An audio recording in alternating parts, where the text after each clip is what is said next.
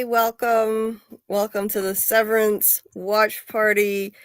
See episode 3 and 4 discussion. We're going to deep dive into episodes 3 and 4 tonight. And I see we've got with Alice here. With Alice, you're backstage, but it says your device is not connected. So you gotta like unmute or something, or maybe try going out and coming back in again and make sure you're connected. Yeah, try coming back in again. It said device is not connected. So let's see. I'm gonna put the link to this. Wait. I'll put the link to this in the Discord too, that we're live. I forgot to do that. But yeah, we just watched episodes 3 and 4. My second time watching them. Scarlett, your first time watching. Yes. So what are your first impressions on that? It's a lot. It's a lot. It's a lot to watch two at once. Yeah, I'd rather watch one at a time, but yeah. I wish we had time. We had time to do one at a time, and we started earlier. I do. Yeah, but I want to be caught up by the time season 2 comes around, so I can have like at least a week to come up with some theories. Yeah. I mean, I don't want to jump right into it then, you know. Yeah.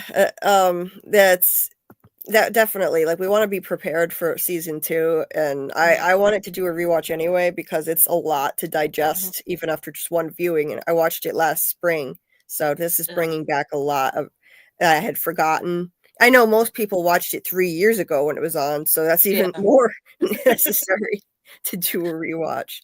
Yeah, but I just turned off the chat in case somebody stumbles in here and wants to talk like spoilers. Yep. So, yeah. So right now we're gonna do spoiler-free discussion of everything. You know, just leading up to episode 4 of season 1 is what we're talking right now, and rather than spoiling stuff from the end of the season because Scarlett has not seen that yet. Yeah, Dieter, 3 years ago. That's a long time, right? I don't understand what took them so long, and you can't blame the writer's strike because that was only a 6-month delay. And in the time that From and Severance came out at once at the same time, and right around the same time in 2022, in the time since then, From has managed to release 2 more seasons, completely done, season 2, season 3, and Severance is still not back. I don't really get it at all. I don't know what's going on because I can imagine From is a lot more complicated to produce with all the special effects. So I have no idea, but I'm just glad it's coming back, and I didn't have to wait as long as everybody else. And in this case, I'm glad because there is no rabid fandom for this show like there is for From, so I feel like I didn't miss out on much. I don't know why there isn't a rabid fandom because there should be, but with From, I wish I had found it early and waited with everybody else because that would be more fun. But hey there, Trey. What's Gucci? Hey, Dieter. So nice to see you, of course. Hi, Amy. Hey, Zapchin Kaboom. Hey, Albert Cunningham. Nice to see you. Nice to see all of you guys. And with Alice, having trouble with your mic. Oh, sorry about that. Yeah, if you want at any point, if you want to try again, sometimes when people try again, it works. Like if they go out, come back in. StreamYard is a little weird sometimes, but try it. You can try again if you want, or just listen. It's up to you. Albert says, I don't know, the CGI breakdown showed a lot of CGI for this show. That's true. I mean, you may not look at this show on the surface and think, oh, this is easy to produce, but they did use CGI. It's just not as obvious. There aren't as obvious special effects. There aren't people transforming into monsters or some crazy stuff like that. So, but I still don't get why it took so long. I don't understand it, but I'm glad it's coming back. Yeah. I think January 17th is the day. So yeah, I wish we could have taken it slower though, because every episode there's so much to go through. Just we can just get right into it because there's a lot to discuss. And this is the kind of thing where I wish I had time to go through, and I think when I watched it the first time I did take notes though. But on a rewatch I wanted to take more notes, and instead of I'm doing the watch party, so I was frantically taking as many notes as I could, but also trying to enjoy the show and watch the chat at the same time. So yeah, it's okay. Yeah, it's a lot of fun though. Dieter said I'm still need to finish episode 3, maybe this weekend or next week. Okay. No need to go deeper in it. I wonder if Albert says, I wonder if part of it has to do with the fact that this show has some A-list actors. I thought of that too. Yeah, maybe it's their schedule. Like, obviously, what's his name? Christopher Walken. Christopher Walken's busy, yeah. He's got to be busy. And Adam Arquette's probably busy. And Adam Scott and Ben Stiller, Ben Stiller. See too. So I'll pull up the episode stills. Okay. I wish I had taken actual stills, but this works too. I can just do this. As long as I don't press play. Fingers crossed. We should be safe. And we're just showing images, which should be protected under fair use laws. So I'm just putting it out there. It is protected. Even if I showed some clips, I would say it's fair use, but I won't. I'm loading it up right now. But there was some. It's amazing how much they balance really heavy subject material with all the levity and the humor. It goes from right back and forth seamlessly between that, the kind of really heavy content where you're seeing Mark sobbing and and then in the next scene you're laughing at something Dylan is saying, and it's great. So it's much like the episode of From that we just watched. Yes. Very much like From. I was gonna say it's like a humorous 1984, but then I went back on that. Yep. Yeah. It balances the humor and the heavy subject matter very, very well. It's brilliant. And here's a show that actually does get accolades like it should, unlike From. Severance has won Emmys. It won an Emmy just for the opening title sequence, which is well deserved. It's extremely creative. I think it won other Emmys too. I forget. But this will help me. This will help me remember, because it's hard for me to remember about pictures right now because it's early. and because we didn't have time to prepare. We didn't prepare like we would for From and sit down and take notes. And the thing is, when you're doing a watch party, you can't pause it and write notes. So I'm frantically trying to take notes while it's running. A couple times I backed it up by 10 seconds so I could play something again, if you noticed. Well, the signs that were in that room. I noticed you rewound it for that one. I wanted to, the quote on the wall, I wanted to write it down. What in my crazy notes? My crazy notes was... Yeah, I'll put the fair use in the description, Dieter. I'm not going to play clips, but even just to cover myself anyway. Oh, the remembered man does not decay.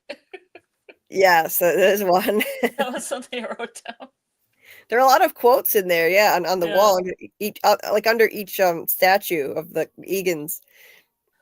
Albert said, "Did you cover or look at the handbook for the Severance floor?" I think there was a few ARG stuff they did outside of the show for this series. Oh, they've released the handbook? I want to check that out if that's the case. Yeah. The handbook is kind of like their Bible. It's written in a very very religious sounding way, I think. Yeah. Indoctrinating them. Yes. Huh? Sorry, what? Oh, I agreed. Oh. That's all. Okay. All right, so getting into this now, I'll just go through and just skip around. So the first scene is extremely trippy. I wish I could play it, but I can't. Extremely trippy. You got Petey glitching in and out of his... I wonder if I can just jump ahead by 10 seconds at a time. That's a good picture of showing that robe that has red and blue stripes. Yep. And he's glitching back and forth. And he's glitching because he's got that represents the two sides of himself, of course.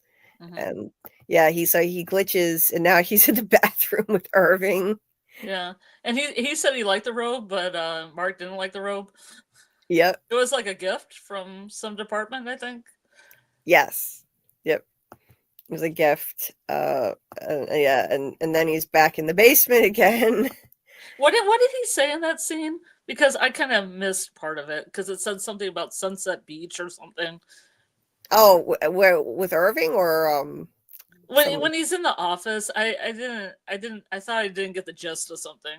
Oh, okay. Let me see. Well, he says right here he's talking about with the sickness he gets disoriented, and then They disappeared. oh yeah, it cut to the credit. Wait, how they just? It They looks like disappeared. they just vanished. Look at that. What the hell? Oh my god!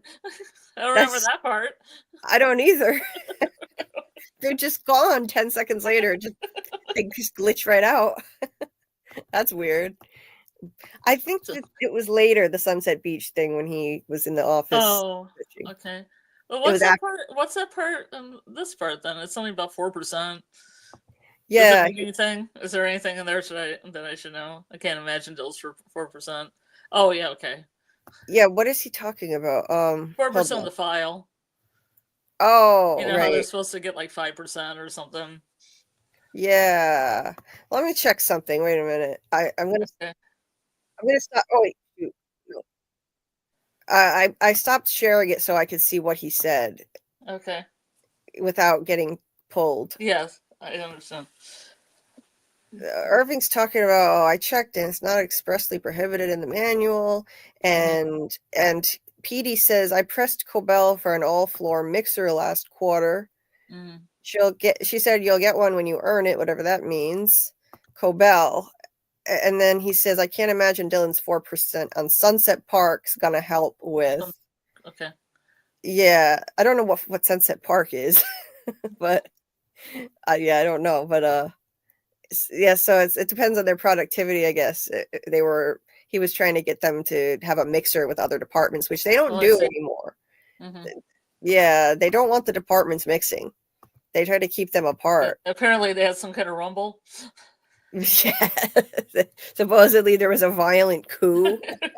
Yeah. Which is clearly propaganda, and it's hilarious that Dylan believes it. Like Dylan thinks that they killed people and they disemboweled people.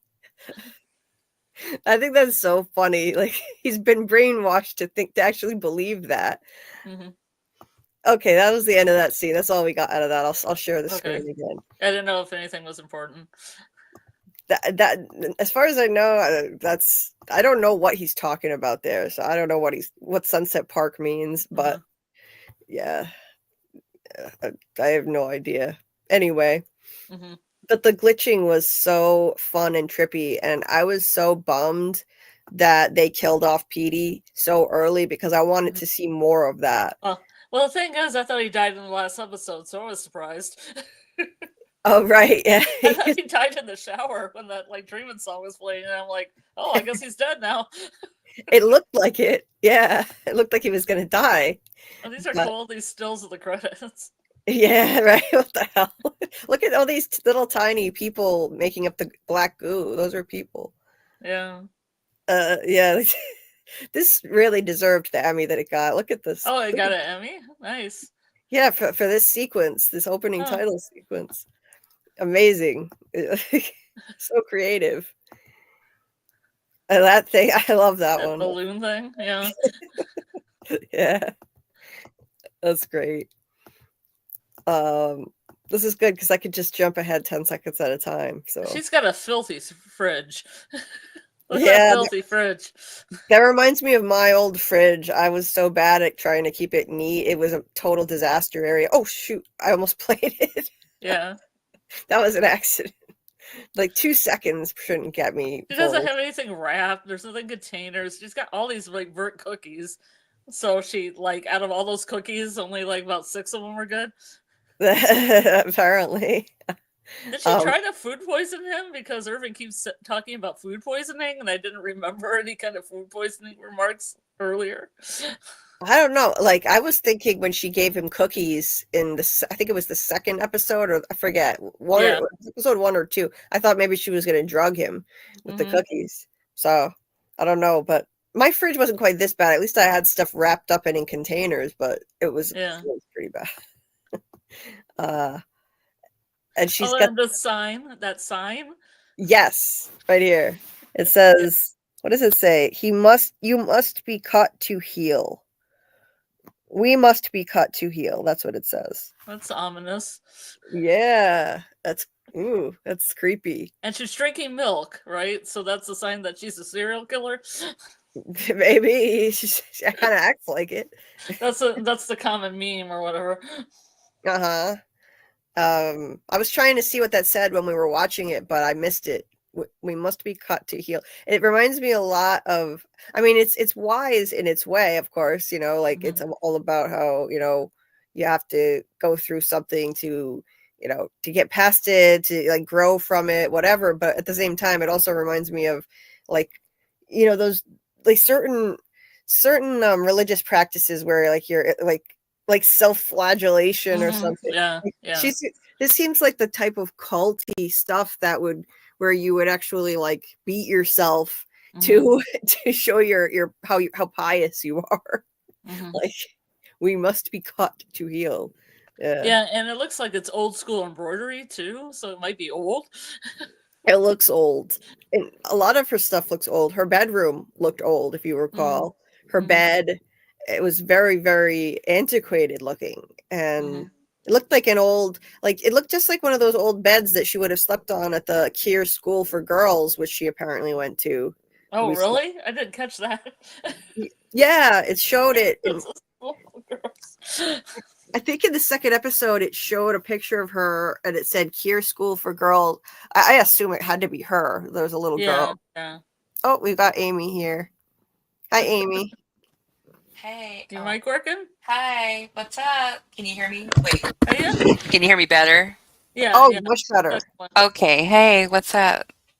What's up? Nice to see you. Yeah, I'm glad your mic is doing better tonight. Cool. Oh, thank you. Yeah, it was my fault. The mouthpiece, I had it sitting up on the, like folded upwards, so it wasn't reaching my mouth. Oh, that was no problem. We could still hear you last time, so it's all good. Okay, cool. So thanks for coming to the watch party. What did you think? Did you enjoy the episodes? Oh, I enjoyed it. There's a lot that I've forgotten from the last time that I watched it because there's a lot going on. I'm not going to spoil nothing, but this episode was really good, and yeah, it just that part where I can't remember her name, Mrs. something. What is her name? Selvig? Miss Selvig. Yeah. Where she was like being sus with that vacuum cleaner thing. Yep. Oh yeah, she's totally sus. She isn't severed, right? Is she severed? I don't know. I don't know. You don't know? I mean, I do know, but I can't tell you. Yeah. Because there's two times. There's one in the pilot where she's talking to him and then her face changes right at the end of the pilot, and then she's got the little hairdryer out, and as soon as Mark leaves, her face changes again. Yeah, it was like so kind what's of her game psycho. Here? Yeah. I mean, I don't think she's got three aspects of her personality where she has an Audi innie and then another version of the Audi. That would be a lot. I think she's being fake. I think her real self is like a psycho. Yeah. Well, she is drinking the milk. She's drinking the milk right there. Mm-hmm. Yep. Yeah. She gives off serial killer psycho vibes for sure. And there's something off about her because she does have that persona with Mark on the outside that's totally different. But when she's alone, she looks more like herself in the office, like right here. She's like stone-faced, extremely serious, creepy, ice cold. And so, and if obviously she spies on him, now we know, like she's not just snooping around, like finding excuses to come into his house, to be invited in, but she literally lets herself into his house and like snoops around and steals his book off the door. So hopefully she isn't going to kill herself and Mark and try to drag him to where her dead husband built a house, but it has a little shack in the back, so you can be there. Yeah. And that's the way she flirts. Yeah, maybe. I don't know, but it's terrifying though. This just watching her, conduct this surveillance on him, and Mm-hmm. it's really unsettling. Like the amount of control that they're having over him, Mm-hmm.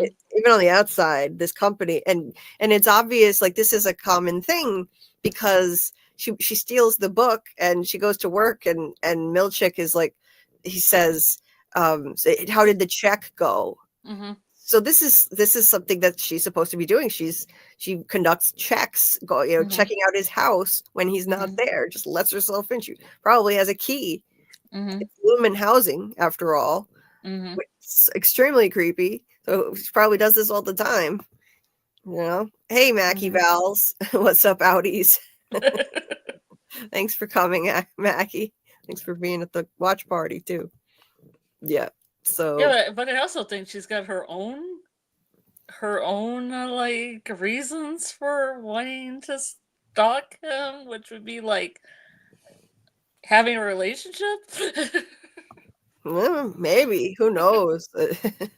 Can't confirm or deny, but or is that just added to it all? She surveils him, but she's like, well, if it ends up in a relationship, that's cool. Yeah, maybe she's got this fixation on him. Yeah. And in this scene it's unsettling because that Mark is hiding Petey in the basement and she is watching like a hawk. Petey is on the run. He says he thinks that the company's after him. So I just remember being anxious for Petey down there hiding, and she's going to find out. She's going to find him. I don't know what they would do exactly. How far would this company go? Like, would they actually take him out? Because he tried to get away? You literally can't. Or you're not allowed to take your life back. Yeah, so. Or to prove what they said later in the episode, that it's irreversible. Right. They don't want that getting out, that you can actually unsever, you can be reintegrated, apparently. Well, maybe you can. I mean, this didn't go well. This did not go well, but he was supposed to stay with the people who helped him. They told him not to leave, and he took off on his own. Maybe if he stayed and they took care of him, he would have survived it. That's what I think. But why did he take off? There's somebody, like some underground operation that helped him, and then he left and went to find Mark. So that's where he screwed up. I wanted more Petey. I was really disappointed that they killed him off, because these trippy scenes where he's glitching in and out were fantastic. They said it will get better. He says, the relativity's fucked. They said it will get better. Mark says, who is they? He says they is a group of people that know Severance is a blight on mankind. So some kind of underground group that's helping these people get unsevered. The resistance. So that means this is a clue that this is more than just about this company. It's a blight on mankind. It seems like this is much bigger than just this one company. This is going to spread. There was already a reference to Congress debating it, and people protesting out in the street and stuff like that. So yeah. And he's like, the kids trolling for signatures downtown. No. I don't know what the WMC is, but I guess that's their group. So Mark says he doesn't want to unsever. Because unsever is not a word. Unsever is not a word. Oh, this part's interesting. Let's discuss this. So yeah, okay. I know what you know. Petey says that there's another part of the company. There's a floor where they don't get to leave ever. They just like live there. Yeah, because I had on the map too. On the map, it said people live here. It says people live here. I think there were some question marks and little house sketches of little houses. And Mark says, "What are they chained up?" And that reminded me of Martin from. Yes. Yep. And I thought, what if the entity does this like Severance, and he's like, he's like the innie that can't leave. Yeah, it does remind me of that. So that's an interesting thing. So like, where are these people that can never leave? That's even worse, to keep them trapped there. And why are they trapped there is the question. So that's why you wanted to talk to Mark. And what? That's why you want to, because one of the questions in my head was why Mark, but he wants to tell Mark because of this fact he Right. found. Right. Yeah, I think he wants to Mark is a good friend to him, and he wants to help him and whoever is trapped down there. I guess he wants that information to get out. He told him that if something happens to him and he knows that they're after him, he wants his friend Mark to know the truth, someone other than himself. So I get why he did that, but he should have stayed where he was, clearly. Mackie said, I somehow get vibes from I somehow got from vibes any chance I could. I like the show, TV. Thanks for recommending. Oh, I'm glad you like it. That's great. I've been worried that I've been recommending this a lot to From fans, but I've been worried a lot of people wouldn't care for it because it's just, I think it's genius, but it's a different genre and it's not horror. There's no, psychological horror. It's psychological horror. Yes. Very different type of horror. So it might not be for everybody, but I really think that if From fans give it a chance, I think a lot of people would love it because there's a lot to discuss and theory craft about. It's extremely thought provoking. I mean, it has similarities. There's people that are trying to get out someplace that won't let them out. Right? What is it about? I'm always gravitating toward these shows where everyone's trapped. Like, I've watched so many shows about people trapped and trying to escape somewhere. Well, guess what Yellow Jackets is about? The same thing. Trying to get out of the woods. I probably would be into it then. I don't know. I guess I feel trapped in my own life, so it resonates with me. Amy in the chat was saying the little map reminded me of From the map. Oh my god, the map was amazing. Yeah, it was like a mini peach truck map of Victor's. Does he have more than one of those? Just the one. Well, wait. Petey had one, didn't he? Yeah, he had one in the greenhouse. Petey had one, and he also left one for Mark. Petey was drawing another one, I think. He was trying to make another one. But yeah, I'm going to see if I can find a still of that while we're in this episode, of course, so we can look at it. Hey, there's a movie called Panic Room. Not Panic Room. That one's good too, but it's called Escape Room. So it's like people are trapped. It's a pretty good movie. They have like part 1 and 2. It's like movies. Oh, you should watch it. Yeah, I would like that then. I'll put that on my list. Escape Room. Cool. Yeah. All right. So, okay. Let's see. So what was next? So yeah, I really enjoyed I loved this episode and I wanted more PD, but here we have they show a lot of these where she's watching him from the next building. You always see 2 windows and Mark is in one of them. I love how the show does this. They represent the duality by showing shots like this, where like you're looking at Mark on one side of the shot or someone else on one side of the shot, but it's usually Mark. And this lady crazy thing. This lady was so creepy. She was the one who went to see Harmony too. Yeah, I know. She's great. What a creepy smile. She's like the robotic voice of what's the name of the company? Lumen. Yes. She's out there defending the company's practices, defending Severance on TV. Like she's like a really good looking woman that will just smile and the figurehead. Yep.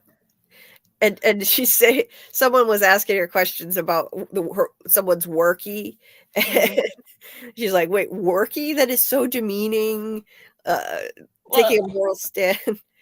Well, it's interesting to me because it starts out with a woman who found out she was pregnant. So I'm assuming there was an innie that went into her outie life and discovered she was pregnant and didn't have sex with anybody. Yep. And then she tried to gloss it over by nitpicking his terminology. Yes. And gloss it over. Yes. Natalie, the woman who became pregnant at work. Yes. No, Natalie's that girl on the TV. There's just a woman who became pregnant at work. Right. Yeah. Oh yeah. What do you say, Natalie? Yeah, that Mhm. Natalie's the woman on TV. Mhm. Yeah. And what did she say? She's like, first of all, worky. Yeah, I didn't know if she said anything before that. Hold on. I'll stop I sharing it couldn't so I can. remember. Oh, you're gonna I'll stop sharing so I can play it and look at it. Wait a minute. the secret files. Yes, I'm being extra careful now. Yeah, understood. She said, okay, so on the TV, he said, hold on. Oh, yeah, Harmony was like saying, "Oh, Mark, are you all right?" As if she really cares, looking out the window. That Maybe was she good. does. Maybe she wants to get in his pants. I don't know. Okay, he says, "What do you say, Natalie, to the woman who became pregnant at work less than a month after her company went severed?" Damn. And she says, "Well, first, we'd never reveal her identity if she wants an honest conversation about her experience." And he's like, "How could she have that conversation when her workie was the one involved?" Okay, yeah, okay. She responds, "Okay, first of all, workie." Yes. That he's like, "That, as I understand, is the preferred term." And she says, "I think that's exactly the condescending verbiage from a group that's trying to save people from their own choices." Let's not talk about the pregnant lady. Yeah. Let's He not says, talk about the elephant in the room. and then he calls the lady an Inzi. She's like, "Inzi, where are you getting these terms?" So yeah, she's debating semantics to divert from the actual thing, like you're saying. Yeah. And yeah. That would be crazy. Yeah. So because you wouldn't know if you were having a relationship at work or somebody assaulted you or what happened. You just know that you're pregnant. Yeah, it takes away your bodily autonomy completely. That's wild. And the guy on TV is saying that you're complicit in something that's totally immoral. It is. So Mackie said not to be confused with Panic Room with Jodie Foster. Oh, I bet that's another good one. I haven't seen that. Hey CT5V, nice to see you. Yeah, we're still Frumily here too. We're all Frumily in the chat right now also. So still Frumily, aka Frumaholics.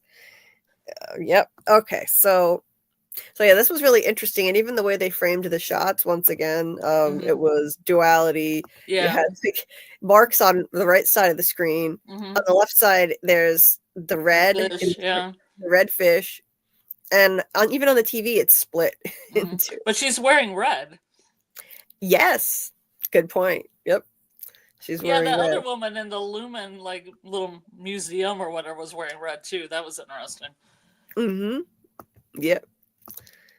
Yeah. They keep showing. I love how they portray Mark's apartment. It's so dark and depressing, which represents his mental state. He's extremely depressed and not coping well with his grief over his wife, which is why it's implied that that's why he got severed, heavily implied, and to forget about her and for 8 hours a day. And yeah, so like this whole vibe of his apartment just represents his mental state so well. But then there's that one red fish back there, his outie self. And oh shoot, I started playing it. I didn't mean to do that. See, this YouTube has got me paranoid right now. Yep. Completely paranoid. So wait, did I skip ahead too far? No, this was oh yeah, this was still his conversation, which we talked about. Yeah, his hands on his face. Yep. Okay. Oh, he's drinking something red? Is that a red drink? He's drinking something red. Yep. They love to do this with the colors. And then I thought it was interesting they were talking about the weather report. And once again, they mentioned icy roads. Icy roads keep coming up. Helly said, "Be careful driving on those icy roads," when he almost ran her over. And so, yeah, like that's just something that keeps coming back. Keep in mind. But yeah, I feel like this is a local affiliate. They have their own TV station because they mentioned the town of Kier on the TV news. So there's Gantz. And yeah, and is his couch is orange? It looks brown. Orange. It looks kind of like a burnt orange to me. Yeah. not bright orange like the Nickelodeon Snick couch for the 90s kids out there, but it looks kind of a little orangish. Yeah. And yeah, when he slept down here, when I saw the shot, I thought he had piled all this furniture up around himself. then I realized when he put it back, those chairs were always there. Yeah, they were always there. I thought he was just paranoid, so he was just putting all the furniture around himself. Yeah, yeah. It was just so nobody see him. Just a bunch of clutter. But they always frame the shots like this, where he's on half of the screen there. Well, that'll be good for thumbnails. It will be good for thumbnails. I would love to make. I wish I had time to make a video for every episode of this show, but From took up all my time, so I just never got the chance. Eventually, I'd like to, though. You can do it for second season. Yeah, I'll do it for the second season, and then maybe eventually I want to do an episode, a video for each episode of this show. So this is a really crazy scene that she's like using a hairdryer. I thought this was really dangerous. Yeah, right. What is she's gonna electrocute herself. I thought she was gonna fall down. Yeah, it was so weird. I don't know. You could actually play this. Her emotions would go from one thing to as soon as Mark leaves another, but we can't play it, so I'll just explain. Right. Yeah. Because you think that she kind of switched personas a little bit. Yeah, and the dual bins there. That's a shot. Yep. Yeah, she's using a hairdryer to de-ice her porch. And don't try that at home. That's not smart. Not do that. That's not smart. Is that a Lumen hairdryer? Probably. Disclaimer. Yeah. Don't use electricity around water, kids. Yeah, not a good idea. The watch she switches to at work is so plain. He has to. He takes off his fancier watch when he goes to work, and he puts on this thing. It's like nothing on it. It's so blank looking. It's interesting they give him a watch, like another watch. Yeah, it is interesting. It's like they don't want any of his outside self to kind of seep in at all. And even the choice of a watch can kind of reflect who he is on the outside. It's something his Audi chose. So they probably tell them to have a strict dress code too, and what colors they need to wear and stuff like that. And they do the metal detector every time they go to work. I deleted the scary numbers. She says, I did a thing. She's kind of proud of herself for at least a few minutes. Yeah. Let's see. Dylan took over training in your stead to great success. Let's see here. This was funny. Milchick said, Mark, I spoke to your Audi yesterday. Something like he really missed being at work. Like when people take a day out, I guess they really want to discourage that. Like your Audi was very sad that he missed work. Okay. Yeah, I really wish you'd seen Peep Show, because this manager reminds me of the guy that's the manager in Peep Show. He's really kind of swarmy, and he's just kind of like he acts a lot like this guy. Really? Is that a movie? No, it's a British comedy series. Oh, that's right. You told me. Yeah, I forgot. Yep. The actors are very similar in their in their demeanor. Yep. Well, I gotta check it out then, because I love Milchick. I think he's so creepy and unsettling. The way he smiles, there's just something not right there. Well, see, the Peep Show takes place in real life too, and this guy's a swarmy like that. Yeah. He doesn't take photos, but he makes you feel uneasy every time you see him. Yeah, there's just something creepy. I can't. Yeah, and he's constantly taking photos. What was Gas having? Yeah, I don't know what that comment was about. But yeah, he's constantly. He can't stand right. Yeah, because he's like, he had the post-it notes. Yes. Do not put post-it notes in your face. I got like kind of taught down at work because kids were putting tape on their face, because the kids I was in my classroom wanted to put tape on their face. Oh, well, jeez. Yeah, that's a little kid thing, all right. Yeah. Verboten. Yeah. I'm standing great. I just noticed the clock on the wall looks just like their plain watches too. Mm-hmm. Same exact thing. Same design. That one's about me. I do this beloved character, Sticky Head, with the post-it notes. I love Dylan. What was this list of things? What list? Like the thing, not to put stuff on your face and the sticky notes, but what else was on his green paper here? Did it say? I don't know. Like, yeah, it does say there's a couple other things. Okay, wait. I'll wait. I'll play it so I can the secret file. Secrets. Yes.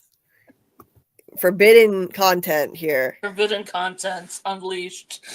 Yes. I take chances here. What we have to resort to. Yep. Because of the YouTube police. So yeah, he said something about don't put garbage in the recycle bins. And as a reminder, post-it notes are not to be put on faces. They clog your outies pores. And they're like such children. And please refrain from boasting about previously earned waffle parties. And Mike Dylan says, feeling attacked. Yes. That's great. Yeah, that was it. And then it was just the resignation request that got denied. But, yep. They're like such children. Don't put post-it notes on your face. They'll clog your outies pores. They're so immature. Especially Dylan. And Mark said, I've never seen a resignation request get such a quick turnaround. So that happened really fast. Helly's outie really does not want her to leave. That's clear. That's what I thought she was a member of the board. Like when I was saying, like the last time we had one of these. When I heard her say, like, the board doesn't have a voice, and I was like, so they want somebody to be in there so they have a voice? Yeah, it could be. It could be. Because upper management would just keep doing it because it's part of their job. Right? Yeah. You know? It could be. Pay somebody enough in their upper management, they'll be like, well, I'll just do it. There can't be any harm in it, right? Oh, yeah. Now, what could go wrong? I'm just having my brain wrong. The company is great, you know? Oh, yeah. What could possibly go wrong? I have no fear of anything weird happening. Yeah. I can't imagine anyone electing to do this, but... Yeah. Or maybe somebody has so much faith in the company that they just are willing to do it. Well, that might be the case. Like, it seems like they're debating it in Congress on the show, so some people are really pro Severance. Hey, Butcher of Blaviken, I don't know how to say that, but hey, nice to see you. Albert said the smartphone proves it's not in the past. Yes, that's one of the few things that doesn't look retro. They have old cars, old computers. I haven't seen a single new. That's a flip phone. It is. Wait, a flip phone, right? Yeah. And then isn't there like a... I think it's supposed to be iconoclastic. Yeah, there's a... PD had a phone that was... It didn't look that new. It's a flip phone. Yeah, it was a flip phone. Yeah. Dieter said, or a recap of entire season 1 right before season 2 releases. Yeah, Dieter, I could do that. It would be hard for me to make a video of the whole season 1, but I could do an overview. As someone who deep dives, though, it's not easy to be brief. Albert says he has a smartphone in his lockbox before he goes down. Huh. I missed that. Interesting. Okay. Yeah. A flip phone? I'm sorry. No, go ahead, Amy. A flip phone would suck so bad. Having to push the same button so many times. I have one. Oh my goodness. Oh my gosh, I really? had to get it for work because they don't allow us to have smartphones at work because they're afraid we're going to look at the internet all the time. And I said, you know what? With the wave of school shootings and stuff, I'd like to have a phone I could call 911 on. And they said you could have a flip phone. Good for you. Well, you should be able to. Well, and for we that watch reason. all these training videos about it, and everybody has phones that call 911, even if a kid gets hurt and stuff. And I'm like, I would like this. I would like my freedom not to be able to be taken away. I think that's only fair to protect yourself to have that. Yeah, but I remember I only pay $100 a year for it, so I don't have a smartphone. I just have an iPad and a flip phone. Oh, that would drive me insane though. I'm addicted to my smartphone. But I came to them late. I didn't get a smartphone until I think 2012. I got my first smartphone. And up until then, I was actually faster at texting on a flip phone than I am on a smartphone. I could text really fast. I'm still horrible at texting on a smartphone. I don't know how people do it so fast. I've never had a smartphone. Oh my God, never? I've just had flip phones since 2015, and I had a regular landline before that. Wow. Well, I'm older, so, you know, I can probably, I mean, I didn't really have the internet around me all the time, so it's like, you know, sometimes you don't want that to be tied to everything all the time. You're a what? Did you say? Which part? You said at the beginning, didn't you say I'm a something? I don't know. Let me go back. I'll summarize what I said. No, I heard you wrong. Never mind. But I can't even remember what I said. Anyway, you're better off. I'm older probably than you. Older generation, Gen X. Oh, gotcha. I grew up without the internet till like college. So not even the college, because it's the interweb in between colleges. Right. So I have kind of a way of not having to be tethered to technology all the time, or prefer not to be. Right. Unsevered, if you will. Unsevered. I always knew that it would be trouble when I finally got a smartphone and I would be addicted to it. I always knew it, and I was right.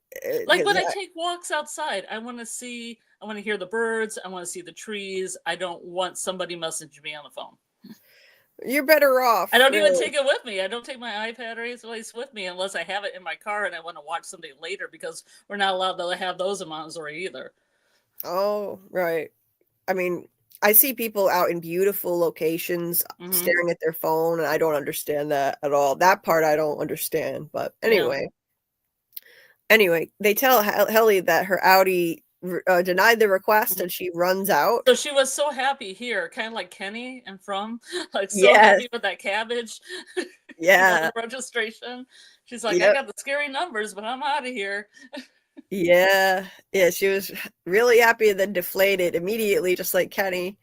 And she says, my Audi wouldn't do that. Well, you don't know your Audi as well as you thought you did. Your Audi's a hard ass. Yeah, ice cold. Ice cold. So she takes off. They drive an old car. This thing is hilarious. This guy. Rick and she couldn't care less. Like Mark's sister couldn't give a rat's ass. Should I put it on the side? Should I put it by the door? Shall I, tiptoe up and sneak to the door? Yeah. And the way he has it all wrapped with a little sprig of like fern or pine or whatever on there. Yeah. I don't know, but he's like, do you think for some reason I feel like they said it was his 5th book, so has Mark gotten 4 of these things? Apparently, I don't know. His 5th book. Jeez, all this, his 5th book of drivel, a bunch of silly platitudes. He's got those what are they called, acrostic poetry, where he used instead of a word beginning with I, he used eyes. Oh, okay. Yeah. He did that poem, Destiny. Oh, yeah, the Destiny thing. Yeah. Yeah, that's kind of acrostic when you use each of the letters of a word to make a poem. Yeah. I remember doing those in school. Yeah. I just thought it was funny. It was. No, it was. And this guy is something else. He's very childlike, isn't he? Yeah. Very childlike. And he's like, you think he'll be surprised? And he's so excited. He's going to be so excited. Yeah. And if Mark got home and actually found it, he probably couldn't have cared less. Oh, I'm sure Audi Mark wouldn't care less. Any Mark was riveted by the thing. And Yeah. Dylan also. Yeah. Well, look, he's driving an old car too. I don't think I've Mhm. seen a single newer car. All these old boxy cars, you can tell they're old because they're boxy, Mhm. square edges and stuff like that. So that's interesting. They're going for this old-fashioned vibe. Mhm. Very strange. Well, Twin Peaks kind of had that too. They kind of had like 90s and 50s going at the same time. I'm kind of Right. used to that. I'm not used to that in a show. It's Yeah. confusing. I think it's a world building thing, so you can make your own world, so you're not really stuck anywhere. Right. Right.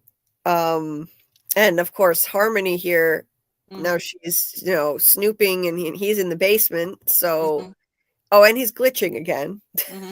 Now he's back in the office. And their banter was funny too. Like, he was drawing something. I think he was working on the map, and Mark asked what he's drawing, and he said, "You getting back to work in cubist form." Great humor. So yeah, he's glitching in and out, and she's snooping, literally letting herself into Mark's house while he's at work behind his back.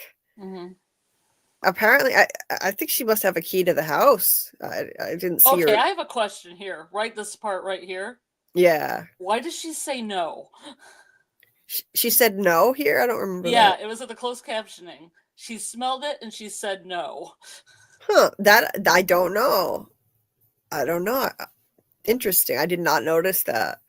So did she steal this candle? Because it's later on. Oh, she definitely stole it. Because it's Yeah. in the wellness center. So she stole it. She steals things and brings them to work. Yep. Like she stole his book and she stole that candle. That very distinctive red and green candle. Yep. That's kind of creepy shit. I mean, on so many levels, because it's like she's taking something of his dead wife's and then putting it in an environment where he might see it as an innie. Is she going to monitor that? Like, oh, does he get a reaction from that? Exactly. That's what I think that's about. She was watching on camera while they had the wellness session to see how he would react, and they light the candle. Yeah, we'll get to that point, but okay, definitely don't spoil it for me. No, I won't spoil it, but don't you think this is what I was thinking watching it? Like, don't you think it seems like she's testing him to see if he remembers anything. That they're worried that he might remember her. Like, and not be fully severed, that he might remember his wife. Which we don't, they don't want. They don't want them to remember anything about their rowdy life. So very, very creepy behavior. Extremely intrusive. Let me see. Hey, Mark Yablonsky. Nice to see you. But do you know why she would say no here? Like, I should steal? Yeah, I honestly don't know. I don't know why she said no. Yeah, I mean, maybe she's worried that he's not fully severed, or he's gonna remember who he is on the outside. I don't know. But Mr. Grant Gregory AI, hey, what's up? No, we're not talking spoilers. We're gonna maybe do that at the end when Scarlet gets off. I'm only up to 4, so yeah, we're only talking up to episode 4 to answer your question. So no worries. You guys can talk later once I skedaddle. Yeah, no worries. Albert says saying no because he knows who she is. Because he knows who she is. Yeah, I'm not sure. Hey, AAMM, what's up? She wanted to know if Mark remembers the candle. I definitely agree on that. Yeah. Let's see. After all, it was his dead wife's candle, but men don't tend to notice small details like that. Yeah. I would think Mark would. You would think he would. Yeah. I mean, he just looked through that box. Right. He just picked up that candle, like in season 1 or 2. I mean, episode 1 or 2. He did. Can't remember, but he did pick up the candle because that's a very obviously looking candle with the Christmas candle. It looks like it does look like a Christmas candle. I think it kind of, yeah, it's interesting. The color choices, the red, maybe the red, the green represented his wife or something. I don't know. And the red is him, but maybe they got bored of the blue-red color scheme and wanted to mix it up a little. Right. Yep. And welcome back, Amy. She stepped out. Let's see. Dieter says make all short videos per episode and stitch them together. I'll help. Well, thanks, Dieter. I would appreciate that. I love this show. I am obsessed with this show. I really do want to make some content for it. And yes, if you guys could hit the like, it would really help people find this. I'm new to covering this show. We're new to doing these lives, so it would help a lot. Everybody that comes in, if you could hit the like. Butcher said, I'm wondering why she took the candle. That was weird. Yeah, it seems kind of like it was a test. Like, does he remember his outie? Because she was watching that wellness session through the camera. So that's what it felt like to me, like a test. But yeah, it's like, and I was also wondering, if they're this intrusive, do they have the house bugged too? Do they have cameras in there? I wouldn't be surprised if they did. Like, it's Lumen housing. Yeah. They could bug the place. They could have cameras in there, but I guess not, or they would have found Petey.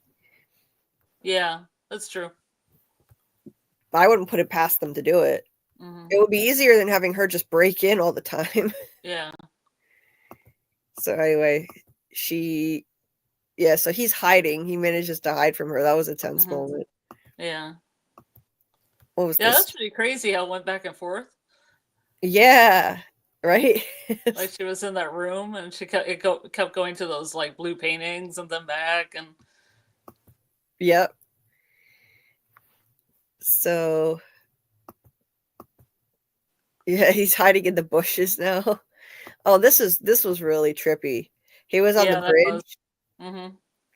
So it kept glitching between the long white hallway and the bridge that he winds up walking on. I thought he was going to jump off at first. That was crazy. There he is on the bridge. You can see him in the middle there.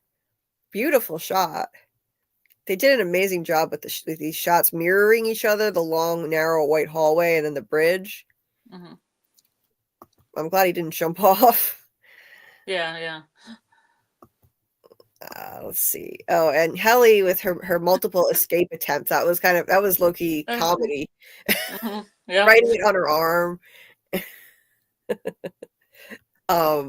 What do you think about this? So he says the detectors can pick up lettering anywhere. So that's including if you write it on your arm. That seems crazy. I don't know if that's real or not. Let me out. Yes. See how clever this was? Yeah, that's cool. She didn't just write it on one arm. She's trying to get around it by writing half of the letters on one and half on the other. Very clever. She's crafty. Yeah. Very resourceful. Let me out. But so, you think her outie's gonna care? No, because it didn't care before. Yeah, it's not gonna care. So I don't know. Like, so there's a debate, in the fandom. Like, are the code detectors even real, or are they just lying and saying that they're real? Has anyone actually managed to get anything out? That's a question people have. I know. Just the technology involved would be better, because you also say they're like little kids, so maybe they're psychologically just, saying that, so they'll be like, oh no, we can't, take any notes or anything. Right. Yeah. Because the technology, because later on she eats a pen top or whatever with stuff in it. The technology would have to read that. I mean, I don't. Right. I mean, unless that the off-putting thing about this is maybe if this is science fiction and this show took place in the future, you could say, oh, okay, some future tech. You see that on sci-fi shows all the time, but this clearly isn't the future. They have a lot of old technology in the show. Jesus, my cat. What is her problem? I'm really worried that I might have a mouse in my room, by the way. Oh no.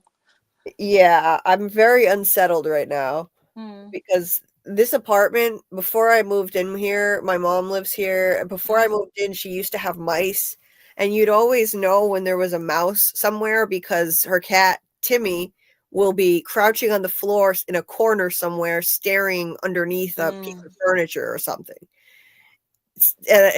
You'd see that and be like, oh, damn, there's a mouse for sure, because he's crouching there, staring underneath a piece of furniture, clearly looking at something or waiting for something to come out because he smells it.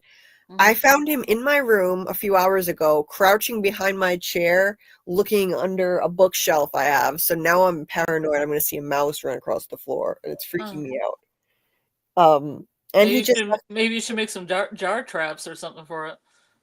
what kind of trap? Kind of like a jar trap where you put like food at the bottom of the jar and then a flap that only goes one way so the mouse can run into it. Oh, And then okay. you could release the mouse outside. I'm into humane stuff. Yeah, I get a mouse trap, but that's gross. I don't want to hurt them. Like, I wouldn't want to hurt the mouse. I would want to. You can kind of do a catch and release with that.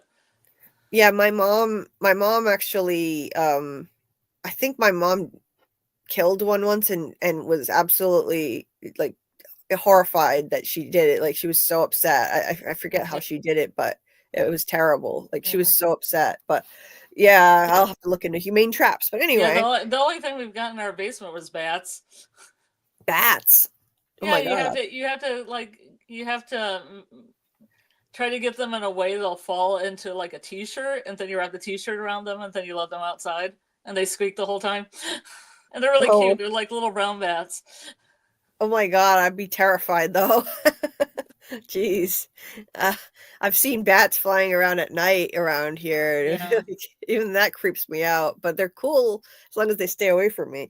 And Timmy just came back in my room, so I'm paranoid. If you hear me scream bloody murder, then you'll know there's a mouse in here. Okay. All right.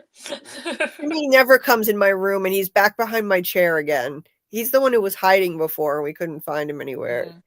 No, I think he smells a mouse. So yeah. Hopefully not. Anyway. You see, I lived in a house with a woman that had some cats, and she let them indoors and outside, and they would bring a bird or something in every once in a while.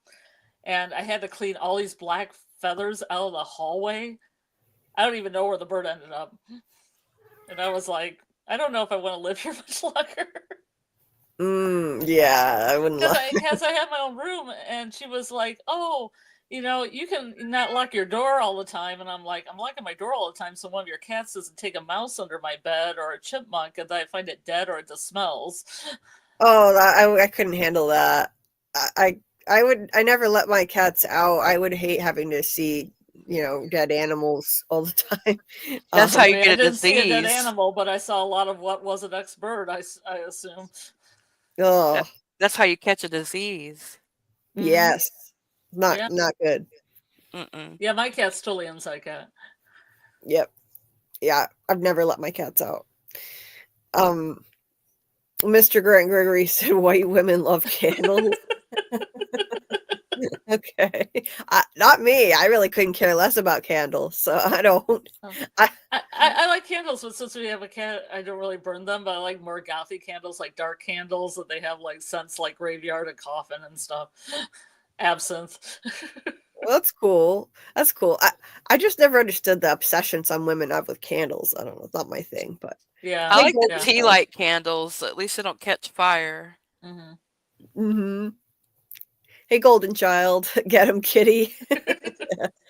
The cats usually keep them away, and sometimes they've killed one before. There haven't been any since I lived here, though. Bats, where the hell you live, Scarlet? Gotham City? Bats in your house? Jesus. I live close to Hell, Michigan. If you watch From, we've discussed this. Yes.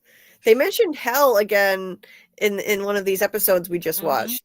It was what was it? Oh yeah, Helly, when she quits, she's like, I would tell you what to go to hell, but you're already there. So That was a good line. And her name's Helly. Yeah. She got red hair. Yep. Yep. Yep. That looks more flamey as she goes. The more she runs through the hall, the more it looks like there's flames on her head. Right? With the red flashing lights and stuff. That was amazing. Mm-hmm. Yeah. So yeah, she's a firecracker. And this place, yeah, the first episode was called The Good News About Hell. So you definitely have comparisons to hell in this show a lot.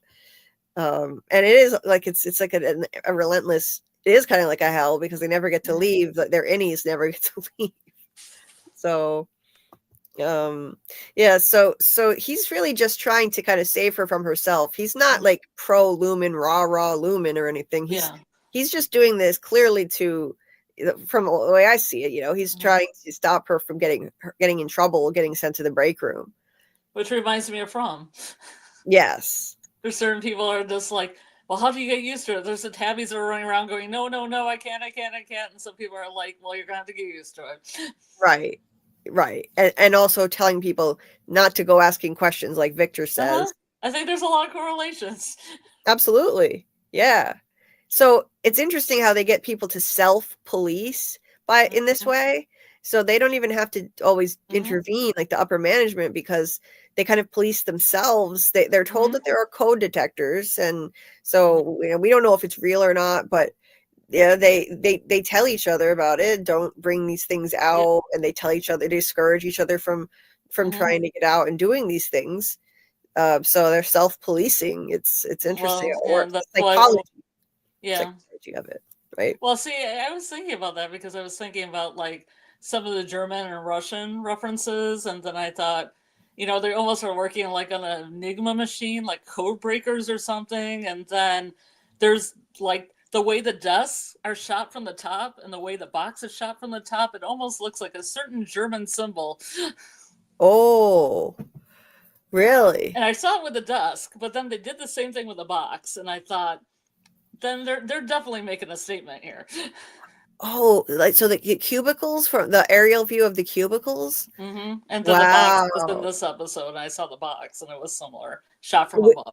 Which box? Mark's box in the basement? Yeah, it's the camping box that he puts all together, but shot from the top. Right. Yeah, I didn't even catch that. And he was saying that his wife taught Russian literature, and then there was some other German reference I can't remember, and I thought, that's interesting. Yeah, and they talked about the Great War because they didn't call it World War I at the time. Yeah, it's very World War. Yeah. Yeah, interesting. Yeah, I didn't catch the connection to the symbol, the Nazi symbol. Yeah, interesting. See, I'm trying not to say any of those words because I don't want YouTube to grab your video. Yeah, I don't know. Is that a word that I shouldn't say? I don't know. Well, there's two words. One word with an F that ends with a T that I wanted to use, and then there was another word that started with an S and ended with an A I wanted to use, but I'm not going to use those two words. Yeah, I know. Yeah, because I don't want your video flagged for any reason. I have to learn all of those things I shouldn't be saying on here because I don't know all the ins and outs yet. Like certain words, like you have to say silly things like unalived sometimes. You have to do your own Orwellian speak. Yeah, and apparently, you should watch how much you swear. I have to cut back on my swearing because that can get you flagged too. It's just stupid. But anyway, Mark. So it is like a FT regime. it is a lot like that. It really is. I think they're trying to make a statement with that for sure. Yeah. And Mark is like, he says something about how you don't want the bad soap. You don't want him to get the bad soap. Yeah, what was the bad soap about? I don't know. What is the bad soap? That's interesting. And he says, I'll give you 5 minutes to scrub your arms. And she's like, is it like that really bad pink industrial soap that businesses have sometimes in their bathrooms?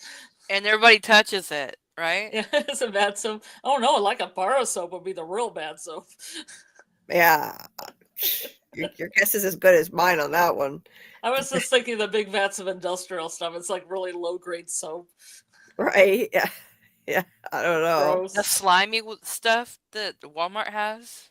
Is that what you're talking about? No, I'm just talking about stuff they get from a company. Like, companies will actually just buy it from another company, and it's just like, it's this kind of vile pink color, and it just it kind of, has a it doesn't smell. smell great. Oh, I know Makes what your you're hands talking about. dry. Mm-hmm. Yeah, And it that type. itches your skin. Yeah, that type's the Yeah. bad soap. Yeah. Yeah. But a bar of soap would be even worse. Like, everybody has to touch the same soap. Oh yeah, that's just nasty. I I don't saw a understand. video like that. Oh really? I think it was a clip of somebody in Italy, and they were all using the same soap that they washed their hands with. Ew. Yeah. That's just gross to me. I don't understand why anybody does that. You're all touching the same bar of soap. Mm-hmm. Doesn't seem very sanitary to me. But Yeah. yeah, he's just trying to help her, but she's Mm-hmm. kind of pushing back against it because it's like he's part of like the machine, the man or something, Mm-hmm. because he's the supervisor. But he's really just trying to help her not get in trouble. That's all. Mm-hmm. He's not really, he doesn't seem brainwashed in the way that Irving is, like truly deeply indoctrinated. Mm-hmm. Not as much as him, not nearly as much, but he definitely, you can tell he's kind of, maybe partially brainwashed to me. Like he defends their work later in one of these episodes. It says like it's mysterious and important, which is silly. And she says their work is bullshit. But and he brought up anyway, food poisoning again. Food poisoning? Yeah, Irving keeps on bringing up food poisoning with Mark. So I wondered if it meant something. Yeah, I don't know. Yeah, he says acclimating takes time, and Irving says he's concerned about this. I'm troubled by you having, I don't know, I can't remember. Oh yeah, pencil erasers and waffle parties. Yeah, Dylan is like, David Agiel in the chat has said before that Dylan is like the id of the group, and Irving is the super ego, which is so fitting because the id would be all about pleasure. He's all about getting pencil erasers and waffle parties. Irving is pious, and he's reverent about his work, which I think is funny. So the one guy's like Colony House, and the other guy's like the town. Exactly. Another parallel to From. Yes. So many similarities. It may not look like that on the surface, but there are many similarities if people give this show a chance and they really pay attention. And yeah, so he's I have a question. That's coming up. Never mind. Okay. He's suggesting that they go to the Perpetuity Wing for deeper meaning. This will give her some purpose, I guess. And yeah, and Mark thinks it's premature. He said that place is a lot. It is a lot. It's amazing. Yeah, it's kind of a lot to take in, the Perpetuity Wing, and it's massive. It's unbelievably huge. But we'll get there. But the you are the spiritual biography. I like how his first name is really big. Like he's known as Dr. Rickon, but his name is Dr. Rickon Lenzo Hale, PhD. Yeah. It's funny. I never actually noticed the rest of his name until now. On the first watch, I didn't. But yeah, Dr. Rickon Laszlo Hale, PhD. That's like Dr. Phil or Dr. Oz. Yeah. Maybe he goes on talk shows. He seems to be the kind of guy that would go on talk shows. He does seem like it. Absolutely. Yeah, he's drunk on his own Kool-Aid. He's got this ridiculous self-help thing, and it's just a bunch of platitudes, and it's just so comical. I love it. They should release like at least a partial book version of it, like for us to just read, because it's hilarious. I'm sure they didn't write. Huh? An audiobook? Yeah, they should. They should release whatever it is they wrote for this. Although I'm sure they didn't write the whole book. But they should get that actor to do the audiobook. They totally should. I would listen to it. He's hilarious. Mark said about the technology in a world built on retro futuristic aesthetics, I doubt the ability to catch any/employees from passing notes to the Audis. I don't think Lumen has that technology now. So yeah, maybe it's bullshit. You know, it could be. Yeah, maybe they're just telling them that so they don't do it. Yeah, it's possible. It's just like the panopticon where everyone is under surveillance and they don't even there's self-policing going on. They don't even have to do anything to the prisoners in the model that Foucault came up with, the panopticon. It's like everyone is being watched all the time. All the prisoners are being watched and they don't even have to get really punished for anything because they know they're being watched and they self-police. Yeah. And so it's kind of like that in a lot of ways. Mark said another point about the real building where Lumen is housed is that it housed AT&T's Bell Labs, an R&D facility. Oh, interesting. I think it's in New Jersey. And the parking lot is CGI. Can we say Nkui, YouTube police? All you want. Well, they'll substitute Nkui for every swear word. Yeah, Dieter. We should do that. Hey, Zach Morgan. Yes, Severance is fantastic. I highly, highly recommend it to everybody. Yeah, definitely check it out. Check it out, Zach. And every Thursday night, I don't know if you'll catch up in time. We just watched episodes 3 and 4 in my Discord and 1 and 2 last week.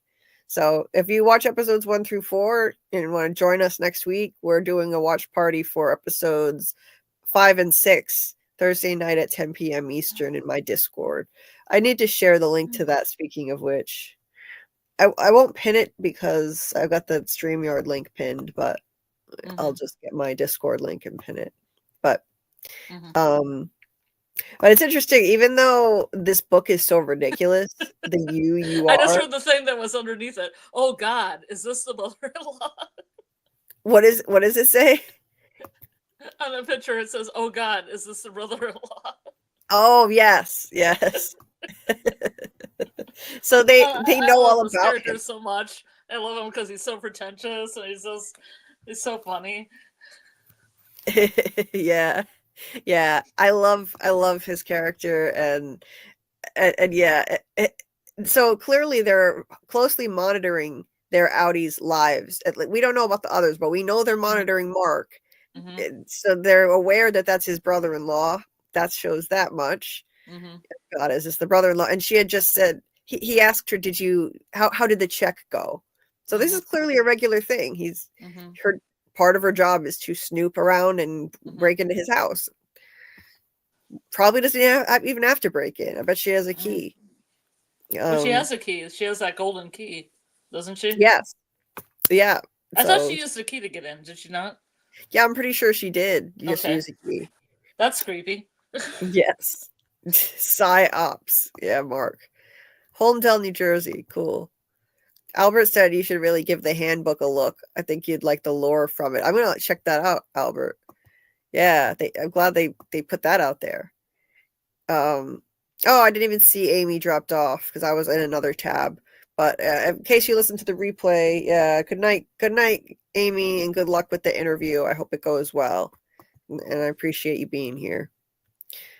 I Nkui the Nkui YouTube police. Peter. Nice. The 2 U's you are. Yeah. Some people. I like the picture too. The picture of him is funny. The halo. He's got like a halo around his head. Yes, he's got a halo around his head. He looks like a cult leader in this with that shot, doesn't he? Yeah. He seems culty. Like this whole self-help persona that he has. It feels very culty to me. Yeah. Even though he's also like a little kid. Oh my God. Chapter 12. I'm learning to be emotionally nude in front of my wife. That's fantastic. I'm glad I was able to get that still. Oh man. I want to read this whole book. They need to put out, in the time that it took them to make this show, like they could have put out the whole book by now and let us read it. I want to read. They could have got the actor to read an audio book and have been fantastic. I want to hear the whole book. This is just too funny. And his reaction is funny too when he's reading it. He's like, "Oh God."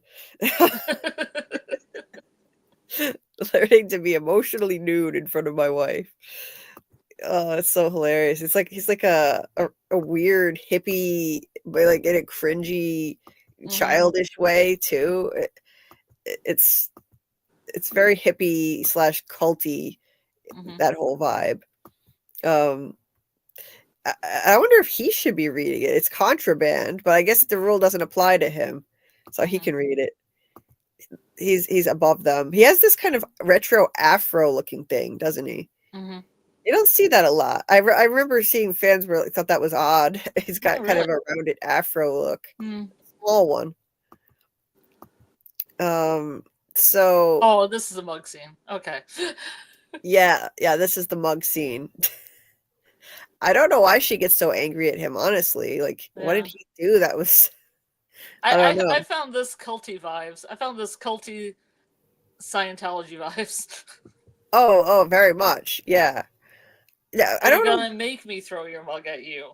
I didn't want to. I feel horrible that you made me do this. Right. That was crazy. That's very psychological right there. It is. Yeah. Like, you made me do this. I didn't want to. It's extremely culty. Yeah. Putting it on him like it's his fault that she's being abusive. Yeah. It reminded me of that too, because that one scene where Helly had to put her hands in that thing reminded me of devices in Scientology. Maybe I shouldn't say Scientology too much in your video, that they have those like little like cans that they hold on to and stuff, and they have like tests, similar tests, not a fidelity test like this, but it just reminded me of that. But we'll get to it. Yes. And guys in the chat, if you haven't hit the like button, by the way, if you could please do that, that would help people find this. Appreciate it. Yeah. They have things called fidelity tests in Westworld, so I might say fidelity test. Oh, okay. Yeah, that's another one on my watch. Somebody in your chat has probably seen Westworld, knows what I'm talking about. Yeah, I've got to check that one out too. What? Refresh my memory though. Like, what was she even mad about? I don't remember. Like, why was she angry in the first place? I don't know. Back it up and see. Wait a minute. Go Hold to on the a secret second. file. Secret file it. I'll go to the secret tab here. Yeah. I'll go to the secret tab. So yeah, he came in and he was asking if he... Sorry, go ahead. Oh, I said we're gonna go to the place where the people can't leave. Yes. Yeah. So he's saying that Irving thought it would be a good idea to take Helly to the Perpetuity Wing, and she's like, "Well, it's a good thing I made Irving department chief." And so he has to correct himself and says, because he's not confident in this role as department chief at all. It was thrust on him. He didn't even want to be department chief. They just one day, PD was gone and they just made him department chief. He's clearly very awkward and uncomfortable in this authority role and doesn't want this. So he corrects himself and says, sorry, I should take Helly to the Perpetuity Wing. And he didn't do the protocol, though. He was supposed to fill out a reservation slip to go there. So I guess that's why she's mad at him. Making him apologize for something so silly. And he admits that it's weird since PD left because he set the tone. I guess PD really is the one who kind of made him feel comfortable there. He was happy working there with PD. This is what really started changing things for Mark when PD was gone. I think that was the turning point for him. He was content working there. He said with PD, he said later when we watched in the watch party, he was saying how PD, they were able to just work and have fun when he was there. And since Helly came, it just shook everything up. And everything just felt like it's imploding now all the time. Like the department is just going to implode because of her. And he misses his friend. So it's kind of starting him on his journey toward pushing back on this company and its indoctrination. He's starting to question things now because of Petey just leaving, and I guess that's why she's pissed. She doesn't want that. She wants him to just forget Petey and move on. So she says, if Petey were the tone setter, you're lionizing him as he'd still be here. And yeah, he's like, what does that mean? And that's when she throws her mug. Okay, that's when she throws her mug at him. I wish I could show the clip, but I can't. Yeah, it is funny, yes. Yeah. I guess some slapstick comedy. It's a good slapstick comedy for sure. Yeah, I just saw it's so good. Like, and it's so sudden and jarring when she does it, because she goes from this, she never, even though she's very cold and mean as a boss, she never shows much emotion. She's cold and icy and calm. She keeps her composure. That's what makes it all the more jarring and startling when she suddenly just hurls her mug at his head. Yeah, I'll share my screen again, but I thought it was just brilliant how they did that. You're so not expecting that. Like, it's a very what the F moment for sure. So there it is. Yeah, he has to duck. It literally almost clocks him right in the head. Yeah. Fantastic. He's so startled by it too. And this is such an abuser type of language that she uses. What I just did was something I knew that you could handle and grow from. It pains me to do this to you. Yeah. So abusive. It's not about your pain, it's about my pain. Yeah, this hurts me more than it hurts you. It's gonna hurt me more. Like, it's so abusive. And psychologically manipulative, like you were saying, for sure. But they're very big on like the numbers. Get MDR to this certain level of productivity. I don't know why. We don't know what the hell they're doing there, but exactly. It's something. Yes, there's something going on there. We don't know. Oh, she said it was very painful for me. It's painful for her to throw the mug at his head. Clearly, no, she doesn't give a shit. It hurts me. It hurts her. And she's like, he's so insecure that he doesn't even know if he should leave the door open or closed, and he's asking for guidance on whether to do that. And she says both. How do you do both? I thought he was just going to put it halfway open, but he left it most of the way open. Me too. I was thinking the same thing, but he just left it open. So good for him. He actually made a decision and just made the decision for himself and left it open. But she said both. How do you leave the door both open and closed? She was just screwing with him. Yeah. Because he's so indecisive and insecure. Anyway. Well, to mess people up, you give them a question that there's not an answer to. You give them an answer that will just, it's not a solid answer. Right. Exactly. Yeah. On muscle shows. Yeah, he said he thinks his Audi must do muscle shows. His delts are really big. Yeah, okay, Dylan. Sure. Yeah. Don't they have mirrors in this place? Jeez. What is he folding here? She wrote that note. She wrote that note. Okay, it's Hallie's hand. It said something like "Never come back here. Don't come back here." Something like that. This is once again the ingenuity of Helly. Extremely creative and resourceful. She folds it up and stuffs it into a tiny pen cap, and then she takes it to the bathroom. I liked how they did this shot of just her eyes, watching to see if anyone's looking at her while she's doing this. And so she shoves it into a pen cap, and then she goes to the kitchen, and she sticks it in her mouth. Gross. Which is really gross. She's literally going to swallow a pen cap with a note in it. can't be good for the body. And Mark is so onto her though. He's like, yeah, just in case you this might be relevant to you, the code detectors can read messages hidden inside the body as well.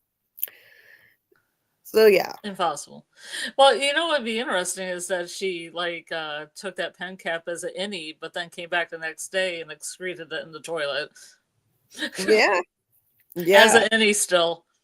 So she just got her own note back. Yeah. I don't know. Like as an innie? What do you mean? Okay, she's an innie right now. She Yes. swallows the cap. It takes a while to adjust and come out the other end.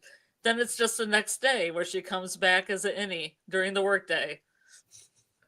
Okay. And that's when she uses the bathroom. So she's just been, the target of her own demise. Yeah, that could happen. I mean, I don't know how long it takes a pen cap to go through the human body. Chat, do you have any idea? Yeah, I guess it depends on your digestive system. If you're constipated, then I don't know. But hey Jack's Law 2.0. What's up? It predates me if it thinks I think of my own mother and so I'm just a robot anyway. Okay, I don't know. I don't know what you're saying here, but when she gets real high or drunk, she will direct her anger about whatever it is my way. So from my side, it's random. Okay. I'm sorry about that, Jack. Be about the mug. Oh, okay. Yeah, I'm sorry about that, Jack. Yeah. I agree with Mark here. Sorry about that. I was confused by the comment because it was from a previous scene. I'm sorry. That sucks. Yeah. That sucks. Yeah, that sounds very abusive and that's awful. Or she just wants someone to hit her. Like I see that. Yeah, been through that one. Yeah. Mark said good reaction time though. Mark had some good reaction time ducking to avoid that mug. Yeah. Mackie said, I hope it was only one take. Hoping the am's trying to get hit in the head with it. Yeah. That was great. Mark said double bind, which is an abusive tactic. Yep. Absolutely. Henry, what are you doing? Henry the cat just showed up here and I don't know what he's doing. It looks like he wants to jump up and I have some dried flowers here, and even though they're dried, Dieter sent me these flowers, and I let the roses dry out because they're pretty dried out, and he's still trying to eat them. You'd think he would stop trying to eat them now that they're not fresh, but he's still trying to come up and eat them. Henry, what do you want? What is it? I've had all 3 cats in here. I think there definitely could be a mouse. It's freaking me out. Oh no. Henry doesn't usually come in here. It's usually just Boo's territory. This is Boo's turf. Boo is the cat that came here with me, so I don't know what's going on. They decided to have a cat party to see if there's a mouse around.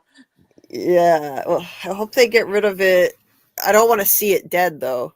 Well, I hope they make it hide and don't come out. That would be fine with me. Or make it run outside. Yeah. I don't want them to kill it. Anyway, Jack's Law said as Apple Tech that was pushed at the same time as this show. You would think they would put it in the show instead of all this old stuff. Yeah, but those computers kind of look like the old school like iMacs that were all one unit.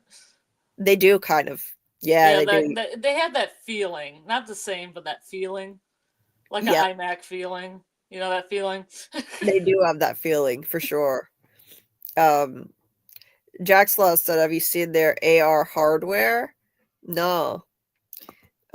Mark said Dylan is comedy gold and the actor nails it 100%. I love Dylan. He's amazing. His lines are the best. He is the Jade of this show in terms of wittiness. Obviously, he's not, he's not crazy and manic like Jade, but he has the best lines. He's like the Jade of this show and the Sawyer of Lost. They have the best lines in terms of wit. This could be a room full of people and they just can't see them, and it would be the limits of what is Apple Tech. Henry, what are you doing? He's gonna go try to eat my dried flowers. Are you serious right now? Why do you want dried flowers? He's doing it. What the hell, Henry? Okay, sorry, guys. I'm going to get him off. Hold on a second. Yeah, that's fine. I have to get him off the shelf because I don't want Okay. him eating this stuff. Mm-hmm. You would think they would stop when they're not fresh anymore, but yeah, I don't know. I mean, cats eat a lot of strange stuff. Henry, no. I mean, one of my cats, my black cat, ate tape. Loved tape off of boxes, like packing boxes, stuff you get in the mail. And you want to eat the tape off of it. Oh, really? Yeah, or let me think what else he would eat that was weird. The carpet, like strands of carpet, almost like grass, like cat grass. So we got him cat grass, but he wouldn't eat the cat grass. He just wanted to pull the carpet out so it looked like grass and then eat that plastic part. Oh my god! Yeah. I remember some kind of like kitty pica or something, or pica or whatever it's called. I remember cat grass. Yeah. But they wouldn't eat the cat grass. Of course they wouldn't. They rather have that sweet, sweet plastic or that sweet, sweet tape.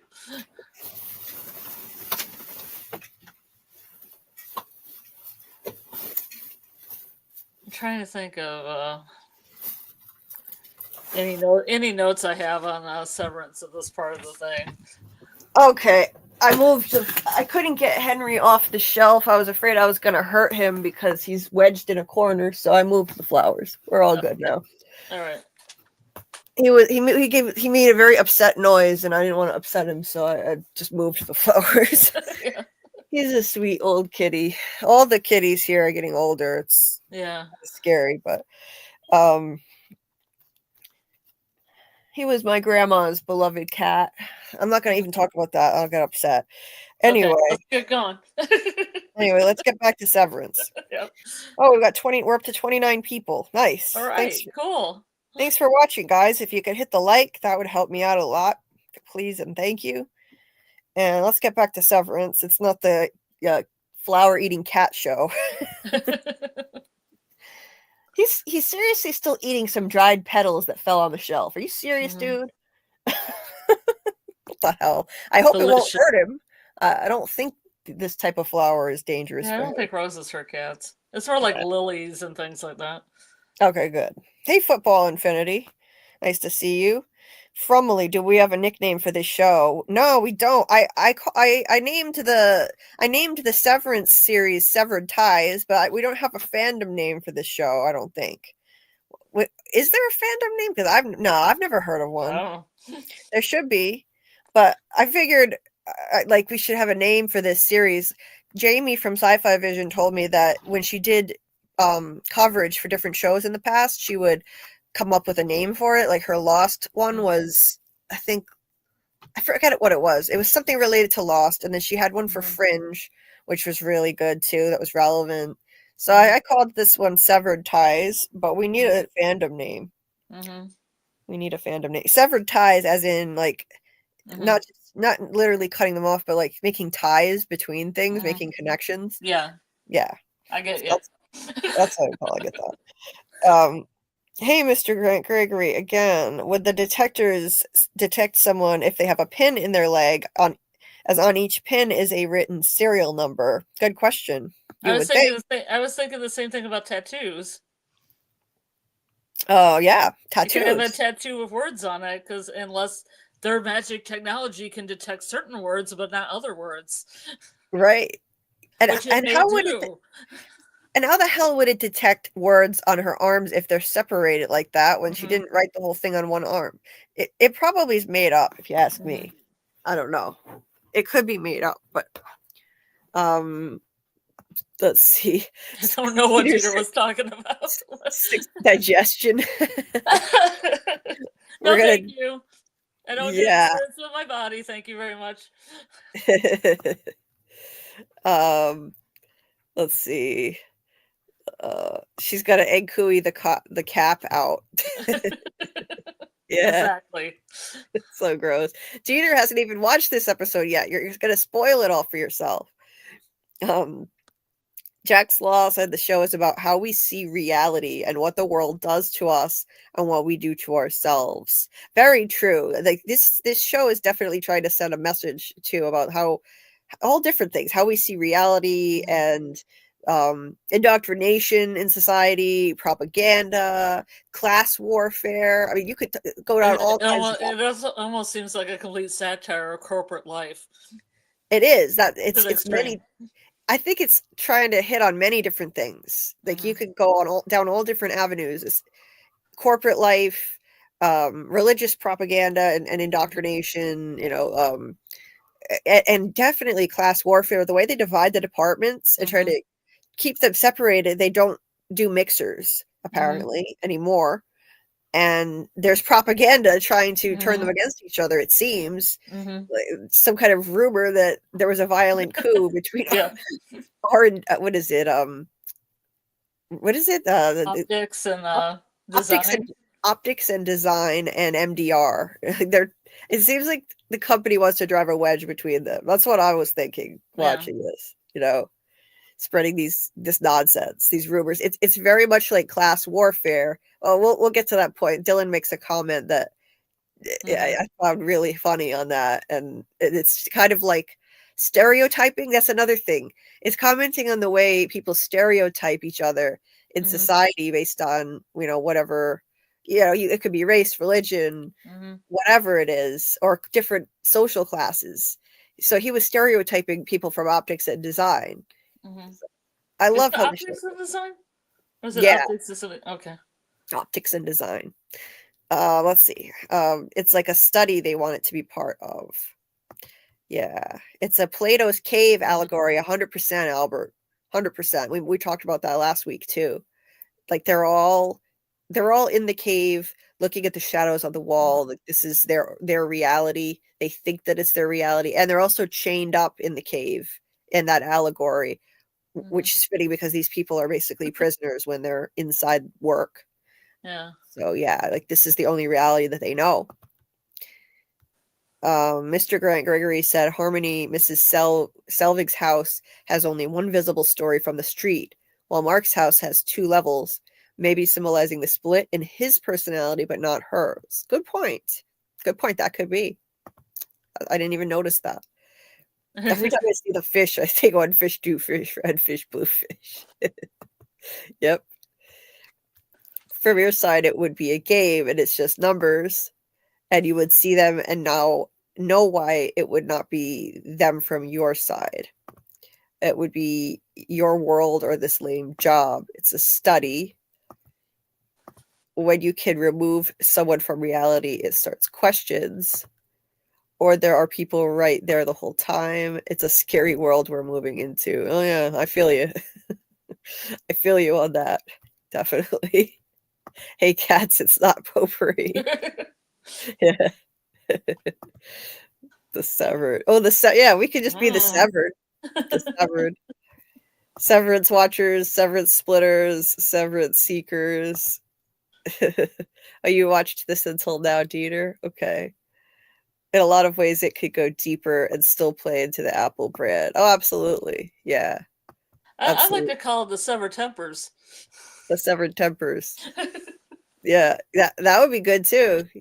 There are the 4 tempers of Severance. We're up to 35 people. Nice. Thank you for watching. I might have to be more serious. Let me get my notes. Yeah. Thanks for watching, guys. Appreciate it. We're doing watch parties in the Discord every Thursday night for this show for season 1 at 10 p.m. Eastern in my Discord if you want to join next time. Yeah.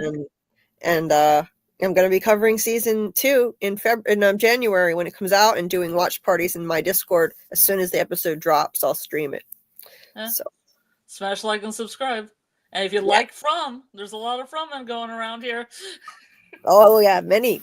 Oh, if you like From, there's all kinds of things to appreciate about this show. There are a lot of parallels in terms of mystery and Oh, I was going to say a lot of 8-hour videos they could watch about From. Oh God, yeah. And very thoughtful theory videos as well. Well, not that our lives aren't thoughtful. Everything's thoughtful. All of it is. All of it is. We dissect every detail. So yeah.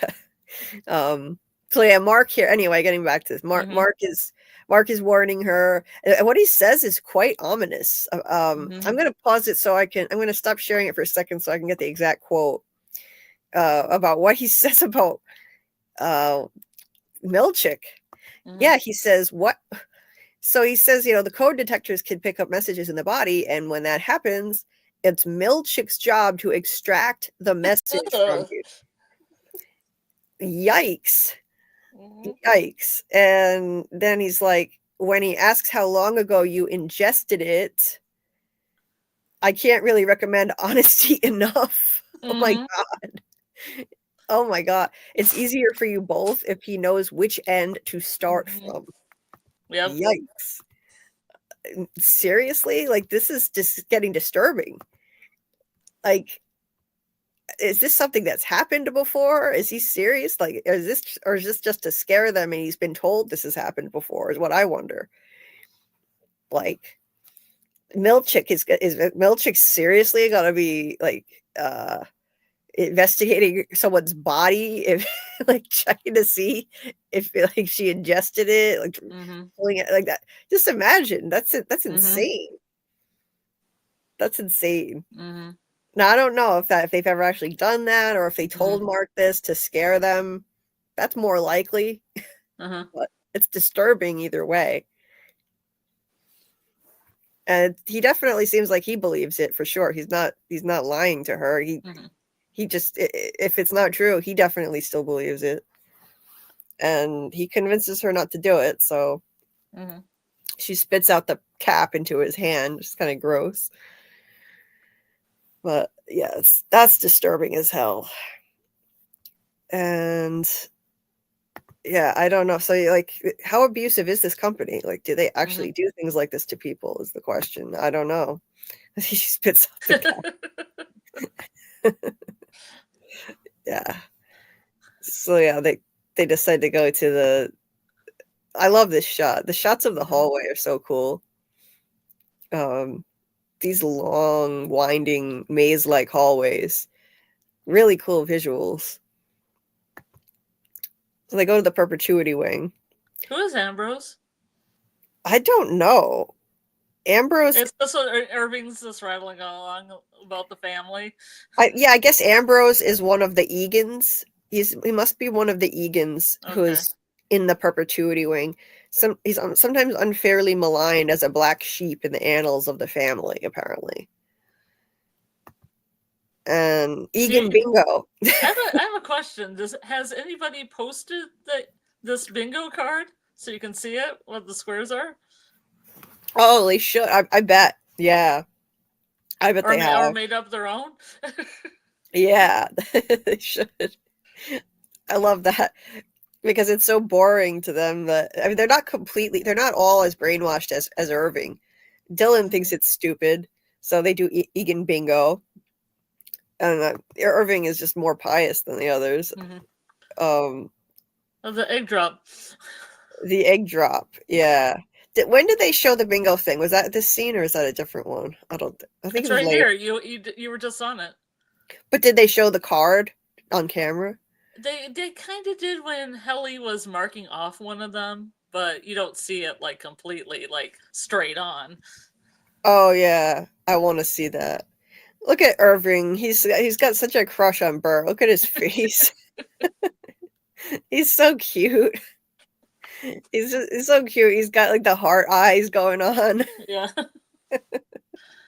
It was so weird to me at first though, because I wasn't expecting a plot line like that. So I was like, and someone in the watch party was confused too. Like, is this just me or is there some sexual tension going on here between Irving and Burr? I said, no, it's not just you. It's there. It's just not something you expect, really. It surprised me, especially with Christopher Walken playing that kind of a role. Like, it's just unexpected. I've never seen. Well, actually, I take that back.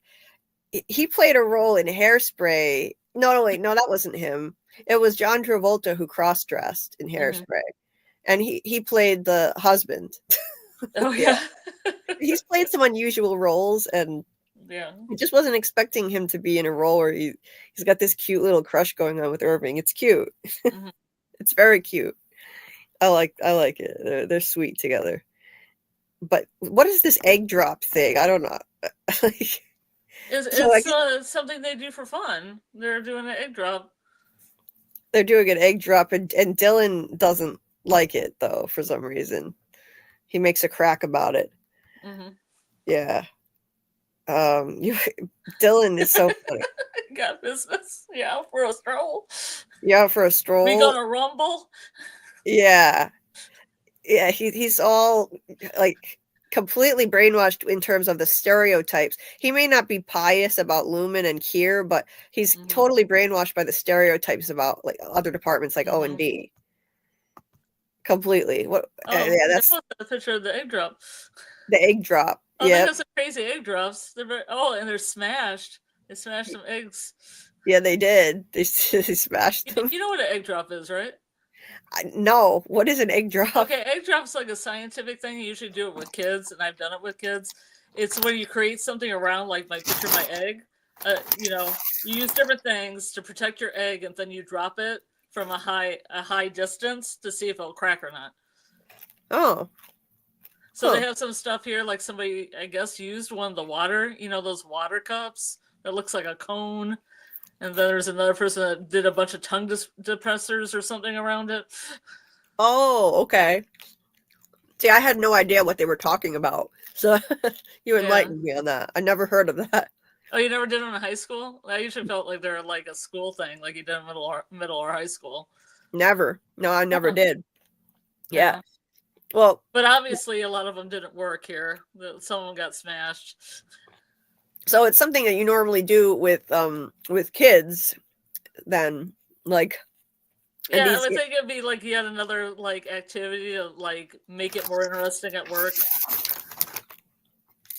Yeah, I mean their work selves, their innies are very childlike, so it fits. I mean, it's along the lines of finger traps and caricature drawings and things like that.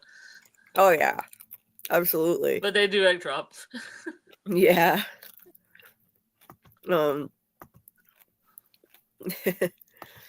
Yeah, I love like Dylan's scenes with them. Can't leave the nest empty.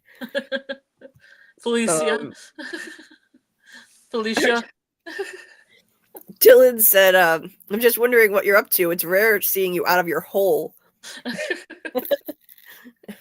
He's so prejudiced. He's so prejudiced against the O&D people. Mm-hmm. It's like, so this is why in so many ways this workplace is a microcosm of our society. Mm-hmm. You've got all of the ingredients there. You have religious dogma, you've got government propaganda, you got stereotypes against other groups of people that are different than you. Mm-hmm. It's so fitting. The commentary in this show, it's so cool how they do it. Because he basically says his department is clever and true, and their department is cruelty-centered. Yes.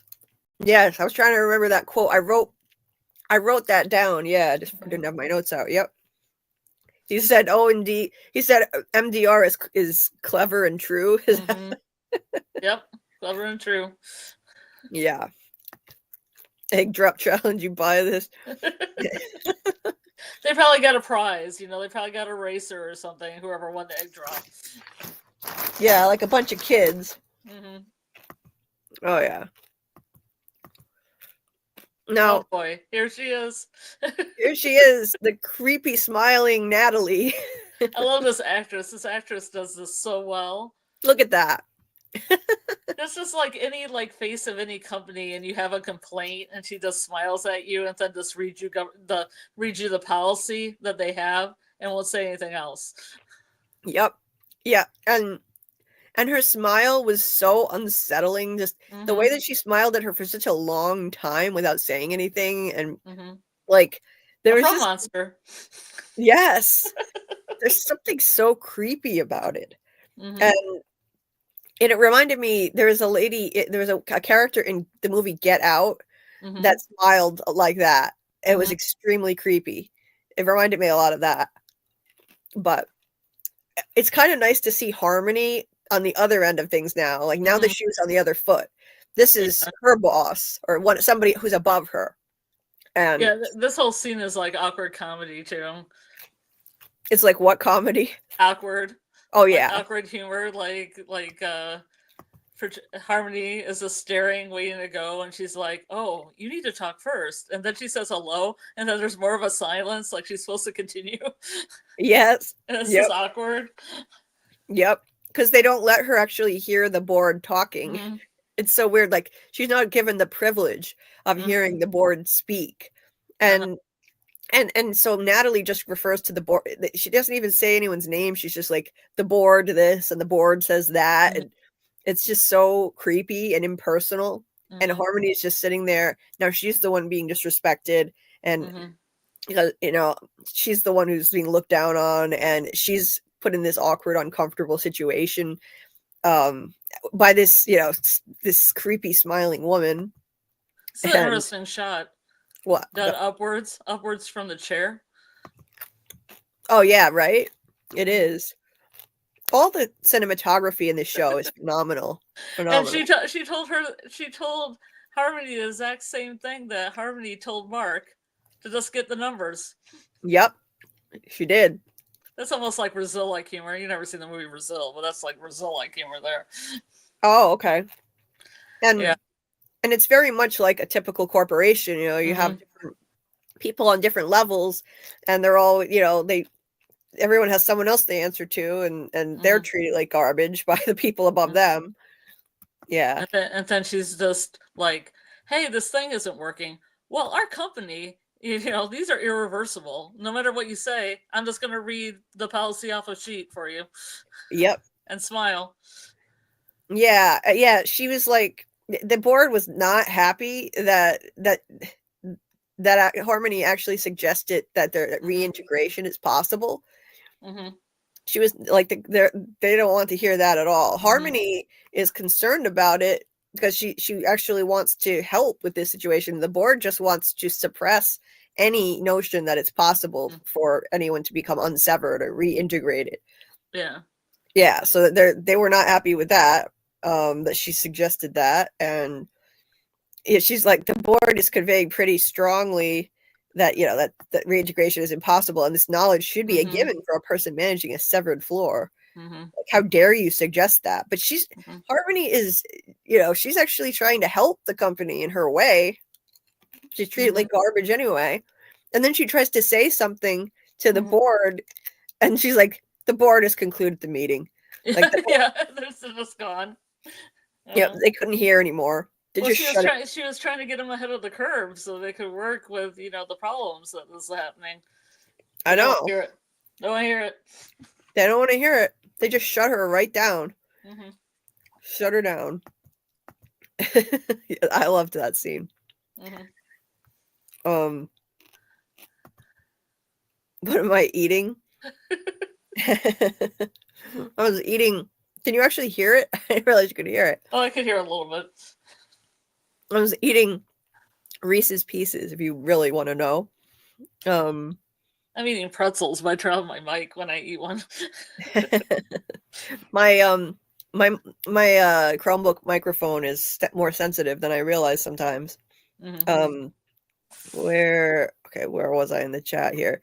Oh, I think he means a From Monster for season 4. What? Oh, what? What From Monster?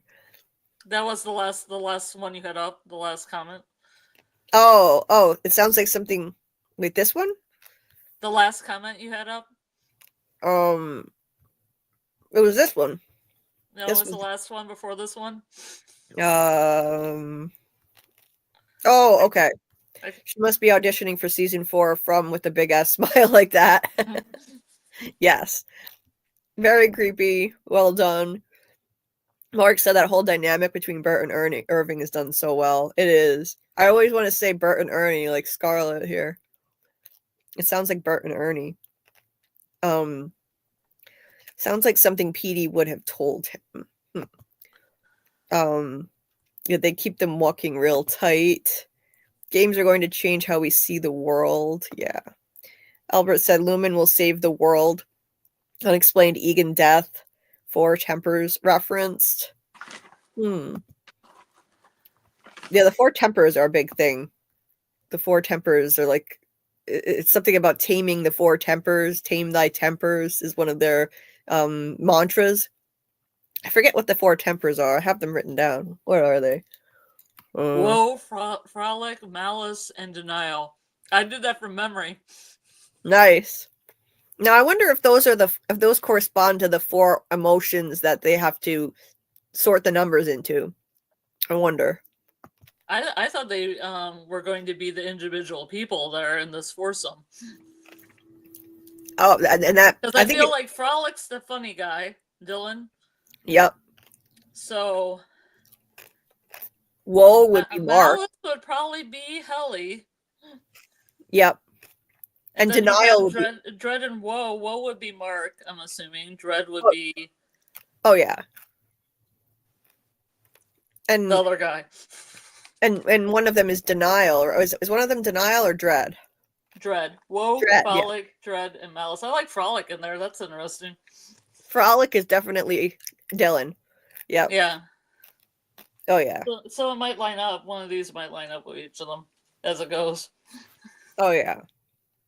Mr. Grant says, as I said when I was on, seeing Irving and the other fella flirty with each other is something, but I would not normally be into, but I find it sweet and endearing. It is sweet. It's super sweet. Egg drop, you get 10 meters of twine, 5 paddle pop sticks, 3 meters of tape, and you drop it 15 meters up. It's done in universities to show engineers different workflows. Oh, okay. Did not know that. Did not know that. Hit the like button. Yes, please. If you guys could hit the like button. Anybody that's watching, if you're just listening, if you could please hit the like, that would help me out a lot. That was on the bingo card. What was on the bingo card, Albert? And then my link to my Discord is right there that Dieter posted in the chat. Every Thursday night we do watch parties for Severance Season 1. And I will be doing live watch parties for Season 2 when it comes out. So getting back to the episode. So yeah, so yeah, they were talking about, these stereotypes here. And didn't they give out different numbers to the departments? Different numbers? Yeah. What do you mean different numbers? Like they didn't know how many departments there were. I thought they gave different answers. Oh, in this scene? Yeah. Let me check. Okay. Let me check. Go do your secret file. Okay, yeah, let me see. Yes. So let's see here. Yeah, so apparently there's a 2-person department that they're talking about. So they only ever see each other, just 2 people alone. Mm-hmm. So that would be weird. And so yeah, we know that this department is only 4 people, which is bizarre. So it's like they have no other interaction. It's just the 4 of them. They really want to isolate these people. So Dylan says O&D is unnatural and perverse. They don't share our values. Here sorted the departments by virtue. Macro debts are clever and true, while O&Ds are more cruelty-centered. Okay. Such a stereotype. They've been indoctrinated. And so, yeah, they said, how many departments are there? Irving said, probably 30. No one's quite sure. And Dylan says, O&D tried a violent coup on the others decades ago. And that's why they reduced them down to 2. And that's why they keep us all so far apart now. And yeah, Irving says that's an absolute fiction. Helly wants to know if they ever killed someone. And yeah, Mark says, no, there was no coup. No one ever killed anyone. And she wants to know why they don't hang out, though. And Mark says, well, I'm 99% sure there was no coup. So, yeah. Yeah, really good. Oh my god, yeah. I loved Helly's line here. She said, if they come back and attack us, I think we should kill Mark. So they'll think we're crazy with nothing to lose. Mhm. And then I'm imagining them rounding a corner and we're all blood soaked and I'm wearing your face and they're like, whose face is that? And I'm like, the last person who fucked with us. And that's just feeling like a really powerful image to me. That's fantastic. Maybe if you wore it inside out. Yeah. So Mark kind of gets in on the banter a little bit, has fun with it. She's starting to loosen up a bit because of her, I think. But yeah, so I love the dry humor in this show. Like Helly's even really good with the dry humor in between her rebellious antics. But so apparently what they're saying is O&D is a 2-person department. It's just the two of them, Bert and that woman. Yeah. Yeah. Felicia. Yep. Felicia. Okay, I'll share the screen again. Where is it? Okay. There's no ticker tape? Huh? Where's your bottom tape? Oh, I forgot it. Uh-oh. I forgot my banner. There's my banner. No. There it is. There it is. I always forget my banner. Macro dats are clever and true. O&Ds are more cruelty-centered. I love Dylan. Okay, so yeah, it's clear that they were brainwashed into thinking there was a coup, but not all of them actually believe it. Dylan believes it for some reason. And they get to the Perpetuity Wing. But see, that was just a way to divide them, clearly. There's some reason that they don't want the departments mixing together. It's all about that divide and conquer tactic, which has been done in societies forever. Divide and conquer so you can control people more easily. Sow division. We see it in politics all the time. It's the elite class that's trying to sow division between people, so we're all fighting with each other, class divisions and other kinds of divisions between different categories of people, and that way you're not looking up, you're not looking at the people on top. This is classic divide and conquer tactic. That's what they're doing with it. To me, that's how I viewed it when I watched this. Well, it's like the TV thing too. They're going to talk about, like certain terms and words and not talk about the pregnant lady. Right. So in the Perpetuity Wing, I thought this guy looked like Tim Robbins. He does kind of look like Tim Robbins. These mannequins are super creepy, especially this one. Handsome too. You see those brows? Well, there's some brows, all right. I hope Tim Robbins comes on this show. Oh yeah. Flashbacks. Oh yeah, I love him. History lives in us, whether we learn it or not. James Egan. So James Egan, I don't know which CEO he is, but he's not the original one. Keir is the original one. So this is a really interesting quote. History lives in us, whether we learn it or not. So if you look at the innies and the outies, even if they don't remember their lives outside of this place, it's still a part of them. It's still in them somewhere. And I think that this is a reference to that, because it's like what Petey later says to Mark here, that you would come in and it was obvious you'd been crying and you'd seem down that day. You just didn't know why. Like and he says red eyes, which I wrote in my notes being like reality based and red. Oh, good point. Nice. Yes. So yeah, so it's like it's still they're at the core of them. It's still in there somewhere. Like they carry that with them. Their history. It's still in them, even if they don't know.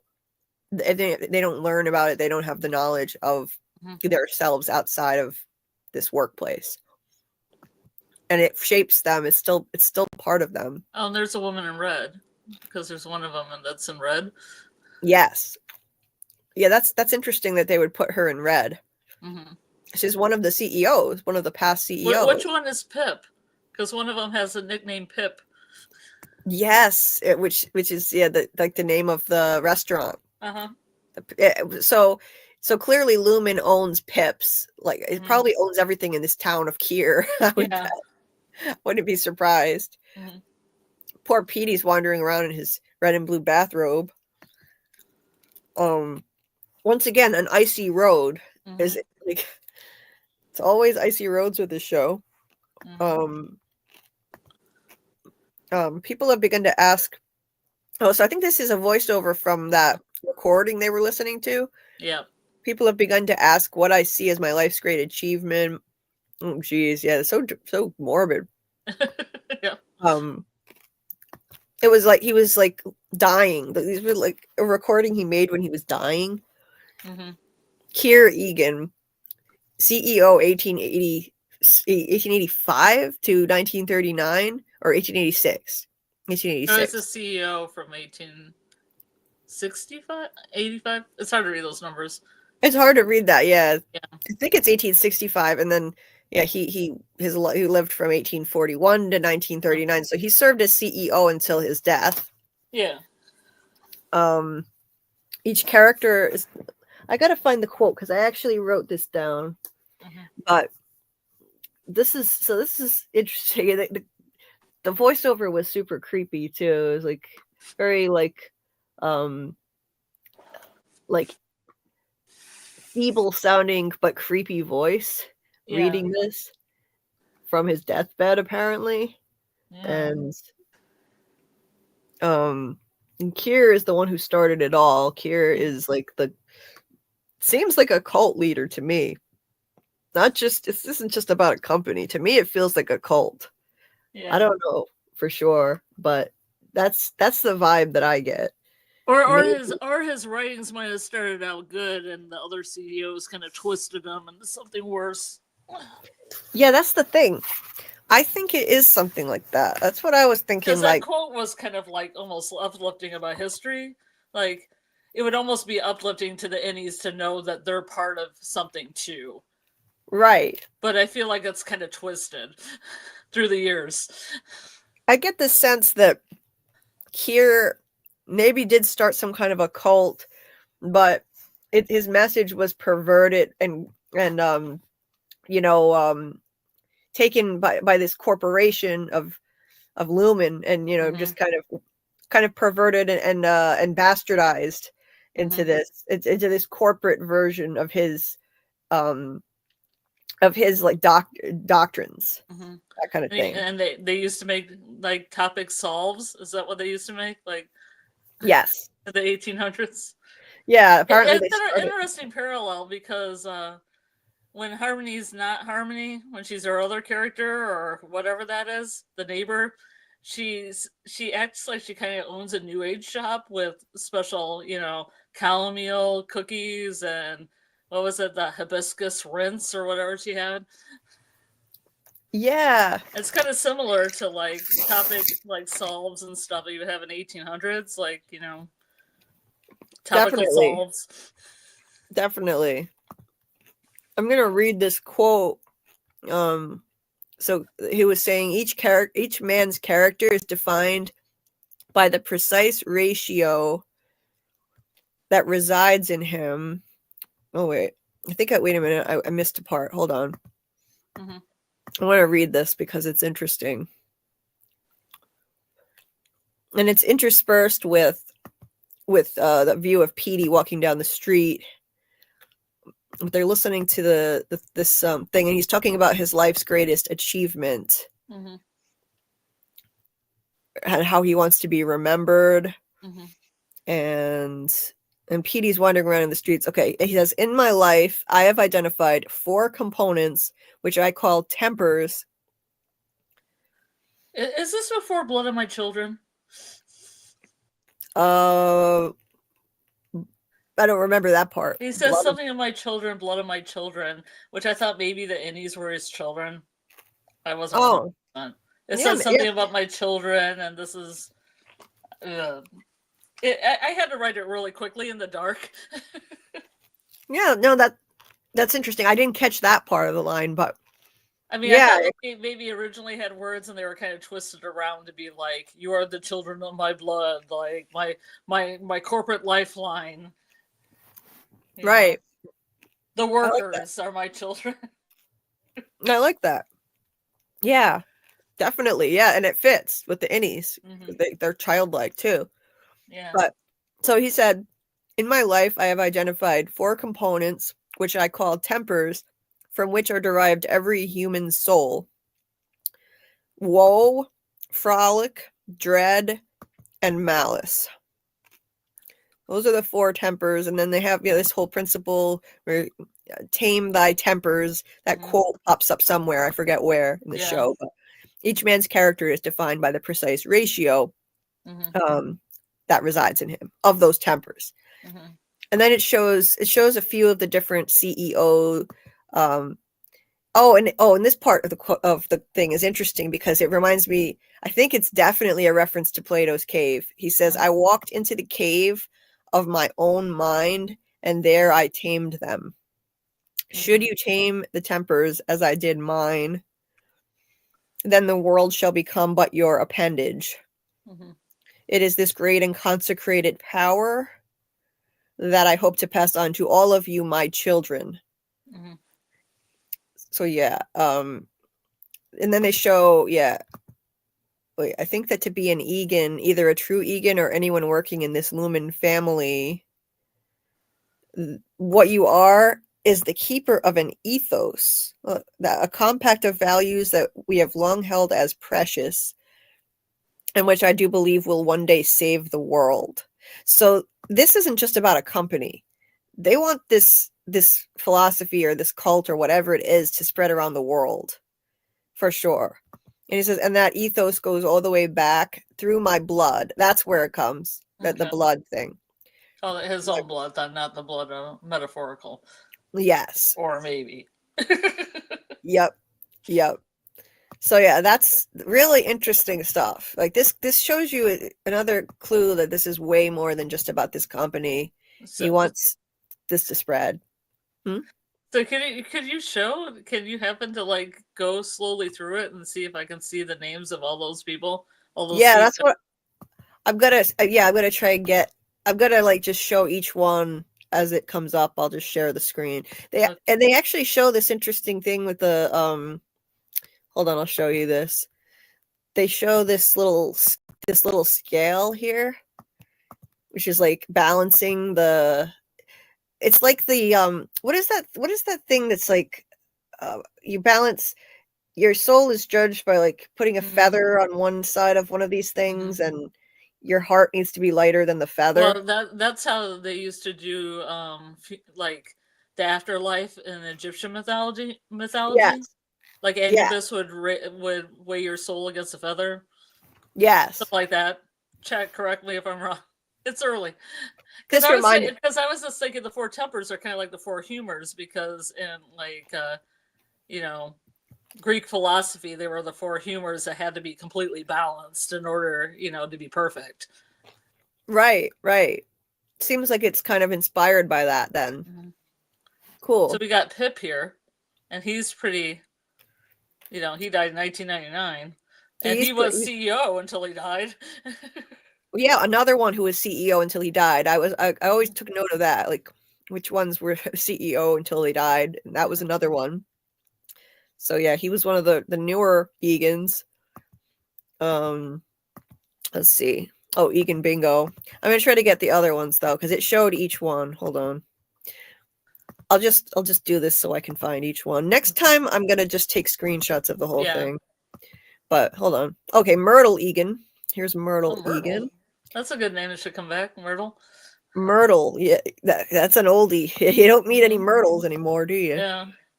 So there's Myrtle Egan, and she did not serve until her death. She served until 1959, and then it looks like she died in 1980, from what I can see there. So, and she's the only woman of the group. So I wonder if she was pushed out maybe for that reason. Maybe she wanted to get married and have babies. Could be. She was only CEO from 1941 to 1959, and she was born in 1888.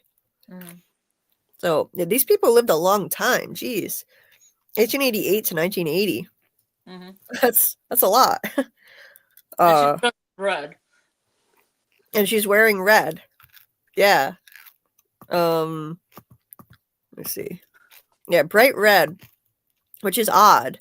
Mm-hmm. You know, it makes you think like maybe something was off about her, and like that's why she wasn't CEO anymore. She was, but then again, why would they? If this is propaganda, why would they put her in red? Yeah. In there, that's strange to me. But let's see. And this is the bingo.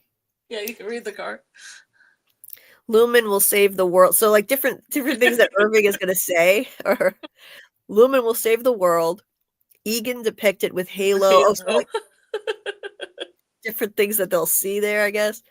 Lumen referred to as she. Four tempers referenced. Dueling? It's dueling? It says dueling, yeah. I want to see more of it. I want to see the whole thing, like you said. I think that's all I can see, though. Yeah. These things are so creepy. They remind me of wax figures in a wax museum. Exactly. I mean, there's an old horror trope with wax figures coming to life, you know? Yeah. I love that kind of stuff. It's so good, you know. House of Wax with Vincent Price. Yeah. It's a classic. Here's another one. Wax tears. Okay. I don't know. Monocle. But is that like the statues like Stigmata and the statues that cry? These like wax figures cry wax tears? Maybe. I don't know. Yeah, it says monocle. I don't know what that would mean. Monocle. Okay. Sweet.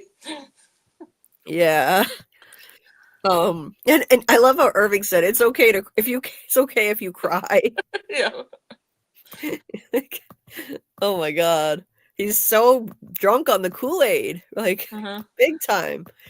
Now did I show all of them? I think I missed some. No, there's 3 of them, but there's 5 there. Yeah, wait a minute. I think they showed more. We have Pip, we had Myrtle, and then the big cheese. Oh, here's one. Wait a minute. Baird Egan, 1902 to 1978. Wait a minute, I'll show you here. So there's Baird Egan. So he served until his death, 1978. Born in 1902.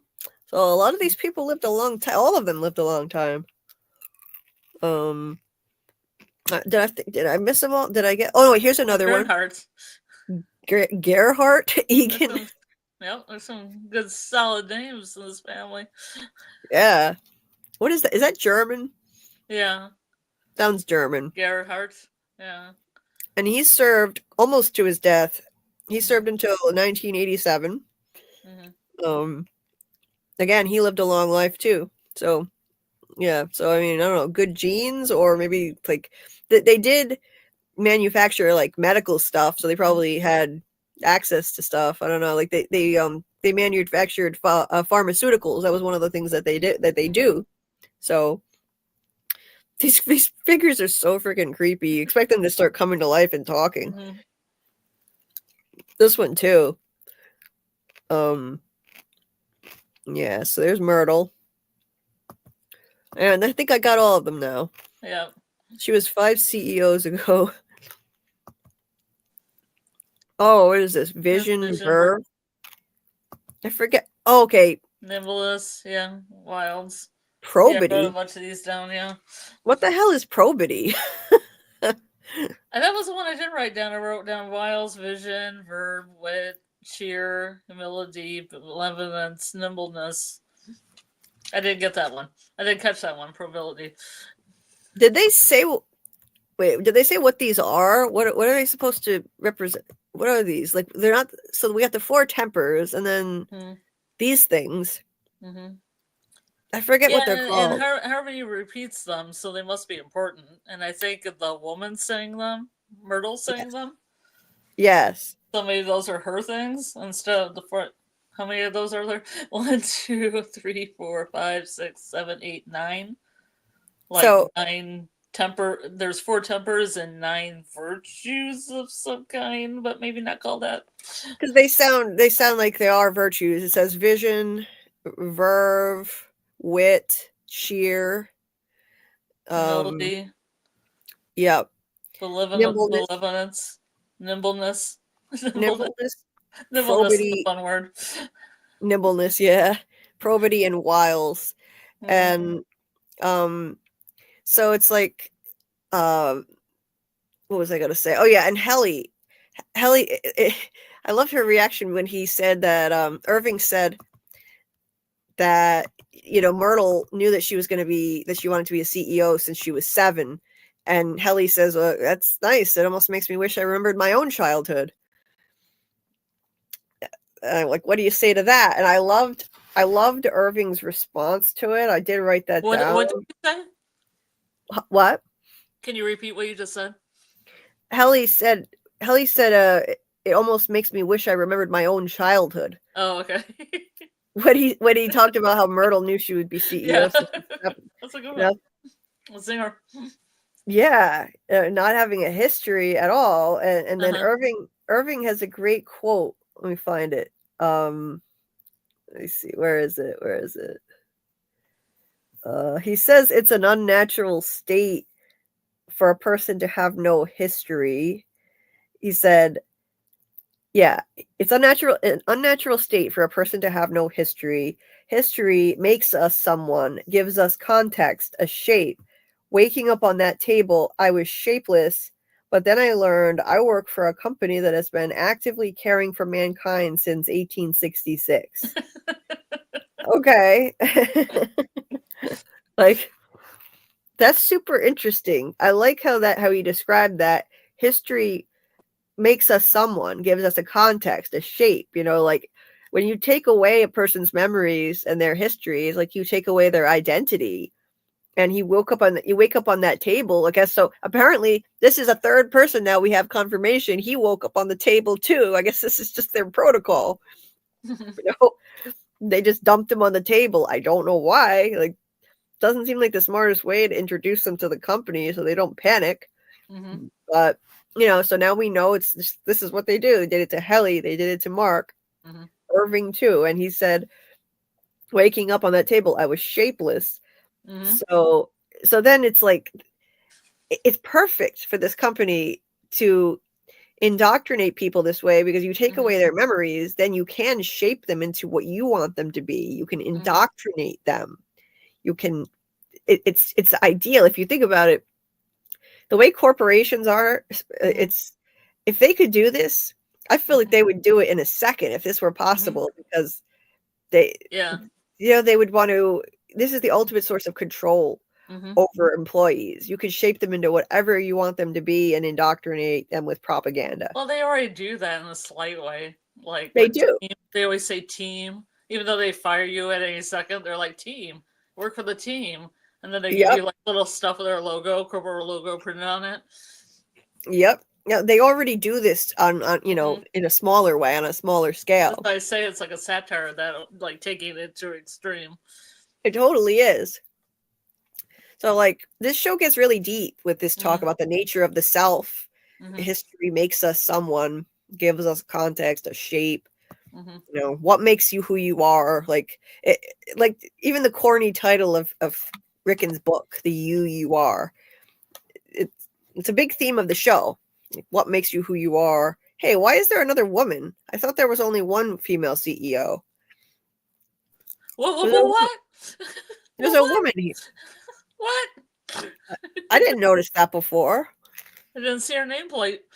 No, they didn't show us. Okay, so I think Myrtle was just the first female CEO. This lady was, She looks like she's got kind of 80s hair going on.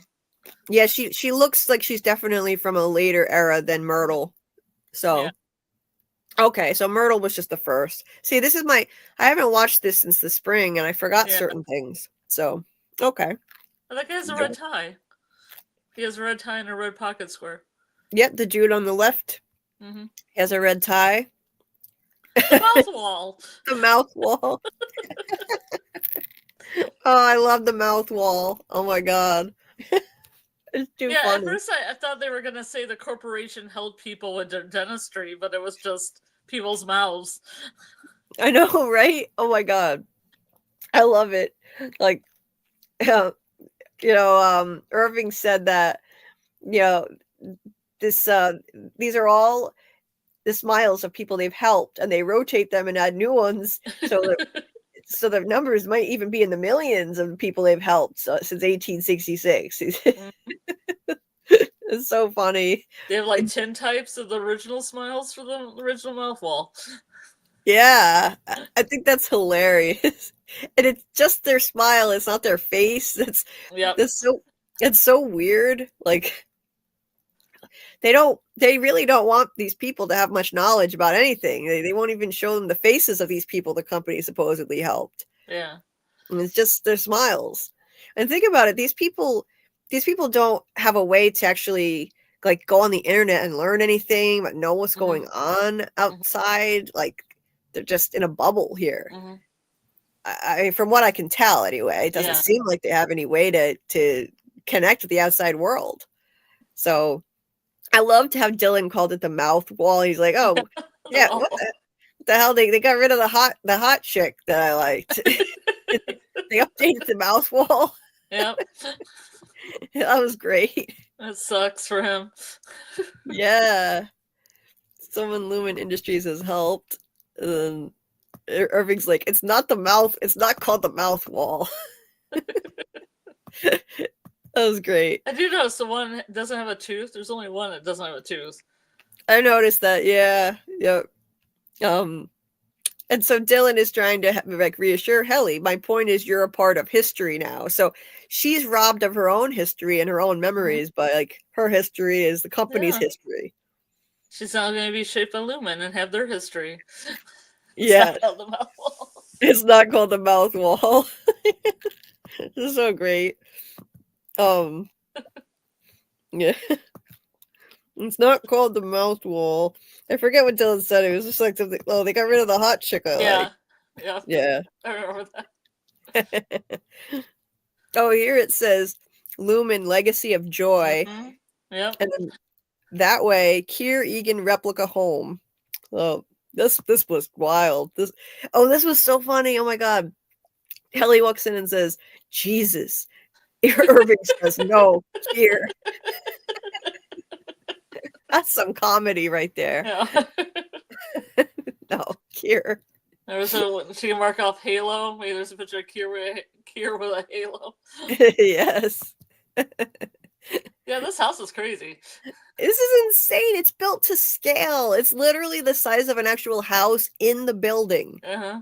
How the hell did they do this? Like, how big is this building? It's crazy. Look how little they are. This is definitely a real life size replica. It's crazy. Is it real grass? I don't know. It looks realistic. Damn. That was amazing. That blew my mind. The bedroom of Kier, just as he might have left it. Yeah. And he's like, you aren't bed sitting, are you? That was great. You don't dare sit on Egan's bed. Imagine never getting to lay in a bed for these innies. They never get to lay in a bed. They don't even know what that's like. Yeah. That would suck. And then he finds the bingo card. Yeah. Yeah. And he said again, like they have been doing it over and over again. Like what? He's like, it's not the first time they've done the bingo. Oh yeah, no. He's definitely they do this a lot for sure. Irving said, "No, this is the living soul of the Egans and everything they stand for. It's not for a bingo game. Everything she stands for. Mark your bingo card. Everything she stands for. There you go." And he said, "You'd pervert our founder's message with jokes and impiety." Again, that word impiety, pious, like that's like religious indoctrination. Not a bingo match. Yeah. That was great. Such a great scene. And then Helly takes off running, which was, oh my god, this was so well done. The way it was shot was so unsettling and jarring. The music and the shaky camera. Yeah. The way it was shot, the camera was shaking around like crazy. I wasn't really sure what she was trying to accomplish here. Me neither. So I don't know if anybody in the chat understands this. Enlighten us, because This is my second watch, and signature is red. Oh yeah, God, that was red. When they just started flashing red, it was like. Yeah, but also that what she's smashing through the window is red. What? Oh yeah, the fire extinguisher. Yeah. No. I mean, I know she wanted to get the note outside, but I didn't know what good that was gonna do. Exactly. What good was that gonna do? I don't really understand. She wrote something like "Never come back here." Mm-hmm. What's she gonna do? So she was gonna drop the paper there and then hope her Audi found it when she leaves? Mm-hmm. I don't understand what the point of that was. She paid dearly for this. Mm-hmm. Like, this was not one of her better ideas. She had some really good ideas. This one I don't understand. But also, just we had this brief clip of him Milchick reading the book, which, by the way, not only the book is red, but the pages are even lined in red. Yeah. Very bright red. So yeah, this just didn't seem worth it. This was not one of her better ideas. Well, I think she was trying to get out. I think she thought that she could push and, Oh, Streaming Things is also doing this. You ever watch Streaming Things? What is it called? The channel called Streaming Things. They're also doing Severance. That's cool. No, I watch your Yellow Jackets. They do Yellow Jackets and a few other things. They're pretty funny. No, I never heard of it. It just came up as a notification. I'm gonna check them out because they're cool. Oh, cool. Yeah, I think what she wanted to do. I think she thought she could go out the door like the other door, and then when she didn't, she just went kind of nuts and grabbed an object and started beating something. Oh. Like she just lost it. Right.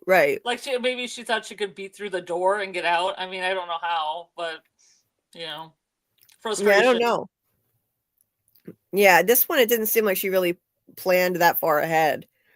So now this is all bathed in red light. So what does this mean when it goes to Innies and Outies? What's red here? It's like, yeah, I'm not sure why they used the red lighting. It's like, yeah, I don't know. I mean, I know what red represents in the show. It's the Outies, but yeah, I'm not sure why they chose to do it. But aesthetically, it's beautiful. Mm-hmm. Yeah, really beautiful. Mr. Grant Gregory said impiety is a lack of reverence. Yeah. And Mark said at the Botanical Gardens in St. Louis, which is on the grounds of the founder's property, they have preserved his house and give tours of the house throughout the day. I've been there. Oh, really? Mm-hmm. Cool. They have really beautiful grounds in St. Louis, and they have where the zoo is. They have all these other museums there. They remind me of Balboa Park in San Diego. It's really nice. Oh, cool. They had a farmer's market. It's been a farmer's market there since the 1700s. Wow. It's amazing. It's amazing how much history it had in like a whole French area. Almost like New Orleans. They have a French area in town. I could go on. Nice. I like it a lot. Mark said probity is the quality of having strong moral principles, honesty, and decency. I did not know that. I've never even heard of probity. Interesting. Okay. Yeah, it's definitely a virtue. Mm-hmm. Hey, Doc. They have a mouth wall at a club in Providence. Yeah, Doc is local around here. I think he lives in Fall River. And I'm in Rhode Island. They have a mouth wall.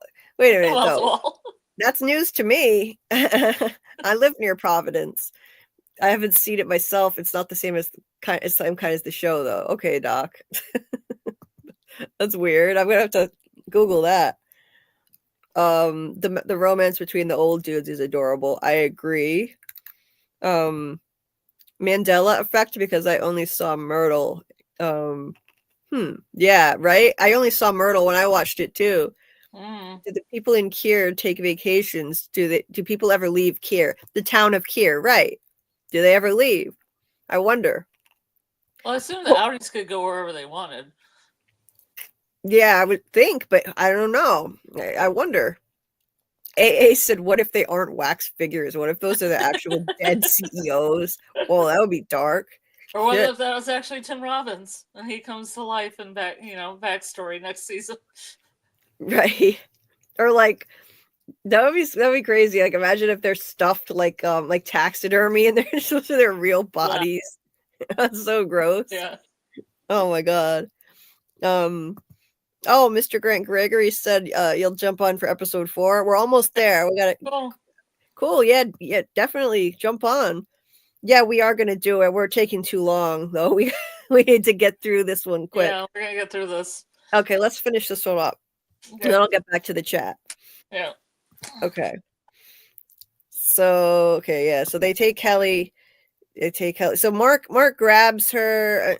He's just trying to help. He's not part of the machine. I think he just wanted to avoid this happening to her, but he couldn't save her this time. Last time he fell on his sword and went to the break room instead of her. He took the blame for something, but now, this is it. And blood is red. What did you say? Blood is red. And blood is red. Yeah. The red coming through her bandage. This long hallway. Oh yeah, that's right. Yeah, the blood. This long hallway with this claustrophobic feel is just so unsettling. We have one of those in Montessori, but I mentioned that before. Yeah. And then there's a desk at the end of it. And it's very frightening and weird. And I've never asked about it. And I probably will never ask about it. Yeah. Meltrix said, "I'm truly sorry to see you here, Helly." Yeah, I don't think he's that sorry. He seems kind of like a sociopath to me. So does he have a lumen tattoo on his hand, or is that this light? I think it's just light. It's hard to tell though. Oh, it's the glove. He's wearing gloves, and there's. Oh, it's a glove. You're right. Okay. It just looks like it's glowing for some reason. Yeah, he kind of flicked really fast through it. I thought it was just a hand, but it's a glove. Okay. It's a glove. I don't think he does see how effed up this is. Like, it seems like he's kind of like a sociopath, or he's permanently severed or something. I don't know. Yeah. I don't know what to make of that. Yeah. And I was thinking this at the time too. He was grown in a lab, grown in the Lumen Labs. Yeah. Yeah, this is like it reminds me of Scientology with the can and the e-meter or whatever you hold on to, and then you get questioned. Yes. Yeah. It does seem like that. This is the tension in this scene was just so intense and unsettling. I was just thinking, like, what are they going to do to her? Like, she has to put her hands on the table. I know, like, we saw, like, we heard like the break room tape from Petey, so I got the sense of what was going to happen, but it just seems so scary. Like, are they going to actually hurt her, or what's going on here? Put her hands on the table. Very unsettling, and then this is just pure psychological torture, making her read this over and over again for 2 days straight. And for he's her, totally okay just to do this and just listen to this like 1,000 or whatever times she had to do it. See, this is the kind of thing that makes me think there's something wrong with him permanently. Like, I was thinking this watching it the first time, like, how is he okay to just do this all day long? Yeah. The only difference is he gets to go home and remembers going home, so it doesn't feel like as much of an eternity for him. And he's clearly unbothered by it. It doesn't bother him at all. This is what she has to say. "Forgive me for the harm I have caused this world. None may atone for my actions but me, and only in me shall their stain live on. I am thankful to have been caught, my fall cut short by those with wizened hands. All I can be is sorry, and that is all I am." It's so culty. Like, it's so culty. All she did was try to escape this workplace, and it's like she's caused harm to this world. How? And talking about atonement, the word atone, it's very much, and saying she's thankful to have been caught and whatnot. It feels like she has to give some kind of confession, like in a religious way, over and over again. The whole vibe of the scene was brilliantly shot too. Just that's cool. Deeply unsettling. The lighting, seeing her eyes. The show Legion did this. The TV show Legion did this a little bit with lettering like this. So it kind of reminds me of that. Really cool. Really cool. Yeah, she's like looking at it through there. It was stain. The word stain is like right in front of her face too, which I thought was interesting. Oh yeah. Wait, where was it in front of her face? It like when it was up. I think when it goes up on the angle, it says something about a stain. Oh, okay. Yeah. Well, I mean, other words are front of her too, but I thought that was interesting because I saw the word stain and I thought it was funny. Yeah. And it's wait, Harmony's there. Yeah. There How she did is. I not? I didn't see her in the I shot didn't see before. her either. Her Oh, she's hanging out. her face is right there. I didn't even catch that. Yeah. Anyway, yeah. So, yeah, this is just really brilliant how this was done. It really conveyed the It psychological went over her horror. eyes too. It's over her eyes and over her mouth. Yep.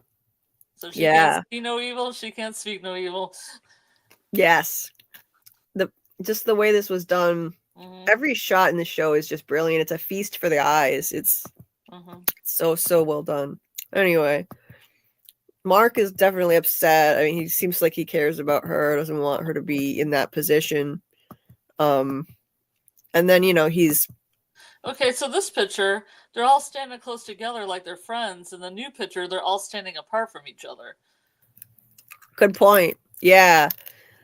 Yeah, and Mark looks genuinely happy here with Petey. With Petey has his arm around him. Yep. And then, yeah, and he puts. Where's the other one? Let me see if I can get the other one.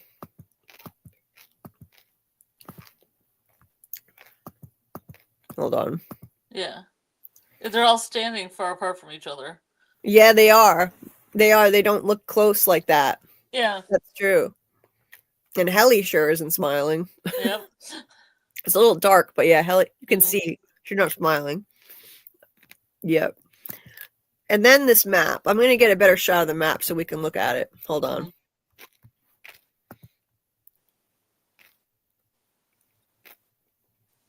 Okay. Okay, here we go. I'll share the screen. So this is a lot like a human brain.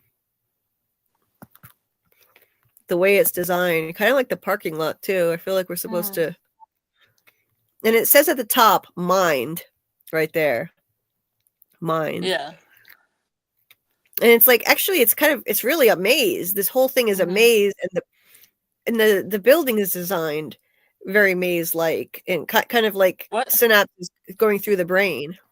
What is that figure with like pointed like arrows coming out of his eyes? I don't know. I don't know what that is. And then there's that post-it note in episode 1 too. Have Yeah. you ever seen that post-it note? The post-it note, I forget. The blue post-it note. I forget. What did it say? I don't remember. It's like this kind of thing. It's like where people have taken a screenshot of it, and it has stuff that looks like a code. It looks like it has a bunch of PlayStation. Like if you play PlayStation, there's like a circle and a triangle and stuff. It looks like a code on one side, and then it has some other letters on the other side, and then some written out things that. Oh. It looks like it was left by Petey. Oh, and yeah. They never cleared it out. I definitely think Petey left that for sure. I think he left that there. AA said my Milchik clone theory still stands. I could see that. I could totally see that. David said luminous mind and luminosity are key concepts in Buddhism that describe the mind's natural purity and radiance. It's the mind that's free from defilements like afflictive emotions, deleting numbers. Yeah, so when they're deleting numbers, like the scary numbers, it's kind of like taming their tempers. Maybe that's the point of it, That's interesting. And yeah, maybe that's why they call the company Lumen, from that concept of luminosity. That's really interesting, David. I like that. Clockwork Orange vibes. Oh yeah, definitely Clockwork Orange vibes. What does it say at the bottom? Something of door? Let me see. Wait, let me look at that. It says like oil, ... something of door. O&D. No, over to the right. Over to the right. Not that far right. Go to the O&D. Yeah. Now go right. Yeah. Now stop. Now go down. It says coil, and then it says something of door, doom. I think it says doom. What's it say above that? Coil of doom? Coil. Yeah, it's coil of doom. Yeah. Let me see. I let me get one that I can zoom in on because I just took a screenshot of it. Wait. Okay. This one I can actually zoom in on. We're here because we're not all here? It says we're here because we're not all there. We're here because we're not all there. So that, obviously that's a reference to the fact that they're severed. They're not all there. They're not all, they're not whole people. They're divided by that, they're severed. And in their minds, they're not all there. Something made them sign up to do this. It can't be good circumstances for a lot of people who do this. So anyway, yeah, I don't know what the coil of doom is. That's interesting. And it's right near the Perpetuity Wing, which is right there at the bottom. There's the coil of doom, and there's an arrow, it looks like, pointing to the left. And that looks like optics and design, but there are question marks around it. Yeah. And then there's this face with a crown on it. I don't know what that means. It's the king in yellow. The king in yellow. Yeah. Well, Cthulhu's up there too by the mind as well. Oh, yeah. Yeah, look at all the tendrils coming off of that. There are red squiggly lines all around the mind thing. There's a lot of crosses. There's a lot of crosses too. There's a cross over to the left here. There's crosses decorating around O and D. Yeah. Yep. And then there's this thing next to the mind. It reminds me of the graveyard they have by the buildings in Lumen. Yeah. It's like a little graveyard they have to drive up to get to the buildings. Yeah, because I see the crosses. Yeah, you're right. And then here, some people might live here. So little pictures. The department where they can't leave. Those are the people who can't leave. Oh, look at that over to the right too. That's the from symbol. That little the room. The room. Go up go up. There's a room. Oh. There's a protection room. Right here? Yep. Oh, this one. Yeah. Yeah. Right here. They're in the same universe. That's crazy. Yeah, they use the same one in From right here. Yeah, that's the same one they used in From. Yep. Interesting. Yeah, I never noticed that. I don't know what this stuff is above it. People who watch From. That's the child sacrifice area. Oh, clearly it must be. Yeah. People who watch From, you got to get on this show. We got to recruit more people to watch this show. There's an arrow here. I don't know what that is. What about this dude down here with the arrows coming out of his eyeballs? He got hit by the coal of doom. Maybe. His hair's all coiled up. Yeah, there are coils here on his head. Yep. And he's got arrows coming out of his eyeballs and the back of his head. And it's pointed to the people. Maybe that's his reaction to the some people may live here department. Yeah, maybe it is because it's pointing at that. Like his eyes vision is there. It's pointing at that, and there are a bunch of question marks. Those are the people that can never leave. There's down here it says team building. Team building. And all of this is such a maze, of course. There's the break room. There's the break room in the middle. And what else? What else is there? I don't know what that is. The wellness center is to the left. Oh yeah, wellness right here. And then this, I don't know what it says. I can't read this, but there's something here. It looks like IDR. Oh, is that? Maybe. I can't quite read it. There's a triangle. So yeah, it's a pretty big mess, but it's like a maze, and the hallways do kind of look like a maze. So it's amazing he was able to even make a map like this. I want to know what that mine thing is at the top. Me too. Yeah. the whole building is like symbolic of the way it's set up is symbolic of like a brain and all the different synapses. Same with the parking lot too, because I mean it all goes back to the severed mind theme of the show. So maybe that's why it's there. It's probably just that, but yeah, it's so cool. I love this thing. Yeah, I was so mad when Mark shredded it. Like I was like, no, don't do it. Don't do it. I want to save the map. No. Now we'll never know about the King in Yellow. No. Yeah.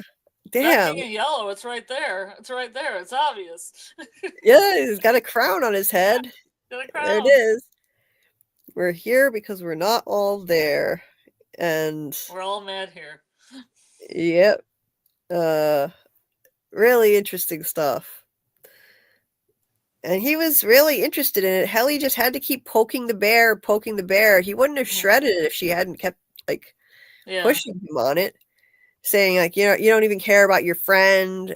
Like that's why he shredded it. She goaded him, and then he did that. I don't think he would have otherwise, but anyway, really interesting stuff. But now it's gone. I'm hoping somehow he finds like another version of it. No, it's gone. David said it's like a human brain, yeah, and all the innies are working in departments of the mind.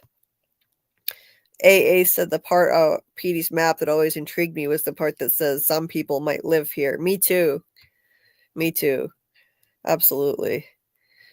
So yeah, let's finish this one up. Unless you have anything else you want to look at here, or are you good? No, I'm good. Okay, let's move on. Yeah, so he put that, he saved it, he didn't throw it away. He was holding on to it. And then of course Petey is glitching really bad at the convenience store. He thinks that he's back at Lumen in getting he was like, I need tokens or I can't eat. Is that why they're all generic looking? Like these sodas too are generic looking. Like their own brand, like Lumen brand soda. I think so, yeah. Because he thinks that he's at Lumen trying to get something out of the vending machine, and they don't have money in there. They just have tokens. He's like, I can't eat without tokens. And the guy at the store thinks he's mad. He's gone crazy. Yeah. Like tokens. I don't know. He has blood all over his mouth. Why does he have blood all over? Just because of the integration? Yeah, he's getting really bad nosebleeds, I guess. Something to do with the reintegration sickness. Really gnarly. I felt so bad for Petey. It sucks. Well, I thought he died the last episode, so I mean, he got one more episode of life. Right. I thought he died in the shower. The parking lot is always almost empty when Mark leaves. There's only one other car there. When he gets there, it's full. So he gets back and he sees an ambulance. For some reason, he follows it. I don't know why. Why would you follow it? He didn't know Petey was missing or anything, but well, he was in the basement. I thought he was just following him because he wasn't all together, and he might have just wandered out of the house. So I think he was just looking around to see. Oh, because he wasn't there, yeah. And then he just probably saw an ambulance and probably just followed that. I mean, I don't know. This town doesn't seem to be huge. It's really not. It seems like a pretty small town. Yeah. I noticed it was interesting how Mark didn't go up to them. Like the police were saying, can you get an ID on this guy? And Mark doesn't know him as an outie very well at all, but he does seem to care.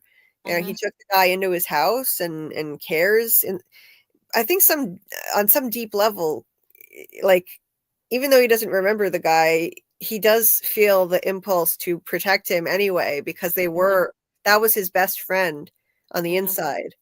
So he took him into his basement, this complete stranger to him. And so I found it odd that he didn't go up to them and say he knows who he is. But I think it's because he's getting paranoid now. He feels like something's off.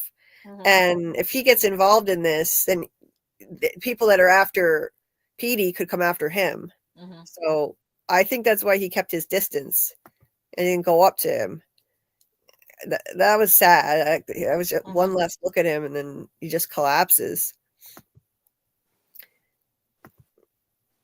Like it rattles Mark for sure, even though again he doesn't remember him instinctively. Like they said, get him on the board. That was interesting. Get him on the get him on the board. Like the board. Yeah. Yeah, like the board, right? Like the right? board. Yeah. Like the Lumen board. Yeah. So, and then another thing that like makes Mark look paranoid now. Look how fast he covers up where Petey was sleeping. That was the shot of the box I was talking about earlier. Oh, did I go by it? Yeah.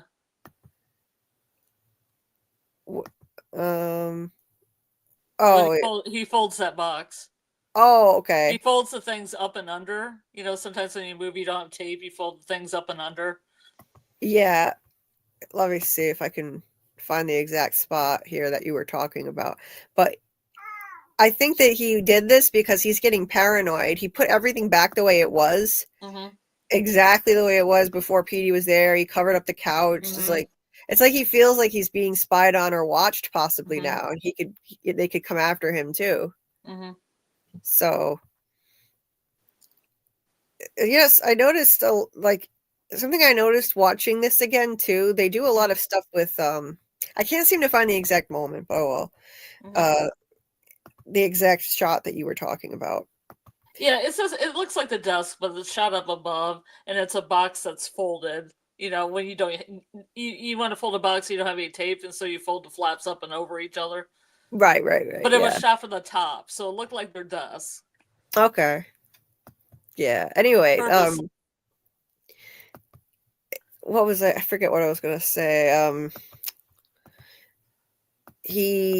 So he covers that up like it's like he's now getting paranoid that they're going to come after him, so he covers it back up like it didn't happen. And something I was saying something I noticed in the show that I didn't before. They do a lot with reflections.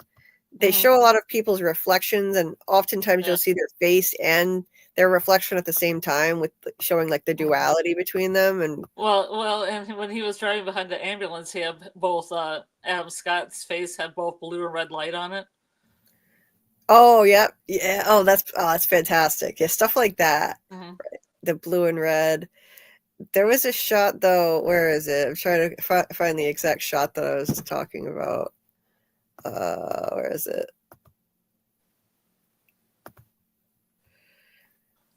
Like they just randomly show, like his reflection in a TV set, an old TV set. Like they just keep showing reflections and stuff. Anyway, so yeah, that's pretty much this episode. Oh, I almost played it. So I think that then the phone. Yeah, the phone at the end. The flip phone. That was whose phone was that? That was Petey's, I think. Yeah. So yeah, it rings, and then that's the end of that one. So yeah, I loved that episode. You know, another reason I watched the credits is for the music at the end of the credits. Oh yeah, the music is good. Because you say you don't watch the credits, but I like to read the names, but also like sometimes they pick really interesting outro music.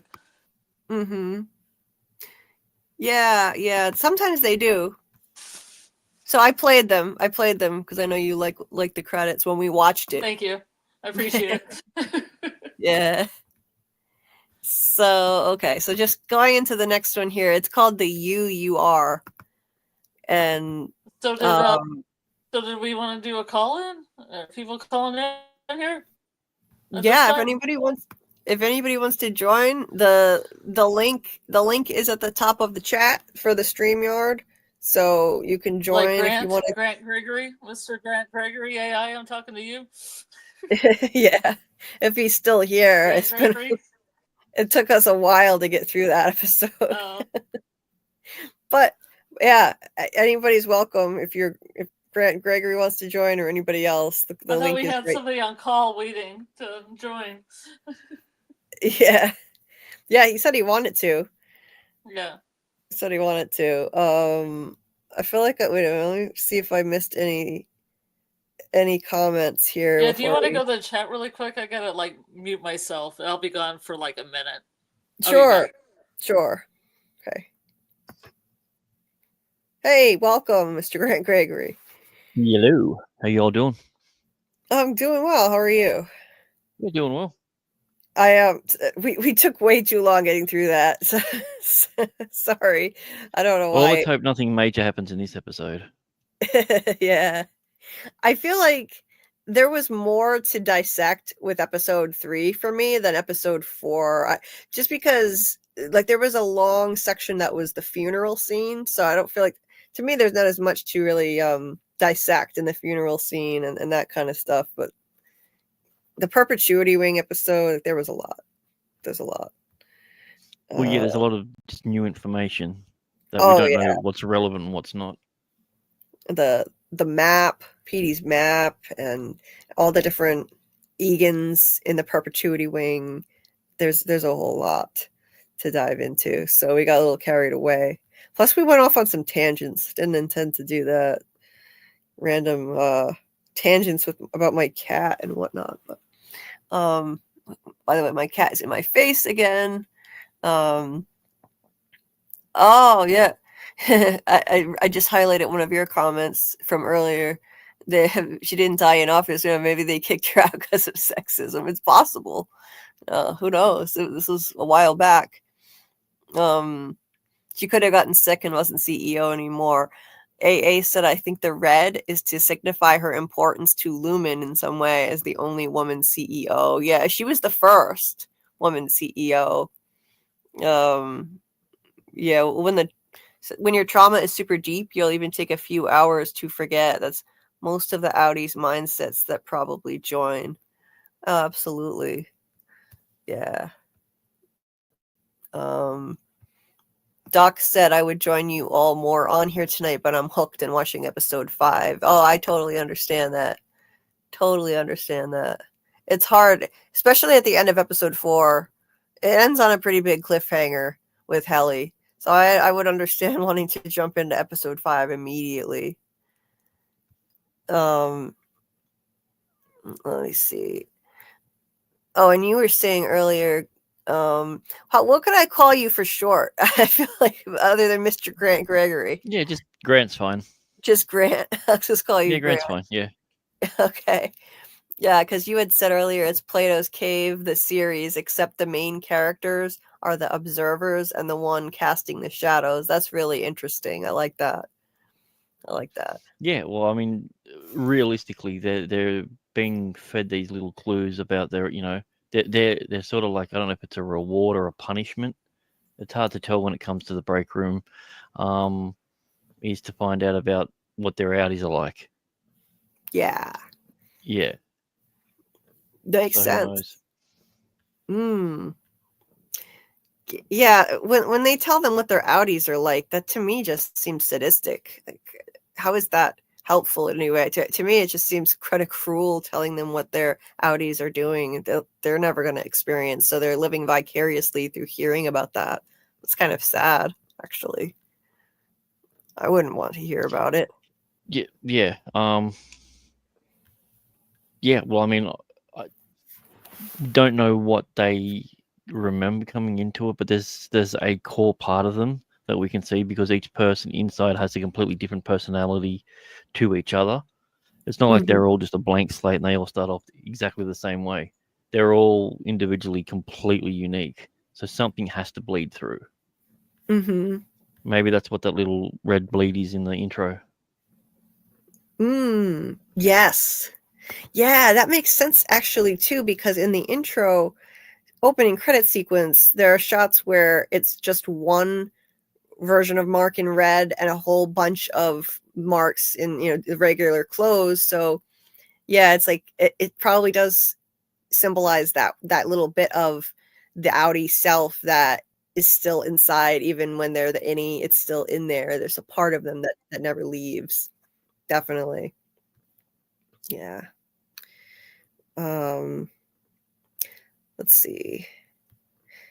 David here said the coil of doom is near the bottom chakra, your intestines. It's the mind at top, and the spine/network underneath. Oh, cool. Interesting. In optics, there are two ideologies, light coming in or light projecting out. We don't actually see images. We project them from our minds. The eyes send a frequency, and the mind filters what we see with our beliefs and recreates an image. Interesting stuff. Hey, Cat Lady. Hey, Cat Lady TX. Hi, guys. Severance is a good show. It's not from, but it works for now. I binged season 1 in preparation for this. Harmony is diabolical. Indeed, Cat Lady. She is diabolical. I love her. Amazing character. And yeah, I mean, From is my favorite show, but Severance is number 2 easily. It's genius. I love it. So glad you're into it too. I'm trying to get as many of the Fromily as possible to watch this who haven't already and join in because it's another great show to discuss. So let's start getting into this one here while Scarlett is doing what she needs to do. And last time I showed clips, but then my video got blocked. So now I'm not even taking a chance on a few seconds because I don't want that to happen again. But yeah, the YouTube's terrible for that. That's why you need to do a Rumble, so then you can literally just play the whole episode without any worries. Rumble Rumble has none of those restrictions. We do watch-alongs for like Doctor Who and other TV series where we do it exclusively on Rumble. Wow. Interesting. Rumble. I'm going to have to try that. I never even heard of I think I might have heard of it once, but I forgot all about it. Rumble. Interesting. It's the second biggest video sharing platform. Interesting.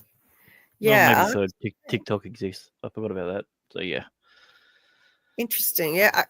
I'm going to have to try it because I'm really getting fed up. It's happened to me 3 times that my videos have been blocked and I had to trim them.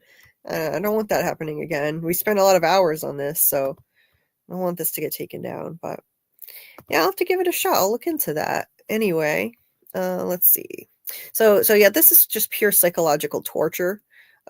Sadistic. It's chilling to watch. Harrowing, really. The lighting in it is so good. The way that they did this is just brilliant. And she's just mentally breaking. 2 days straight of this, and it doesn't even feel like she went home to sleep. It's true torture.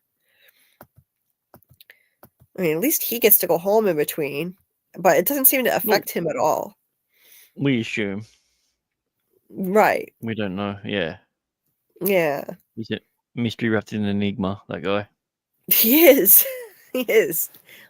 He doesn't, like, you watch him closely to see, like, are there any signs of that he's struggling at all in any way with his job? Any signs of humanity? And I haven't seen any yet. I really haven't. So I don't know.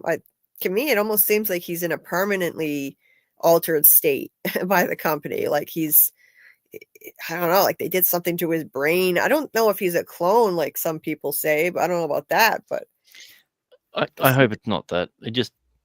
He gets around. We got no determination of how long a day is there for him. So when we see him in 3 or 4 different places during an episode, it's easy for people to go, well, it was only 5 minutes ago he was over here. Yes. He wears a lot of hats, this guy. He does. This place operates with a strange skeleton crew, which I find very weird. They have hardly anybody working, in this on this severed floor.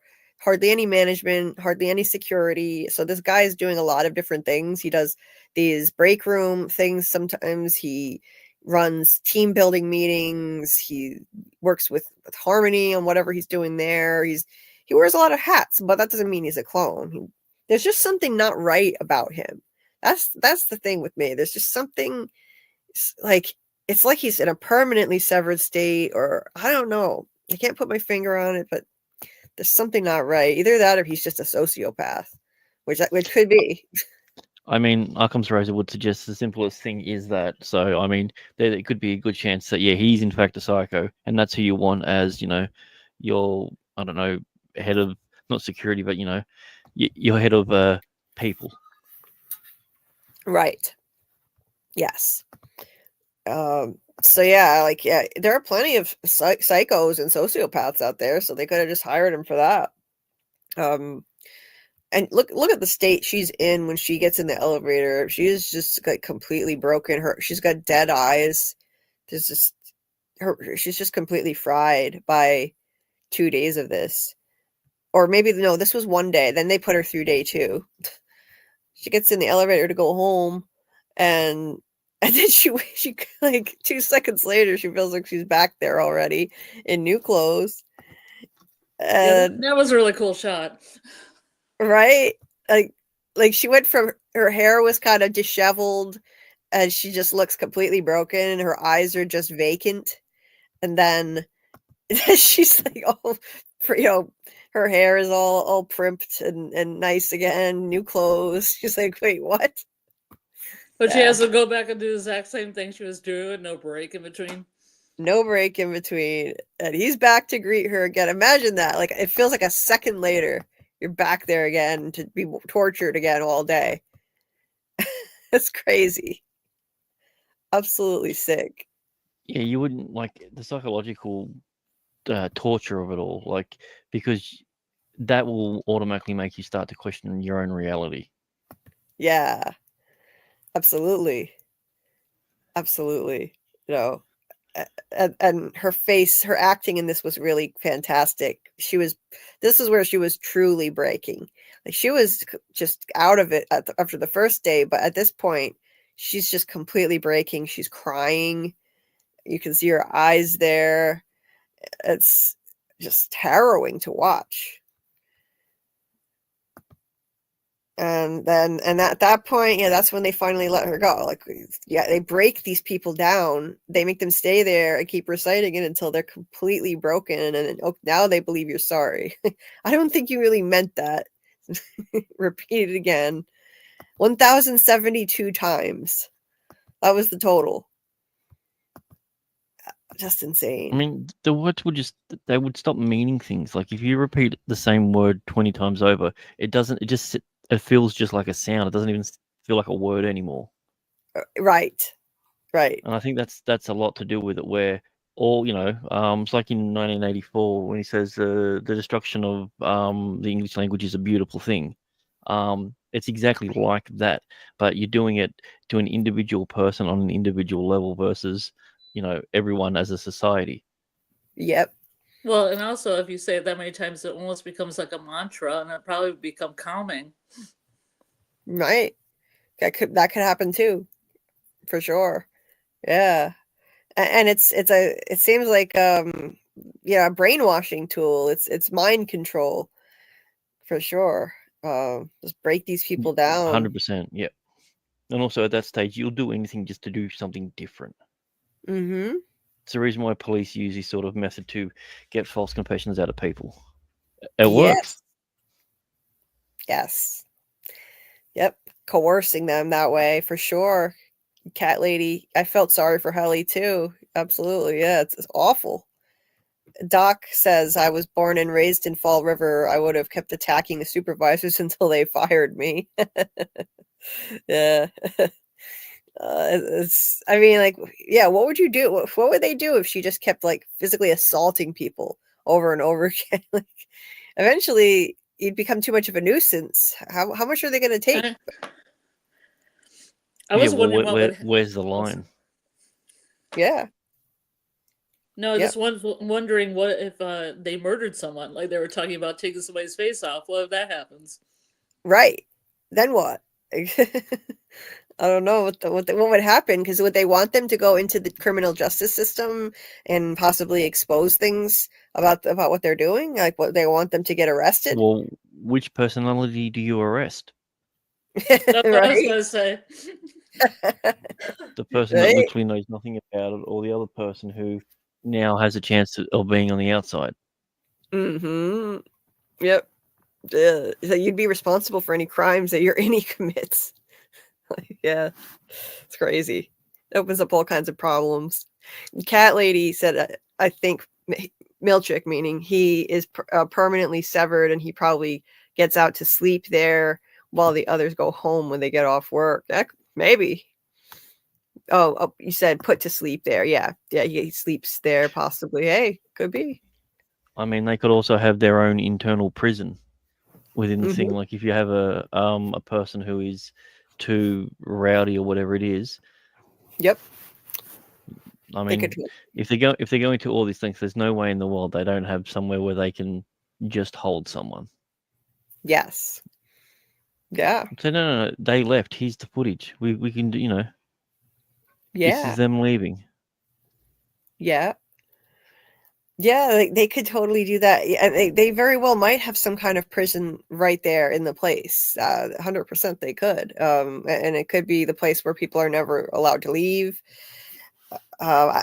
David said emotional connections help with productivity. They do the same thing in Pantheon. People uploaded to a simulation. Oh, wow. Interesting. Oh, cool. Doc, you have a channel on Rumble too. That's cool. Oh, and you do, and Grant has a YouTube channel too. You were telling us about that last time. So yeah. Yeah, not much is happening with it at the moment, so that's all good. Yeah. Yeah, I know you were saying you were having issues with that, with like making shorts screwed things up and whatnot. Yeah, well, if you build your channel on shorts, you can only really do shorts. So. Yep, that sucks. See, I need to learn more about YouTube because I went into this kind of blind, flying by the seat of my pants. So I could be screwing up all kinds of things and not knowing it. So I need to do more research. Or you're doing it the right way. You're doing it to have fun and as an outlet, because that's the only way to really look at YouTube as that. Or you have to do 8-hour videos and only 8-hour videos for now on. Oh, Jesus Christ. For eternity. Oh, no. For the algorithm. Especially if you have the word deep dives in your name. Oh, my God. What have I started? Now I might be pigeonholed like this, and I can never cut back, ever. Oh, no. Anyway, she tries to even like change the wording and just say like, I really am sorry. And he's like, no paraphrasing again. Jeez. Sociopath behavior right there. This harrowing long hallway again. Okay, I'll skip through this opening title sequence. And Mark is looking at the map again. I like how he disappeared from the toilet. Yeah. You know, had that other shot where they disappear. Yeah. Oh, this is interesting. I didn't catch this before. So he looked at PD's flip phone and his call log. It's all from blocked numbers. Mm-hmm. So it's probably the people. I'm sure it's the people who were trying to help him that reintegrated him, trying to reach him, and it's a blocked number because they're kind of incognito. Mm-hmm. And okay, so oh, look at this shot. This is so cool. This looks so much like a brain. Look at that. That's totally a human brain shape that they were going for. And then with the eyes, like if it was a skull, it'd be the brain on top, like and then the eyes and the nose. A big smiley mouth. Reminds me of From. Oh, I took it as being upside down. I took it as the brain at the top of all the cars, and then the eyes and the nose were on the other side. Oh, okay. I can see it that way too. Yeah. Yeah. I can see it the other way. Smiling guy. Yep, totally. Like Natalie. Yep. Absolutely beautiful shot. Amazing. The show's it's a feast for the eyes. It really is. And you know, like with the whole theme of the mind and how it works, it's just fitting, you know, this whole severance concept. Of course, they would use this imagery of a brain for the parking lot, and they redid it with CGI. It doesn't actually look like that. The real building doesn't have a parking lot like that. Do they do all the hallways as CGI? I don't know. I wonder. They're unlikely. It would be too much effort than just putting up walls, like especially something as simple as just a white wall. Mm-hmm. Yeah, I think that wouldn't be too difficult, but they made so many twists and turns through these halls. It's crazy. Mm-hmm. Or even the car park. Look at the way out. If you're on that inner road and you're trying to get out going the same way, you have to go all the way around to get to it. Mm-hmm. Yeah. If you're traveling east to west, there's no way to do it unless you go to that one entrance at the front. Every other curve puts you in the opposite direction. Yes, it does. Yeah, it's not the most efficient design for a parking lot, but it's aesthetically exactly what they were going for, which is like the imagery of a human brain. It's perfect. It's great. It's so good.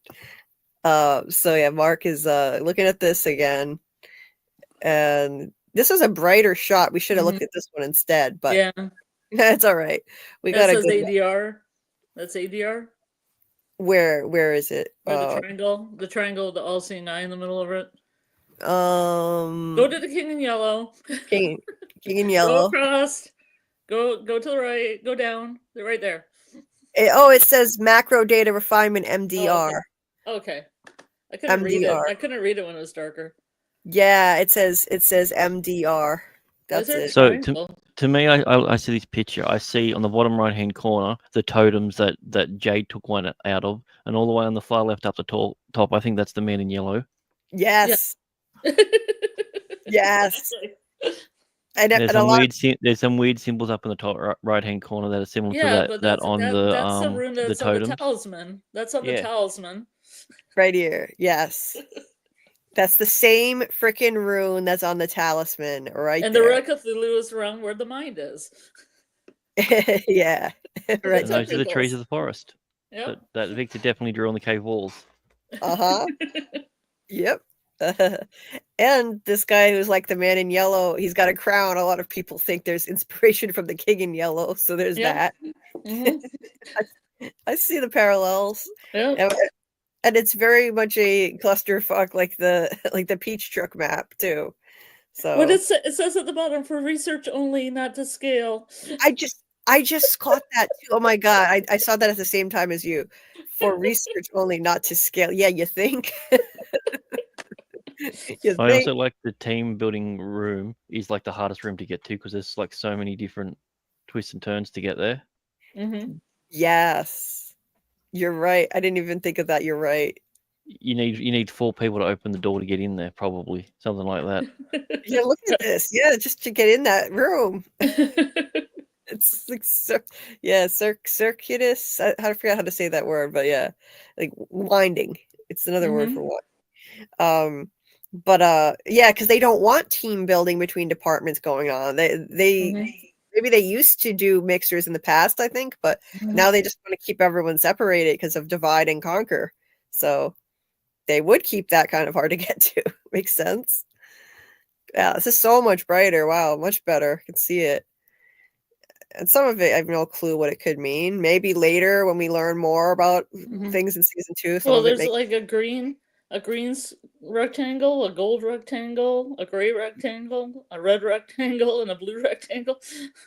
Yeah. Who knows what any of that means, but I don't know. When I first saw it, I thought the thing in the bottom left-hand corner said God with a question mark. Oh. In there. I wish it did. Yeah. But maybe it does say God. I don't know. Maybe it's supposed to resemble that, but it definitely does say O and D. Yeah. But it also looks like a sad like squared head robot. Like you got the eyes there. The question mark is the ear. Yeah. Yeah. It does. It does look like a sad robot. I see it. Yeah. Oh, it's so good. I wonder who designed this. They did a great job. Like, so good. Oh man. And I like how it says some people might live here and they're like little house symbols. I doubt they're actually little houses, but it's just kind of symbolizing that the fact that they live there, they never leave. It's so this is either really important to the series or it's a complete nonsense thing. And I still don't know. I know, right? Yeah. Will we see the coil of doom, though? Will we see the coil of doom? Like the mind's eye, like is it? Yeah, like there's so much like weirdness to it. Mm-hmm. Yeah, I mean, I hope that it's not nonsense, that it's not just like something. Sometimes in From they throw things in that you do worry that it's just we're over analyzing a bunch of stuff that's not going to mean anything, like some of the Peach Truck stuff and the map and some of Victor's drawings.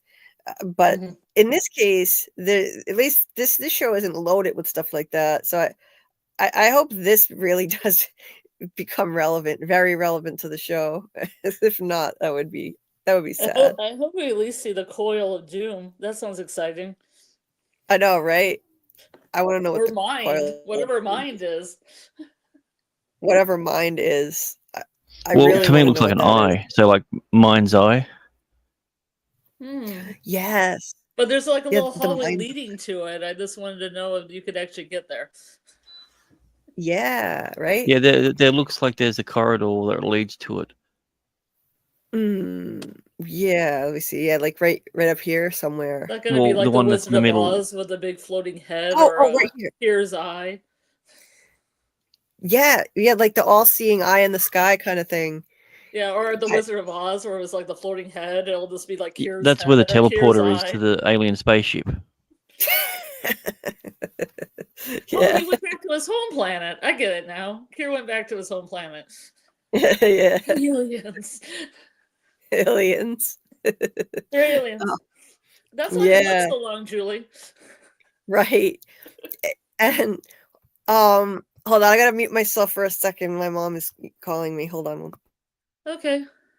Let us look at this. Anything else on this map you find interesting?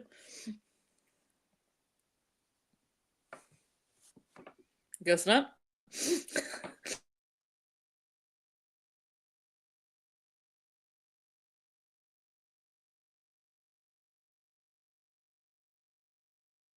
Okay, I'm gonna be looking in the chat. I'll be looking in the chat for a while watching. Okay, I'm back. She stopped way up here, I guess. Oh, what happened? Okay, we're in the chat. Where did he go? Oh, I was talking to him and then he didn't answer my question, but he must have disappeared. Oh, maybe he got kicked off of StreamYard somehow. Wasn't me. I didn't do it. Yeah, sometimes mine just kicks me off all of a sudden, and I'm just doing nothing on my iPad, and then all of a sudden I'm just gone. That's weird. That's one thing that doesn't happen to me, thankfully, unless my cats knock off the Wi-Fi, and then that happens to me. But it doesn't. Or else he knew too much. Or else I knew too much. If I'm onto something, that's how I'm onto something. No, he knew too much. Hey, Infinite. Yeah, maybe he did know too much. I asked him what else he knew about the map, and then he was gone. Ooh, coincidence? I think not. He was onto something here. Yep. Hey, Infinite Umbra says, sorry I couldn't join and I can't stay now. I had some things come up and I can't afford to be spoiled by listening now. See you all tomorrow night. So I'll see you then. See you then, Umbra. Thank you so much for popping in. Yeah. Don't get spoiled. We don't want you to get spoiled. See you later. Hey, Grant. Welcome back. What happened? You got kicked off? Yeah, my browser went all funny. Everyone stopped talking and then I couldn't do anything on my browser, so I had to close it down. Oh, jeez.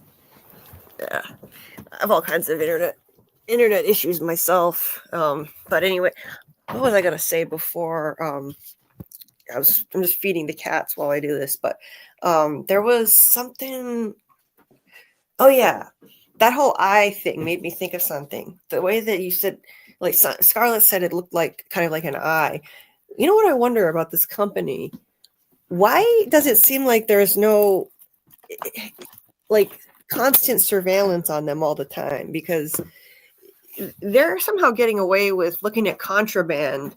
Like Mark was looking at that map at his desk at one point. And like Dylan was sitting there at his desk looking through that contraband book. Wouldn't you think they'd have cameras? We know they have cameras in the wellness center where Harmony was watching Mark in there. So, like, why seems to be the one place that you shouldn't have it. If you've got cameras everywhere, like, I mean, I've just got to assume that they do, but I don't know why they would. Maybe it's all an experiment, and they're just doing their part. They're just trying to keep things within the parameter of the experiment. Who knows?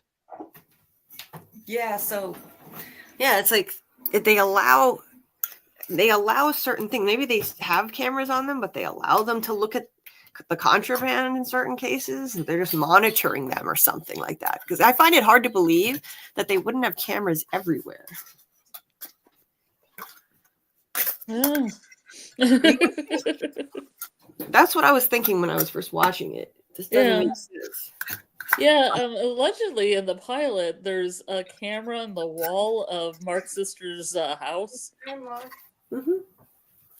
But I'm not sure that's a camera or not. But there's a knot in the wood, and there looks like there's a camera in there. Oh, in the wellness center? Yeah. No, in Mark's sister's house. At his sister's house. Oh, yeah. So you think there might be a camera in there? There's a knot. There's a knot in the wood, and it looks like there's a camera in there. Ooh, that I gotta check that out again. Yeah, I'll have to find it. Interesting. Okay. All right. Let me get back to feeding the cats while I'm talking. So okay, let's move on unless we have anything else to say here. But I think we're good. Up here, this kind of reminds me of a stick of dynamite. That's the last thing I would think of. Like, it looks like a piece of dynamite with a I forget what you call this, a fuse. A wick. Yeah. Doesn't it look like that? Yeah. Yeah, I thought it was a cup with a long straw, but yeah, I can see it now. Yeah. I thought it was an arrow going into a cup. And the thing is, if it represents dynamite symbolically, it's right up at the corner, connected to literally everything there. So if you like that, then the whole thing would explode. Yeah, maybe. It's like, to me, it looks like maybe it's symbolic of that. I don't know what it means. I don't know why, but yeah, that's what I thought of. But anyway. Yeah, I wonder what those little symbols are. There's also a whole bunch of like little, doodly scribbles. Oh, there's a lot of that too. Yeah. I mean, I was trying to think if anything looked like that blue sticky note, but I don't see anything that looks like that. Thing that looks like a code. No. Yeah, I don't either. So yeah, they were a little worried about Helly and sorry, my cats they're all sitting here staring at me. Oh no. Now they're fed. That's all done. There you go. Well, it's better than them looking at a mouse. Yeah, God, I still haven't seen one. Fingers crossed on that one. I don't want to see a little mouse scurry across my room. I had a field mouse living in my car once, and I opened, like I looked in the window of the car, and it was just sitting on top of a giant stack of dirty laundry, like just sitting there. I screamed bloody murder in the middle of the parking lot, and everyone was looking at me. I had some black widows living in my car. Yeah. Oh, really? Jeez. Yeah. So yeah, Bert shows up, and he has these little tote bags that pre-release. Yeah. Irving is so excited about it. He brought pre-release handbook totes for us. God, stuff he gets excited about. He's so happy. Yeah, he's so happy to see Bert. He's happy to get the tote bags. And yeah, Bert invites them to the optics and design department. And the directions are reversed. I'm not sure why they're reversed. Maybe because they're not supposed to be fraternizing. I don't know. Yeah, maybe. Yeah. Yeah, it definitely seems like they don't want the departments fraternizing. So I'm surprised that Irving took him up on this quickly without questioning whether or not he should be doing it, because he's so, conscientious about following all the rules to the letter. But there's technically no rule against it, I guess. He immediately was like, hey, I'm out of here. He's taking him up on his offer immediately. Gotta go see him. Yeah. Oh my God, this is so funny. This line right here. Like, they used to mix together, apparently, the departments. And Dylan said that was before O&D started disassembling people's bowels. Yep. Sure. Everything was all fun and games, so disassembling. So good. He believes that nonsense so much, and his lines are hilarious. And again, it was a way to divide people, clearly, spreading these ridiculous stereotypes and fabricated stories. I'm sure there was never any violent coup, of course. And I look at Helly now. Yeah. She's just like there's vacant eyes. There's just nothing there. 2 days of that. With no break. With it's no not break. even a break. There's not 2 days of it to them. It's like the same, really. It's like the same. It's one long day, 16 hours. She had to say it 1,072 times.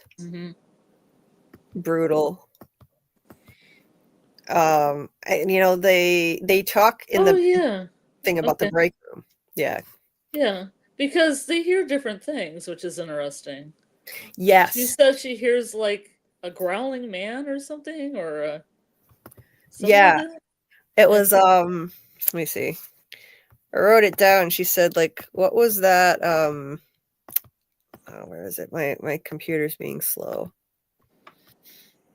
Hold on. Oh yeah, it says she wonders about the angry mumbly guy voice behind the break room door. Yeah. Yes. And then he says crying baby. So he's hearing a baby and she's hearing a man. Yes. And I think that's important. I think that's a clue to something. They hear different things. Yeah.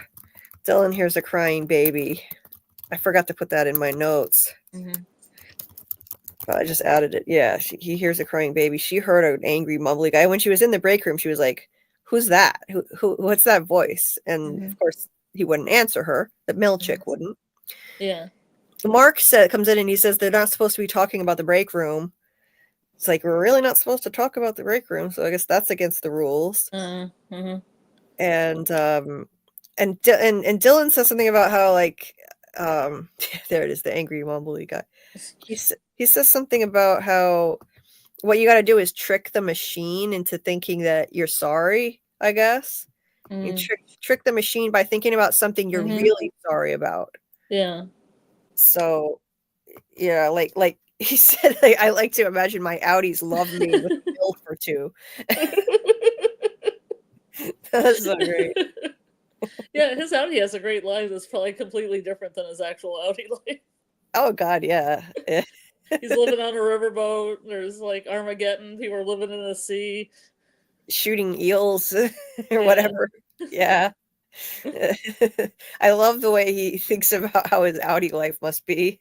Like it's so ridiculous. He's always bringing the comic relief. I love Dylan.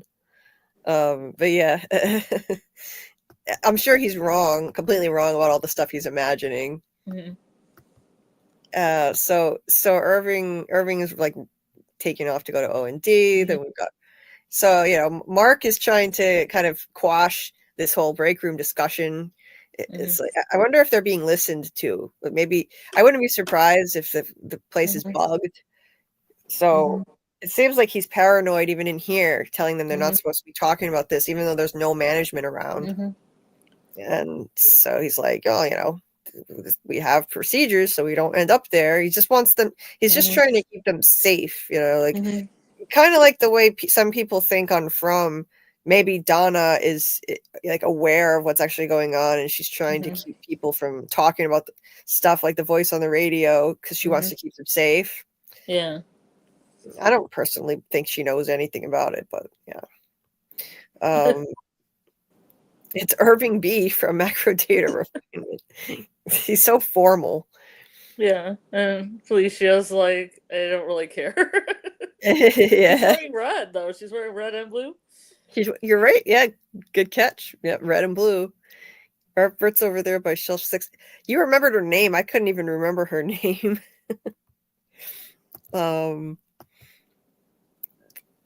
I noticed the use of reflections in this scene. They did this a lot. So what a beautiful shot. This I'm obsessed with the cinematography and the direction of this show. The duality of their severed selves. You got them here, and then you see their two reflections right there. Yeah, they're always holding stuff that bonds them together too. At least Christopher Walken is the shelf thing. Yes. Like it's a pipe between the two. Right after where their hearts are. Oh, yeah, right where their hearts are. Yeah. Yes. So sad, right? Yeah. Because they just want to be together. The place is trying to keep them apart. You can tell. And then there's another shot where they're standing with a shelf in between them, again, divided. Yeah. So yeah, like he's showing him around all this silly stuff that Irving is just amazed by, and like the ridiculous art that they create. They make love this. the artwork. I love the artwork. They're responsible. I love the names of the paintings too. The names of the paintings are like sublime. I know, right? I didn't write down the names of the paintings, I don't think, but yeah, the like they're responsible, of course, for the one with Kier and the cat o' nine tails from the first episode of the second. I think it was the second. And yeah, so they basically produce propaganda, essentially, like these paintings that look like historic, like they're really old, as if they're biblical images. Again, this is one of the shots I was talking about. They're talking with these shelves in between them, dividing them, and then you can see his reflection in the shot, the duality of his two sides of himself. And they show the same thing with Irving too on the other side. So yeah, there's one where the caption's covering it up, but yeah, you could see his whole face in a shot too. So I guess they kind of cycle the art, like they keep rotating it. They give these people such pointless things to do. Why are they paying them to do this? It does seem like they're running an experiment on these people. Like their job is to make this silly art and rotate it every now and then. And sounds like a good job for me, at least. It does, but it would be cooler if they were actually making it like traditionally. But I don't think they actually paint the stuff themselves. Like they have some other way of producing it other than just painting it. Like, so it's not like true art. Yeah. Yeah. So they're is it called youthful covalence of Kier? Something like that. Oh! Was it the convalescence of the youthful convalescence of Kier? Did they show the image? I can't find it. Yeah, they did, because it has the kid looking straight forward, and then all the people around him. Yep, here it is. Praying. Yep, the youthful convalescence of Kier. The way they idolize this guy, he really is like a cult figure showing something like this. Then they had that painting behind him with the person in white, which is interesting. Right, I just noticed that too. Interesting. Yeah, I don't know what that represents, but it's cool. But yeah, this is so culty, so culty. Yeah. Like just idolizing this guy like a god, really. And let me see, like I'm gonna get the actual quote because the quote was really good. I'm gonna stop sharing the screen for a second. The quote was like, oh wait, I just lost the spot I was in. Hold on. Where is it?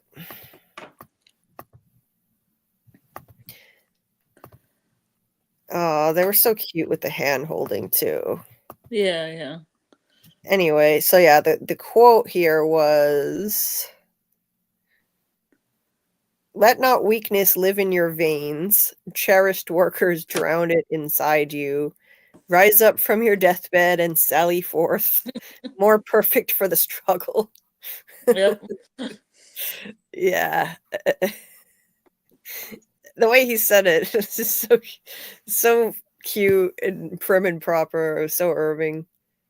All the characters in this show are fantastic. I don't know if they showed any other art or if that was the only painting. I don't remember. I think that was the only one in this episode. In this one, anyway. Yeah. But we get more later on. Oh, Grant must have dropped off again. His StreamYard's not working for him. No, StreamYard is being a pain. StreamYard keeps crashing my browser. Oh, sorry about that, Grant. That sucks. Been there. Yeah, I always use StreamYard in the in the browser myself. I don't use the app, and I haven't had issues for some reason, but yeah, I always had problems with the browser, and I use the app, and now it works good. So maybe the app is better, and I don't know why the browser doesn't have any issues for me for some reason. AA said Rickon might not be in on it. Yeah, maybe.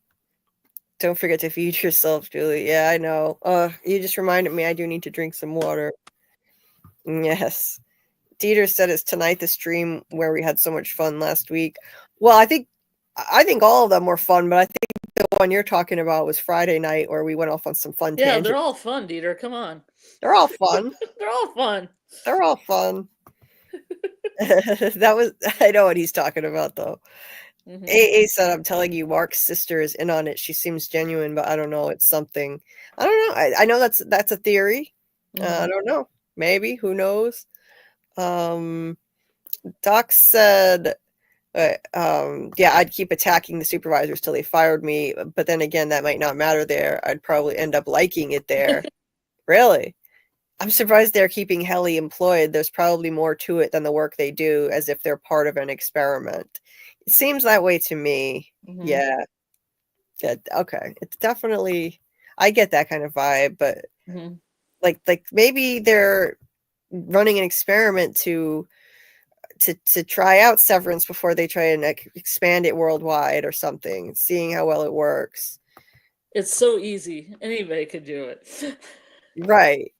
You know, that could be why Harmony stole that candle that was Mark's wife's and put it in the break what is it, the wellness center, and watched to see how he would react. Like, is the Severance working? And that was another thing that I thought seemed like a test too. The funeral scene, like when he leaves early and she comes with him and she says, "Was it just too sad for you?" Or she wants to see, I think, if he remembers him somehow. That's what it seems like. Again, or feels anything. Right, exactly. Again, here with the reflections with Irving, showing the reflection, the dual self. And he sees the book. So he finds the book, the You Are. And yeah, so who's looking at so again, like Helly finds this. You'd think that they would get caught on camera. She finds the map and she's looking at it. I always found that weird watching it. Like, aren't they watching these people on camera? You would think. And yeah, so they talk about how it's not allowed to they're not allowed to map the place.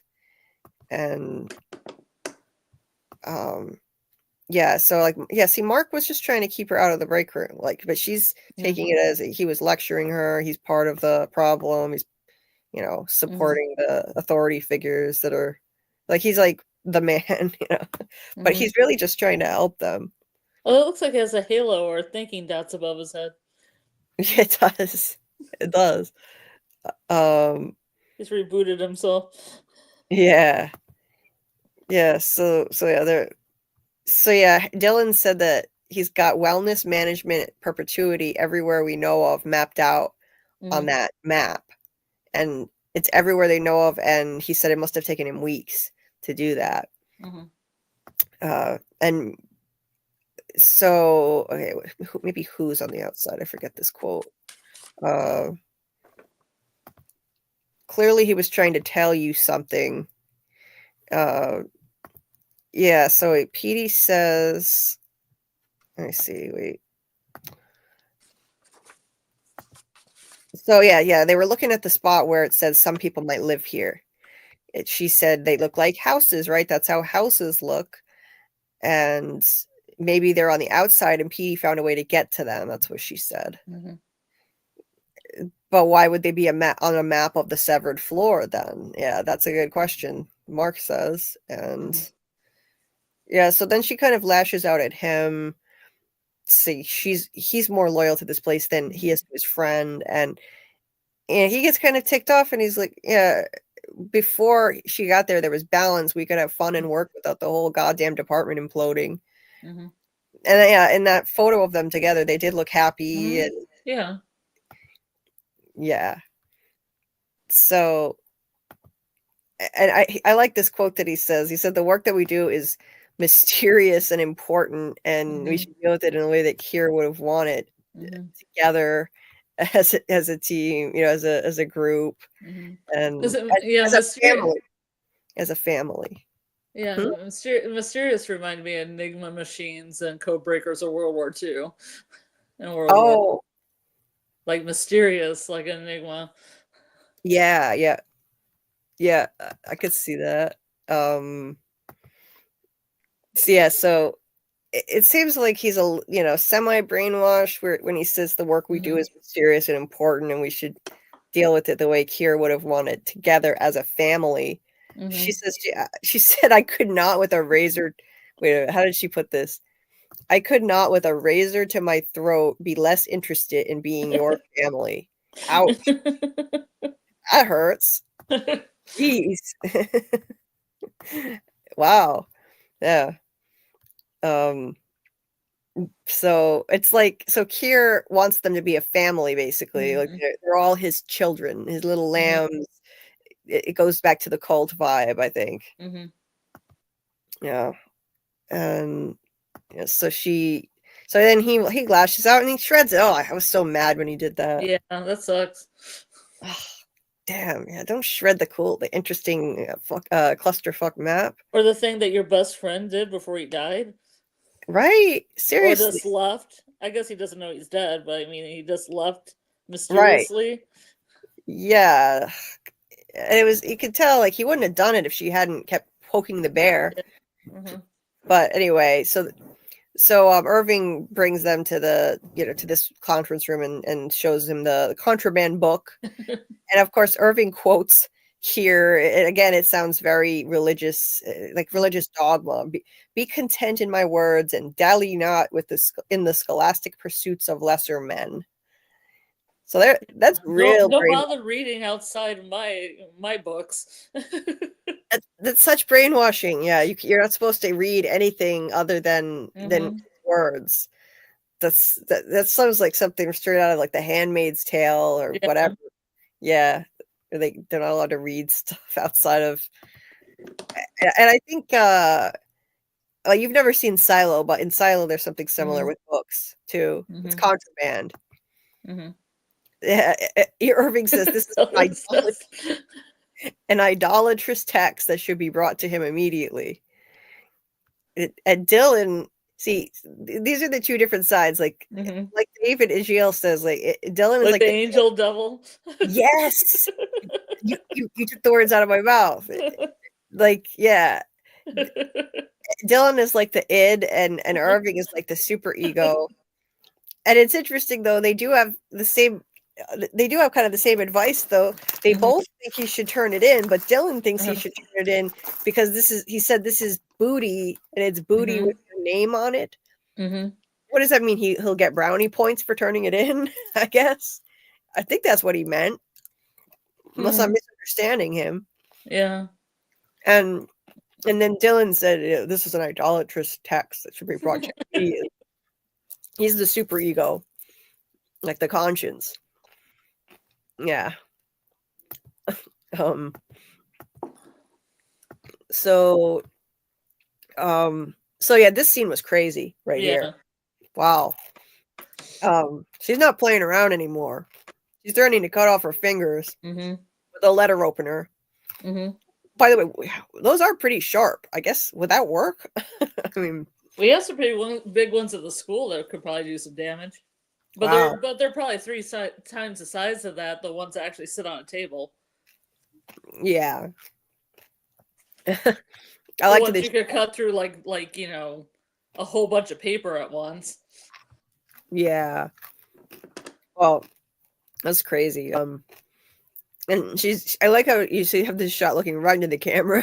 Do I look like I'm fucking around right now? No, you don't. Cooing around. Yes. And gooeying around.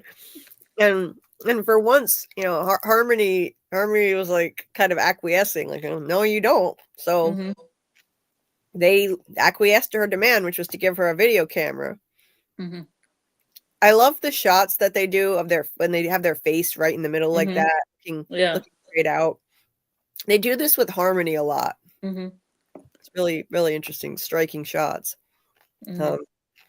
Yeah, she records her video saying she's resigning. This was hilarious. Well, boss, I guess this is the part I tell you to go to hell, but you're already there. And she thinks she's leaving.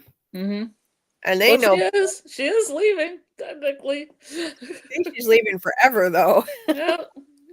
And then it's like immediately, this is the next day. She's back. Mm-hmm. Like, oh shit. She's back again. Mm-hmm. So much for that. That sucks. Yeah. What does she have in her other hand? I know she has a disc in one hand, but what's in her other hand? Her ID? That's her badge. Oh, yeah. okay. So, yeah, there's the lanyard. Mm-hmm. Yeah. This was harrowing. This right here, it was chilling is what it was. She was ice cold. Her Audi is savage. She's oh, hold on, let me see. I wrote it down what she said. Yeah. But yeah, her Audi is like she said she's not a person. She has no rights. She has no agency at all. She said, let me see. She said, I understand that you're unhappy with the life that you've been given, but you know what? Eventually we all have to accept reality. So here it is. I am a person, you're not. I make the decisions, you do not. And if you ever do anything to my fingers, know that I will keep you alive long enough to horribly regret that. Your resignation request is denied. Wow. So it is reversible if she could kill her? I mean, yeah, she could. I mean, I mean, like, what do you mean she could kill her? Like, she could kill herself. Well, she could, but it seemed like she would take out the severance thing, and she knows it's reversible. In her words. What do you mean? I'm not following. In her own words, she said, I will, if you cut my fingers off, I'll make it hard for you until basically she kills her so she can take the implant out.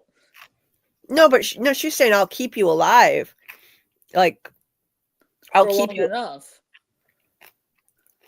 long enough to horribly regret that. I took that to mean that she'll, I don't know. I took that a different way. I didn't take that to mean she's going to like unalive her, but well, keeping her alive long enough, it means there's death there at the end. Yeah, but she wouldn't. Statement. Yeah, but she wouldn't do that to herself, though. She would be unaliving herself. Like, so she can't really torture her any. I mean, it seems to be a pretty like risky game to play.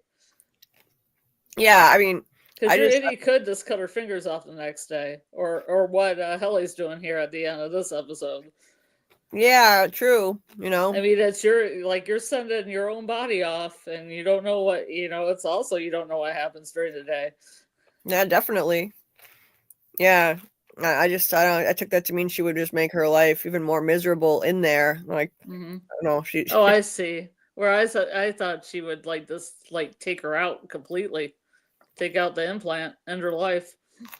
Yeah, it could be. Yeah, I hadn't thought of it that way, but yeah, but yeah, somebody should probably just ban plasma cube. Dieter, anyone? Plasma? What? In the chat, there's some guy making rude comments. Oh no! Oh dear. I didn't see that.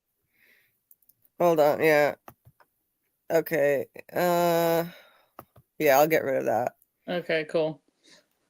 Anyway, so yeah, she was like a completely different person. Like she might as well have been like the acting was so good because it didn't even feel like her. the way she spoke. It was just yeah, it was like startling. Imagine not even remembering making this message. Like, this is you that you're looking at, saying this to you, saying you're not a person, and you don't get to decide anything. Like, I'm a person, you're not. I make the decisions. It sounds a lot like Westworld. I know you've never seen it, but it's kind of like that same thing. Yeah, it's crazy. So I But she said it's interesting though when she said, I understand that you're unhappy with the life that you've been given, but eventually we all have to accept reality. To me, it just kind of it hit me like yeah, very true to actual life too. Like the being unhappy with the life you've been given in our world in real life, and you know, like what are you supposed to do? Yeah, people feeling trapped in your own life and the circumstances you're in, but like you just have to accept it. You can't get out. You're like, this is what you have to deal with. So you have to make the best of it. You're not even a person. This is the life you've been given. Yeah. And it's yeah, it hits at the concept of free will and destiny and whatnot. Yeah, so it was crazy though, and she has no memory of doing this. It's got to be so jarring. Have no agency at all over your body or your life. But so yeah, she's stuck, and then so now we're back with Audi Mark, and he's so is this is There's what the you box. That's the box. That's what you were talking about. Yeah, there's the box. That's right the there. Shot. That's the shot. I totally get what you're saying. Yeah. Wow. Even the angle it's shot at with yeah. Because there's an angle when they shoot the dust the same way. Yeah, absolutely. It's like it's like a word that begins with an S and ends in an A from yes, exactly. From a very dark chapter in German history. For your son, you know, the sensitive types. World War II. Yeah, exactly. You get it. I think that's definitely Does what they were going. Plasma get it? He said we were low IQ. Does he understand? Oh my god. I didn't even read all of those. I just deleted it. I just yeah, let's just ignore that. Yeah. It's funny. Low IQ. Like what? Okay, then if you don't like what we're saying, then you can leave. Like why do trolls even bother wasting their time? Like being trolls, being assholes? Like you can leave. Nobody is forcing you to stay and listen if you think that we're stupid or something. And you know, like yeah. I give no anchovies. Yeah. Yeah, I couldn't care less. Like I wonder if that that pathetic, time wasting, useless waste of space troll has a channel with 1.4K subs after only 3 months of having a channel, and had over 100 people watching the two of us. Like I think at max we hit like 160 people watching pretty early on doing lives. So apparently I guess all those people are low IQ too, and they're all they have no I mean, like they have no intelligence, because all those people kept coming back week after week after week while we did 8 to 11 hour lives. Like 11 hour was the max. So I was gonna say something for David. I know it's used in other cultures. I understand, and I know that ones go to the left and ones go to the right. I know the whole history of the thing. Yeah. Oh yeah, I know that it used to mean something else, and it was co-opted by. It used to be used a lot. It used to be used a lot in decoration too. Like people put on sweaters, people put on book bindings, just like a star or a crescent or anything else. Right. It was a lucky symbol. Right. Yeah. It's no one can ever use that again for that purpose, as done forever. Well, people do. People in Eastern cultures still do. Oh, geez. Yikes. No, but I mean, it's going to the left instead of the right. It's been around before that happened. Yeah, but now it's just forever. Like in Hinduism, they're not going to be like relinquishing a symbol that they've used for 2,000 years. It's just forever tainted, though, like by that, you know. True. So if people see that, they're going to automatically make assumptions that are not that are not true, about the people using it. But Dieter, it's okay. I know you're at work. I called him out. I'm sorry I called you out. Don't worry about it. No, it's not your fault, Dieter. He's doing the best he can at work. Yeah. David said it's actually a symbol of the mind / sun. The Germans took the symbol and inverted it. I mean, it would make sense if they're going for that symbol of the mind, but I think they were probably going for the double meaning, that plus what we were talking about. And thanks, Joshua. I had to kind of hit back a little bit, even though he wasn't even here to hear it. I don't care. I just felt like venting for a minute. I just hate trolls. Like go like, be a troll somewhere else. Why are you bothering wasting your time here? Some people just have nothing better to do, apparently.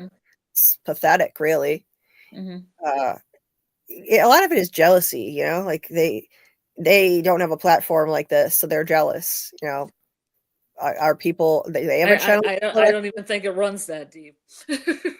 A lot of times it is, though. Like they don't feel like they're being heard, and they want more of a voice, and they're jealous that people are listening to someone on their channel. A lot of it, a lot of times it's that, and it's insecurity and that kind of thing. But it makes them feel good about themselves to put other people down. It's deep insecurity. Anyway, so they're talking about Peter. Petey is actually Peter Kilmer. I didn't know his last name until now. Petey is such a juvenile nickname for a grown man. I've never heard of a grown man being called Petey, but it's fitting for the way that they're so childlike. The way that they're referred to by their names, like Mark S. and like they don't use their last names ever for some reason in the office. And Helly, that sounds like a nickname for something. So the board is refusing to acknowledge that reintegration exists. I don't think denial is the best way to go about this, though. Harmony is trying to help, actually, but they won't even acknowledge that it exists. And then, of course, she does something super savage with the funeral, but we'll get there. And they do a lot of these shots of her just sitting at her desk right in the center of the shot. With the clouds behind her, the fake sky. Yes. Just looking cold as ice and intimidating. Very there's another word I was trying to think of, but I can't think of it now. I'm getting tired. But just intimidating, I would say. Yeah. She does an amazing job. Patricia Arquette is slaying this role. Truly. Oh, this is where she says all this. Oh, she's saying all those things, Yeah, it's like cheer, humility, benevolence, nimbleness, wiles. Then there are others. I can't even remember them all. Wiles, vision, verve, wit, cheer, humility, benevolence. I wrote down this BENE, benevolence, nimbleness. I was writing really fast. Yes. And that other one, probability. Yep. She sits there by herself, reciting it to herself. So she strikes me as either she's a true believer in. I think that's really what it is. She seems like a true believer into the cult of here, and she's reciting this to herself. Either that, or she is thoroughly brainwashed and mind controlled. One or the other. Because she's by herself doing this, reciting it to herself. Oh, and look at what she's holding. I didn't catch this before. She's holding like a tin type. It's it looks like a very old-fashioned little... it's a tin type. It's a photo made on tin that they made in the late 1800s, early 1900s. Oh, wow. In a beautiful little case. I have some like these. Wow. I have a couple of cases like this that I found at an antique store because I like steampunk stuff, Victorian stuff. Oh, that's so interesting. It's like a little book. It folds up, and they're usually made out of wood, and it has a little hook on the side, and they're gilded. They're beautiful. Like all the velvet will be embossed on the one side because people only had like 1 or 2 pictures of their loved ones, so they wanted to save them and put them in beautiful, books that they could put in their pocket and keep. That's But so I don't cool. know. I don't know who this guy is though. Yeah, I could tell just looking at that from a distance. It looks very, very old. So yeah, it makes sense. At Yeah, first, I thought it was her dead husband, but this guy's older. She's got a tintype in a frame like this. I wonder, maybe her father, I guess. No, wait, that's impossible. Why would I? Did What it am be I saying? Kerr? Did she Maybe have a her. picture of Kerr? You mean Kier? Yeah, like some old school picture he had, like a tintype he had made. Yeah, it very well could be. It kind of looks like Kier, actually. But the From young, sexier Kier, not the old guy. right, because we've seen like the statue of Kier. We saw like the silhouette of his head up on the wall, and but this looks like a young Kier for sure. Yes. Yeah, she carries this thing around. She probably worships the guy. I think she's a true believer. I don't think like there are all different theories. Maybe she's severed in some way, mind control. To me, she strikes me as a true believer, cult worshiper. Yeah. Hey, Johnny Utah says, "Did you guys watch the latest episode of Skeleton Crew?" I never even heard of that. Skeleton I don't know Crew? what that is. Patricia Arquette was in a Freddy Krueger movie. Yes, Dream Warriors. I didn't know she was in there. We were just talking about that, how we should, like, I want to see that because it could connect to From, there are similarities. Interesting. Yeah. Cool. But yeah, Skeleton Crew. No, that I have not heard of, but I haven't heard a lot of shows. Anyway, so yeah, so she's a fascinating character for sure. They do so many shots of her staring straight into the camera, sitting at her desk, like she looks completely brainwashed to me. That's how she comes off. Not evil, but brainwashed. One of the true faith. Yes. And yeah, so I forget what her excuse was for going to the funeral. I don't. Yeah. Oh, it's her New Age shop because he came in and bought his hibiscus wash or something. Yeah, sure he did. That could be an excuse for anybody. She can use that with just about anybody. Oh, they came to my store. Yeah. Or whatever she has, a store, I guess, a fake store. Yeah, right. Yeah. I hope she has a fake New Age shop. That'd be awesome. Right. Yeah, so that she made a handy excuse to show up there, and I wonder, the motivation for Peter to get severed. It seemed like he had a family who cared about him. Well, I mean, he had an ex-wife, so he was divorced. Maybe that was really painful. He had a daughter who clearly loved him a lot. So yeah, that's the thing that puzzles me. They showed that really sweet video of him and his daughter playing that Nirvana song, right? That was a Nirvana song. Metallica song. No, not Nirvana yet. Metallica. I'm tired. Enter Sandman. Yeah, Metallica, not Nirvana. Yeah. Which is interesting because it's like exit light and all this stuff like the innies have. They don't see light. Yeah, I think they deliberately picked that song. The lyrics were fitting for sure. I forget how he explained why he went there. It was that he knew he worked with him. So yeah, he said, I thought maybe I knew him because he worked at Lumen. So yeah, this episode, I feel like there was a little bit less to dissect because of the long funeral scene and whatnot. But still interesting. Still a great episode. All of them are. His daughter, it was so sad with his daughter. She clearly I felt bad because this like strange woman just comes up and starts talking to her at her dad's funeral. I'm like, who are you? Stop talking to me. It's so intrusive, right? Yeah. So intrusive. And it was interesting because I thought the wife was going to pick up these vibes that he actually knew the daughter's name, but then that didn't happen. Right. Yeah, because Petey had mentioned June and he said, "Who's June?" Because when Petey was out of it, he said something about June. So yeah, he's like, "Are you June?"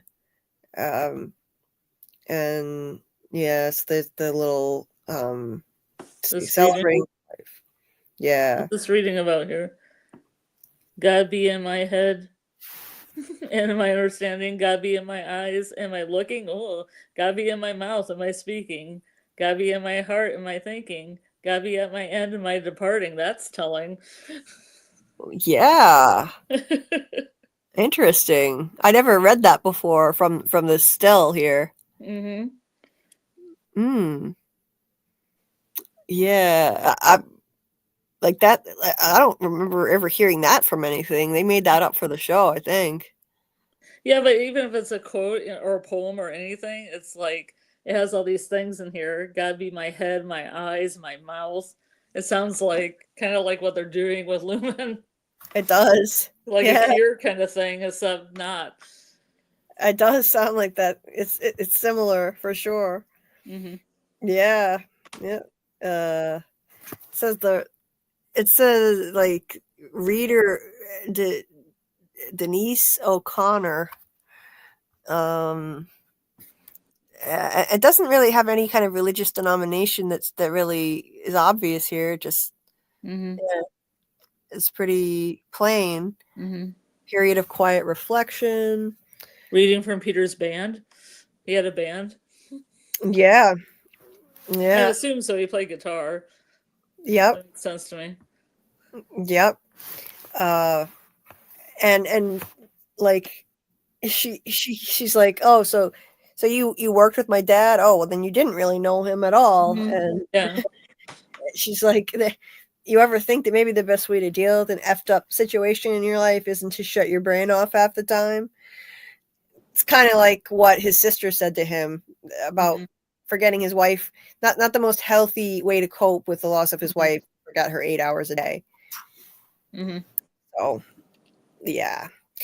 So the question is like, why did Peter do this when he had a daughter who loved him that much? It makes you wonder, what was his motivation for getting severed? Yeah, he had a divorce, but he had this daughter who had this the close. At least they used to be close. It's interesting as they say we're gonna melt your face off in the beginning when they're just talking on the video, and contrast that with Helly's I'm gonna take off Mark's face and wear it. Yeah. When did they say they're gonna melt your face off? Before they started playing. Before they started playing, it's like we're gonna rock you. We're gonna melt your face off. Okay, gotcha. In this video, you can see that she looks much younger. She looks to me younger in the video. So yeah, something like he's teaching her how to play in school, and it's a lot better than this. So maybe they had a falling out and they weren't close anymore. So something happened in his life. Something had to drive him to do this. That his life was something he wanted to forget. Yeah. And the lyrics of the song were just so fitting for the theme of the show. Sleep with one eye open. Let me see. Wait a minute. Yeah. What is this? I'm looking at the closed captions. Say your prayers, little one. Don't forget my son. To include everyone. Tuck you in, warm within. Keep you free from sin. Till the Sandman he comes. Sleep with one eye open. That's a good line. Gripping your pillow tight. Yeah, this is such a fitting choice for this show. Exit light. Yeah. Night. Oh yeah. Enter night. Yep. Off to Neverland. Yep. A grain of sand off to Neverland. Yep. This is so fitting. Yeah. You can never do anything and then never any land. Yeah. If you think about it, their lives, heavy thoughts tonight in the Horn of Snow White. Yeah, this is so fitting. Their life, dreams of war, dreams of liars, dreams of dragon's fire, and things that will bite. So when you think about it, it could be like Neverland could be kind of like it's a lot like the Innies world. You never grow up. They're like children in there. It's like they're like all Neverland, like Peter Pan and Lost Boys. Yes. They never grew up. Yeah, exactly. So it's like they're kind of off in Neverland, the Innies, that is. Hush little baby, don't say a word. Like all of this is so it's just so fitting. Yeah. Okay, I do have a question. Yeah. How is nobody hearing her drill into this guy's head? I know, right? They don't have. Why don't they have the body? Have you ever gone to a funeral where the casket isn't in the front room?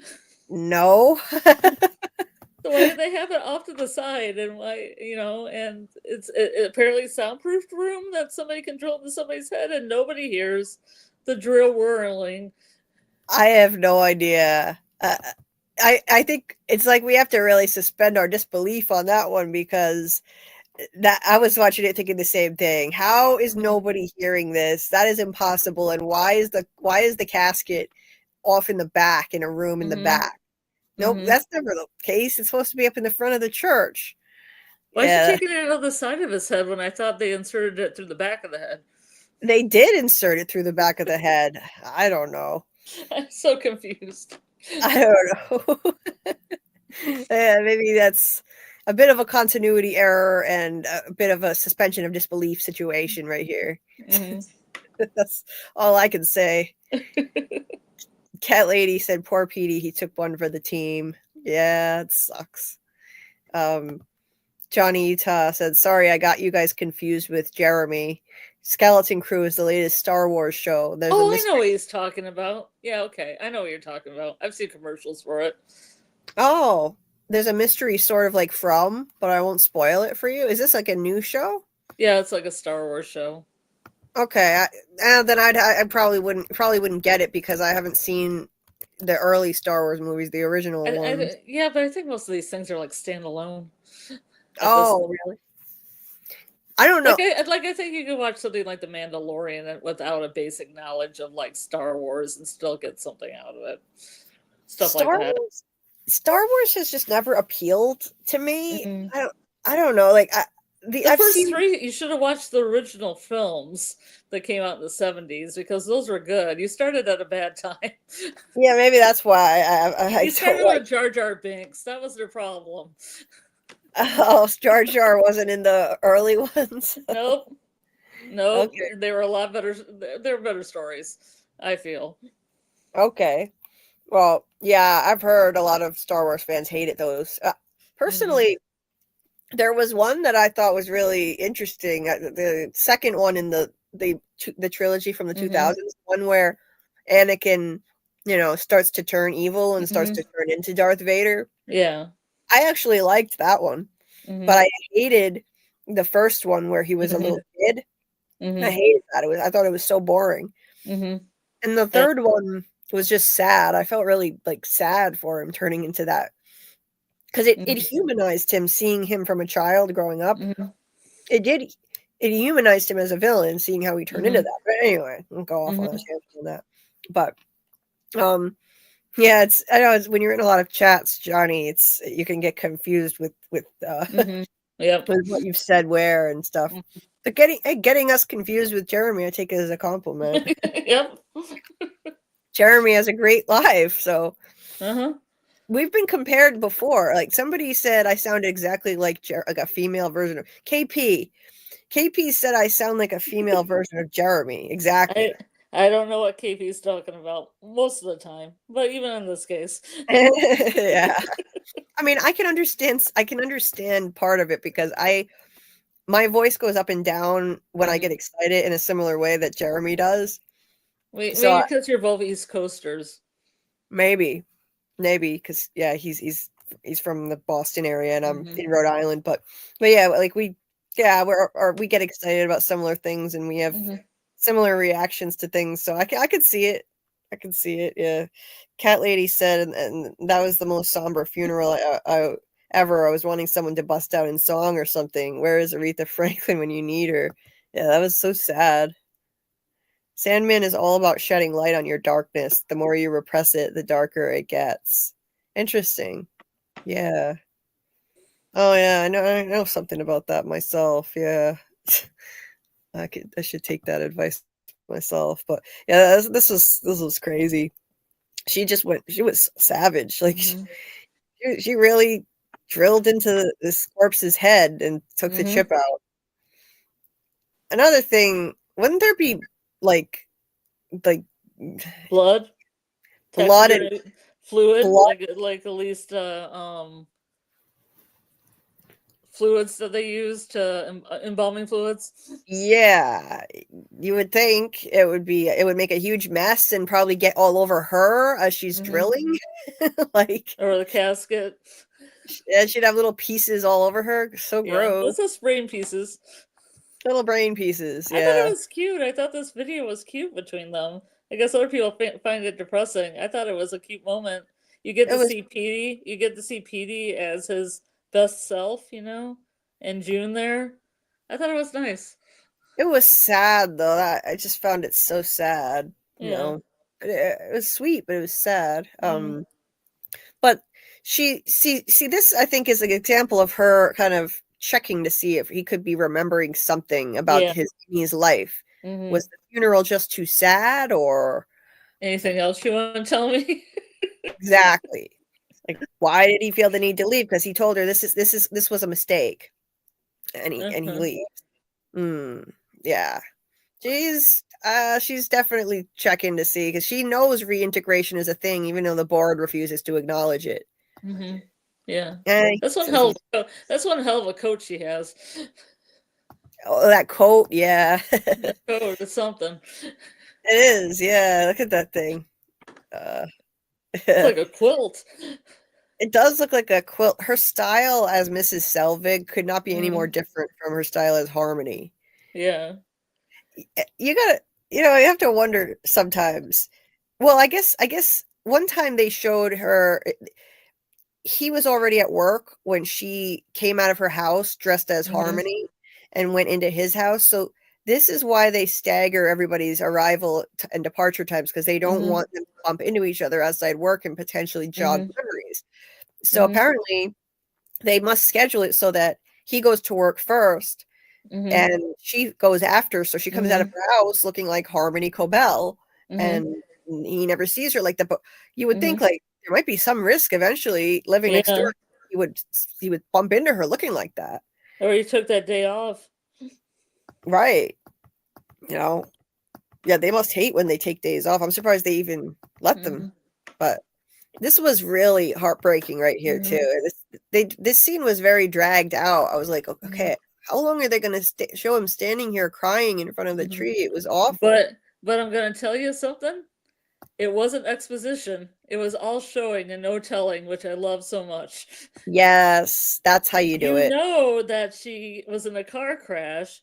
You know this is probably where she died. Yes. You don't have to have somebody. You don't have to have them go, "Oh, my dear wife, this is where you died." Yes. Exactly. Showing, not telling is exactly that's how you do it. Exposition is not the best way to tell a story at all. No.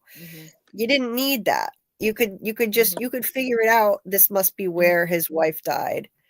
We know she was in a car crash. So he goes up and he goes up to this tree where her car must have hit. And he stands there and cries. And it's a very drawn out scene where, he leans in and it's just this silhouette of his face. Just very artistic looking. And I was surprised by how long it continued. It was like it just continued and continued, and then you cut to this. So it seems like going to Petey's funeral kind of triggered him, so he immediately went and did that. Even though he didn't remember Petey, it was just kind of, it reminded him of his loss. And so he goes to work, and now what is she gives him the chip. She gives him the chip. Now it's unclear what the pecking order is here. Like, he seems to work for her, I guess, under her. Mm-hmm. But she's presenting him with the chip. Mm-hmm. I don't know, maybe it's his job to deliver it somewhere or make sure it gets where it needs to go. She ripped out of the dead guy's head. Yeah. So messed up. But she's like, that's Pete. He said, that's Peter. She's like, yeah, that's Peter, or something like Mm-hmm. that. Okay. That's Speedy. That's the remains of Petey. There was Peter, and this is Petey. This is the remains of Petey. What is this thing behind her head, anyway? It's like a vase or something. It looks like a face. It looks like a Doesn't it vase. look I thought it looked like a face, yeah. Like a piece of pottery or some knickknack. That's what I thought too. Mm-hmm. So she calls in what the hell's her name? I'm not as good at names with this show as I am with From. Ms. Miss Casey. Casey. Casey? Miss Okay. Casey. That's it. She has a very robotic look to her face. Like a very flat. She was in Dollhouse, and I think she's playing the same kind of flatness. Yeah.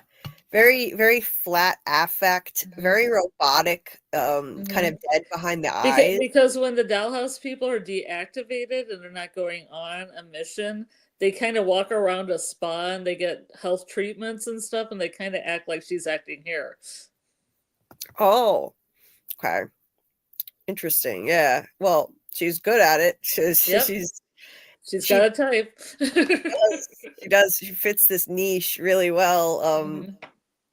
So she comes in and Harmony tells her that Mark needs a special wellness session. And yeah, she asks why. Harmony won't tell her. And she says he just needs it, trust me. So yeah, again, I think it's a test to see if any memory has been. Oh yeah, this painting. There's another painting. Yeah, this conversation was funny too.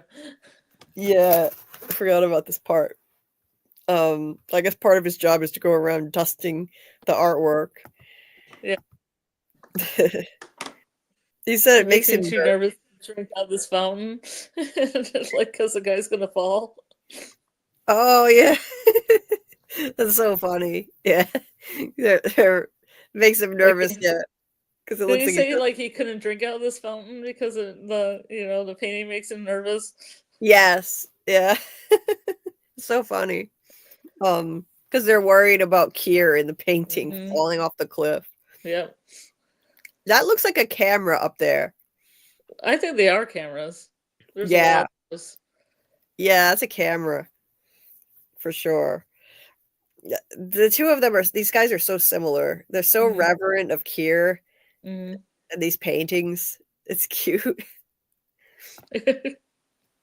And then they talk about like the little moment they had. It's a little awkward because they held hands before, and like one of them was like, if did I embarrass myself? And I think it was Irving, and Bert said no, like, oh, I wasn't embarrassed, were you? Or something like that.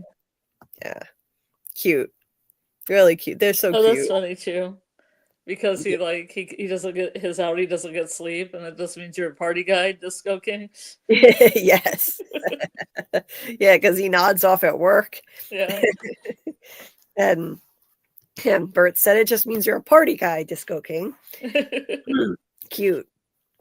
And Irving said, no, but I can't be falling asleep at work. What was this line? Let me see. It was no workplace shall be repurposed for slumber. Another quote from Kier. He's always quoting Kier. And then Bert said a different quote. Let me stop this so I can say it. Because he said something else. Let me get to it. Because Bert was saying, who cares about him falling asleep? And Irving said, well, the handbook cares. No workplace shall be repurposed for slumber.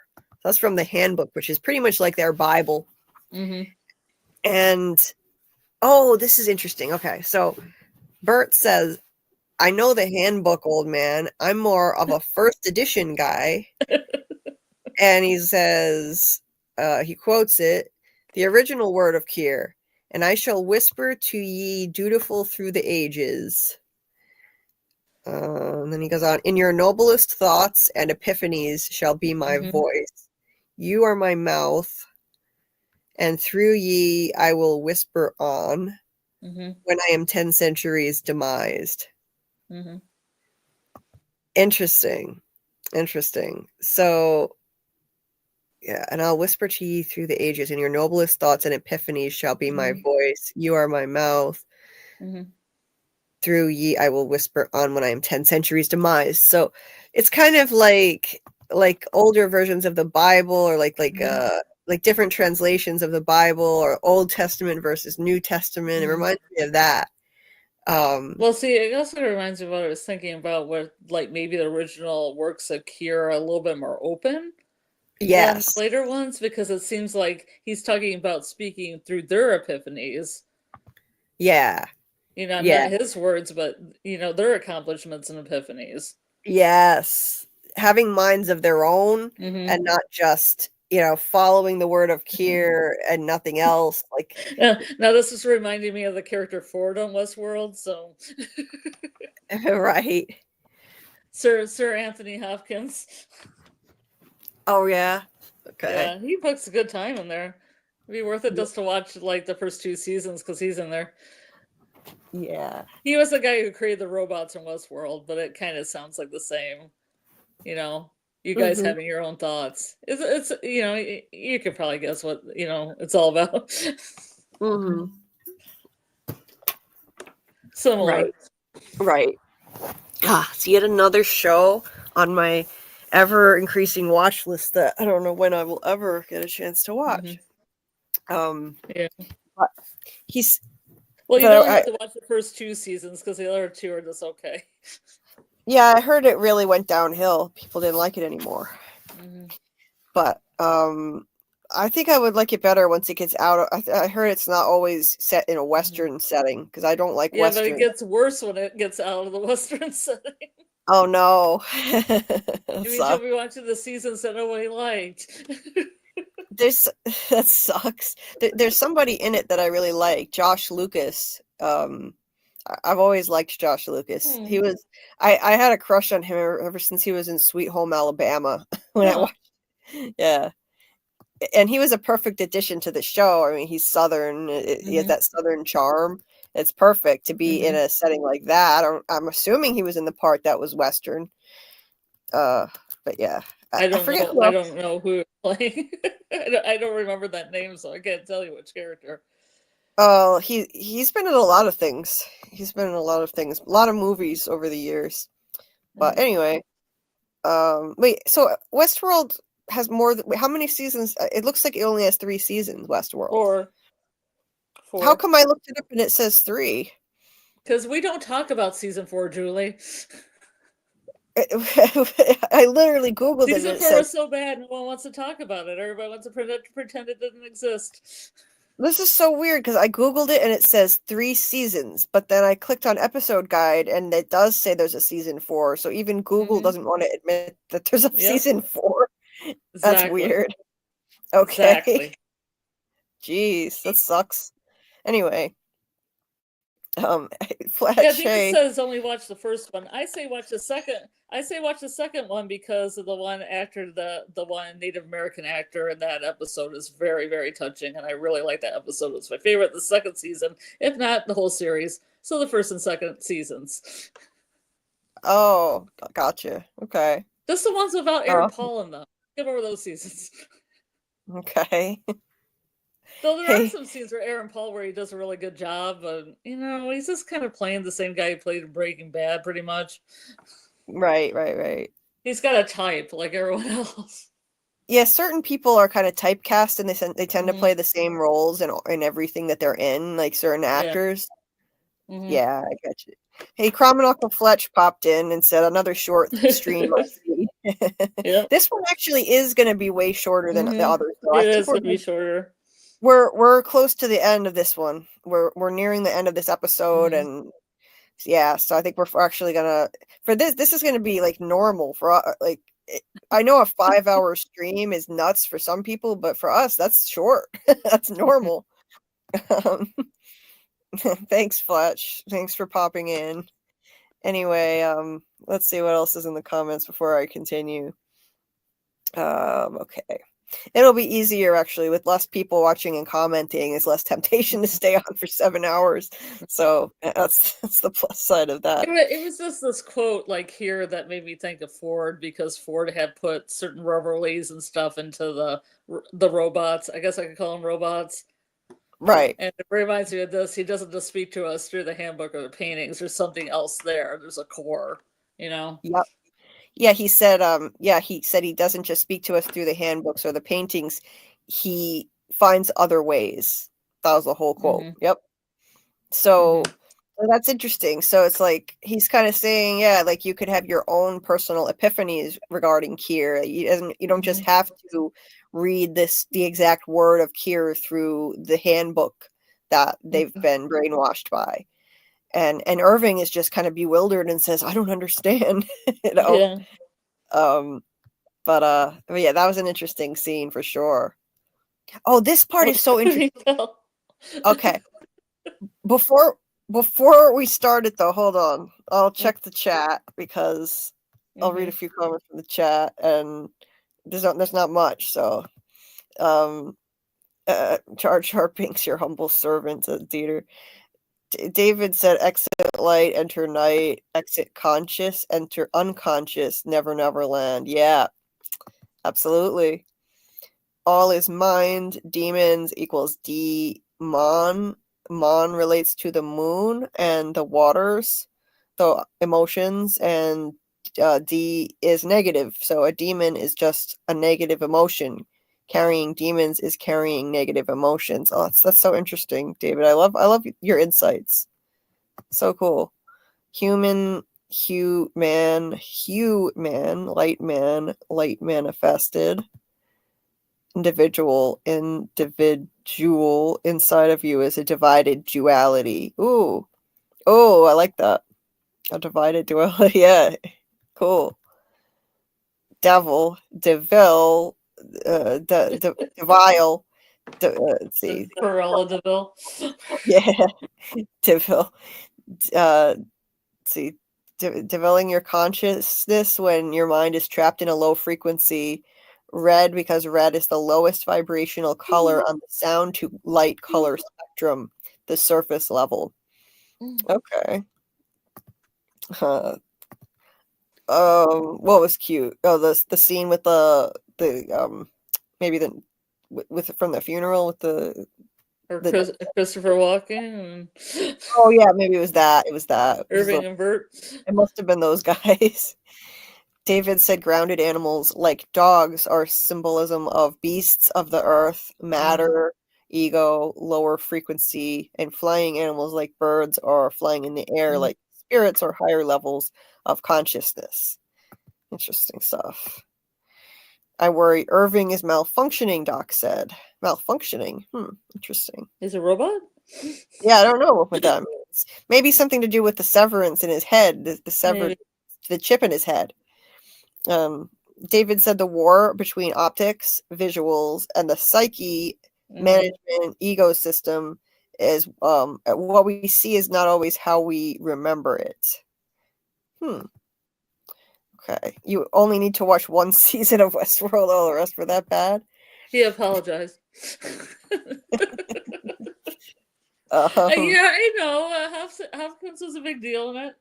He was like kind of the face of it, and then he kind of left after the second season, and then Aaron Paul came in, and it's like, Okay. Hey, Decipher. My favorite class. Nice to see you, Decipher. Dieter is laughing at us. Normal. David said they reckon we are only a few decades away from Westworld being a close reality. Ooh. I expect the population to drop dramatically when it comes to reality. I'm scared for what technology is going to do to our society. It's getting scary already with AI. Like we could be looking at a dystopian future, kind of like Black Mirror, not too far in the future. It's kind of scary. I don't like it. Skynet. Skynet from the Terminator. Skynet, yeah, I know what that is, even though, believe it or not, it's another movie I've never seen. But I don't know believe it. I'm sure you can believe it. It's on my list. It is. I will say this though. After even in the middle of From, when I was, up to my eyeballs in From when the season began, I carved out some time to actually watch The Matrix for the first time. Mm-hmm. Because I just thought, I was watching Lost also, and I just thought, yeah. I gotta watch The Matrix. I know I don't think From is a simulation, but it just seems like a classic that I really needed to watch, and I was glad I made the time to do it. Well, it has that white rabbit thing in it that would be like Julie's shirt too in The Matrix. Yes, it does. Mm-hmm. It does. I also watched The Truman Show again, too. Huh? Well, it would have the blue and red pills too, like the color scheme of this show. Yes, 100%. Yeah, that's another reason I wanted to watch it after I watched Severance. I wanted to watch The Matrix, and then I watched The Truman Show for the first time since I was a little kid. So it was basically it was a lot like watching it for the first time, because as a kid, you're not going to understand it as well. Yeah. When it came out, I was a kid and I saw it in the movie theater, but I don't think From is like a Truman Show situation, but everyone keeps comparing it to that, so I felt like watching it again. Another fantastic movie. So good. Irving and Burt, that was what Doc was saying, yep. Fletch said, David, I loved Westworld first couple of seasons. Yeah. I mean, the rest of it's worth a watch. It's just, I would rewatch the first 2 seasons, but I don't know if I'd rewatch the last 2. Gotcha. Yeah, it's the kind. I have that kind of thing too. Like, well, the problem with Westworld is they set the bar so high with the first season. The bar was so high, and the second season was pretty good, and then it just, it just can't be up that high for that long. Yeah, sometimes if something sets the bar for itself too high, it just can't meet expectations anymore. It's all downhill from there. You peak that early. And the thing is though, if I'm really into a show, even if it goes downhill and jumps the shark, I'll go down with the ship. I'll watch it to the end anyway. I just won't rewatch those parts that I didn't like as much. That's the same. And Westworld season 2 was this. People found it confusing because it was all these like merging like different timelines and stuff, which I found fascinating, but other people were confused by. Oh, okay. Yeah. Yeah, Doc, I thought that was what you meant, that his severance could be malfunctioning. Oh, okay, yeah. Not himself. Decipher said, I love a ringing incorrigible endorsement. No, I never saw the Terminator, Jeter. I know, I've got to see that. I never really cared much for Arnold Schwarzenegger, but I don't know, I just never looked into it. But now that I know what it's actually about, I didn't know what it was about. I just thought it was about Arnold Schwarzenegger as some kind of robot guy, and I didn't really like him. I didn't know it was about time travel. That's pretty much what it's about. But it's about time travel. I didn't know that. It's about time travel, yes, and it gets very confusing. It's like, it almost has a Godfather complex. Yeah, I like the whole paradox thing it introduces, where it's like the Skynet thing, going back to prevent it from being invented and whatnot. I like that concept, so now I want to see it. Decipher said The Matrix is my one, period. I keep hearing like only the first Matrix was actually really good. The other two were not, or the third one people really didn't like. But I didn't like the fourth. There was a fourth one. Oh yeah, it was recent, wasn't it? You don't talk about the fourth one. That's like you don't talk about the fourth season of Westworld. Was that recent? Yeah, it was recent. Yeah, I thought so. Sometimes when they'll do a sequel to a movie many years later, sometimes it can be amazing, but other times it can crash and burn pretty bad. So it's a crapshoot. Like, I thought they did a phenomenal job with the first Halloween movie that they did when they did the new trilogy with they brought back Jamie Lee Curtis, and they did another retcon of a bunch of the Halloween movies, and they did a new trilogy. The first one they did was absolutely fantastic, and they should have stopped with that. They should have stopped it while you're ahead. Then the second two, nowhere near as good. They ruined it. They ruined the ending of that first one in the trilogy, Jamie Lee Curtis and her daughter and her granddaughter. It was a perfect ending. And then they screwed it up. They couldn't just leave well enough alone. But yeah, that was one of those rare cases where sometimes come back many years later and it can produce something great still in that franchise. Yeah, it's never going to equal the original, of course, but it's yeah, it was great. And some, you know, like they did that with they did a Scream. Like I remember the first Scream movie that they had done, and like over a decade, it had Emma Roberts in it, and it was fantastic. And they were able to incorporate all the new technology that had been invented since the 90s, incorporate that and make a new type of Scream horror movie. And it was fantastic. So sometimes it can work really well. But anyway, Doc said if we don't rein in big tech, AI will become a big problem. If we empower open source, I think we have better odds in a positive result. But corporate power is pretty strong indeed. Fletch said Heretic has been getting awesome reviews. Has anyone checked out that movie? I haven't. No, it has one of the actresses from Yellow Jackets in it. Oh, okay. I saw a review with her in it, which I just wanted to hear her talk about Yellow Jackets, but she talked about the movie instead, and that's fine. Yeah, Heretic. I'll have to look into that. Mad Men. You never should I ask you if you've seen Mad Men? You haven't seen Mad Men. The show? Yeah. No, I've never seen it. Never seen it. Yeah. Just never appealed to me. It's a moody. It's an art piece. The concept of it never really appealed to me, but I know it was a lot of people really liked it, so I just never checked it out.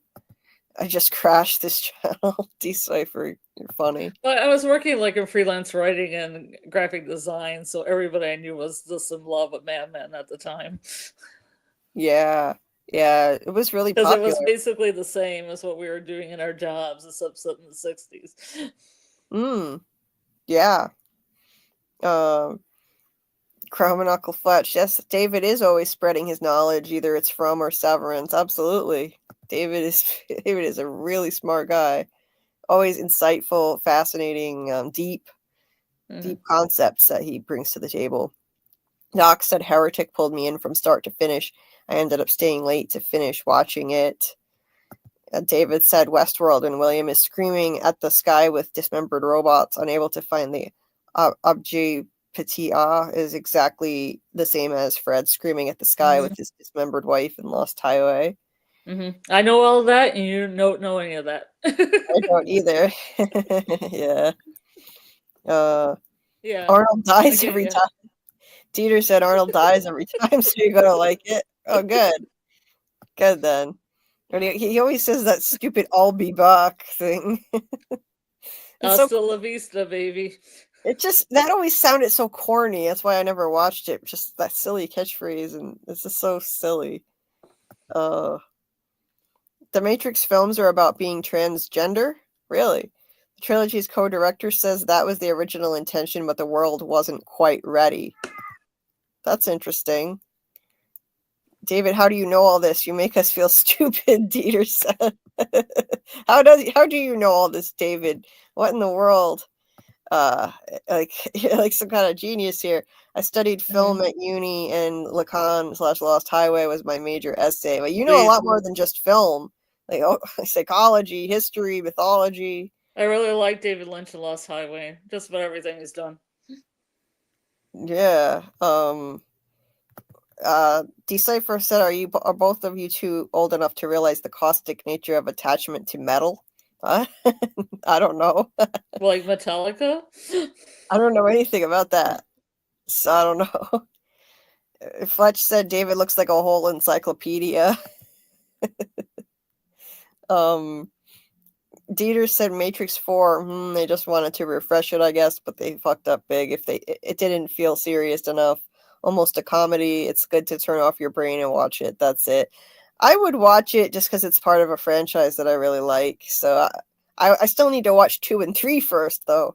Anyway, let's get to this now. So this is, I really like this, and it's very much, like, I think this part is good advice. Can we take the comment off so we can see the book? Oh, yeah, hold on. Sorry, Dieter. Sometimes I forget. Sometimes I forget to do that. But most of this book is full of silly platitudes, but I like this part. You think you need your job. And it ends up saying, your job needs you. Mm-hmm. Your job needs you. You don't need your job. Mm-hmm.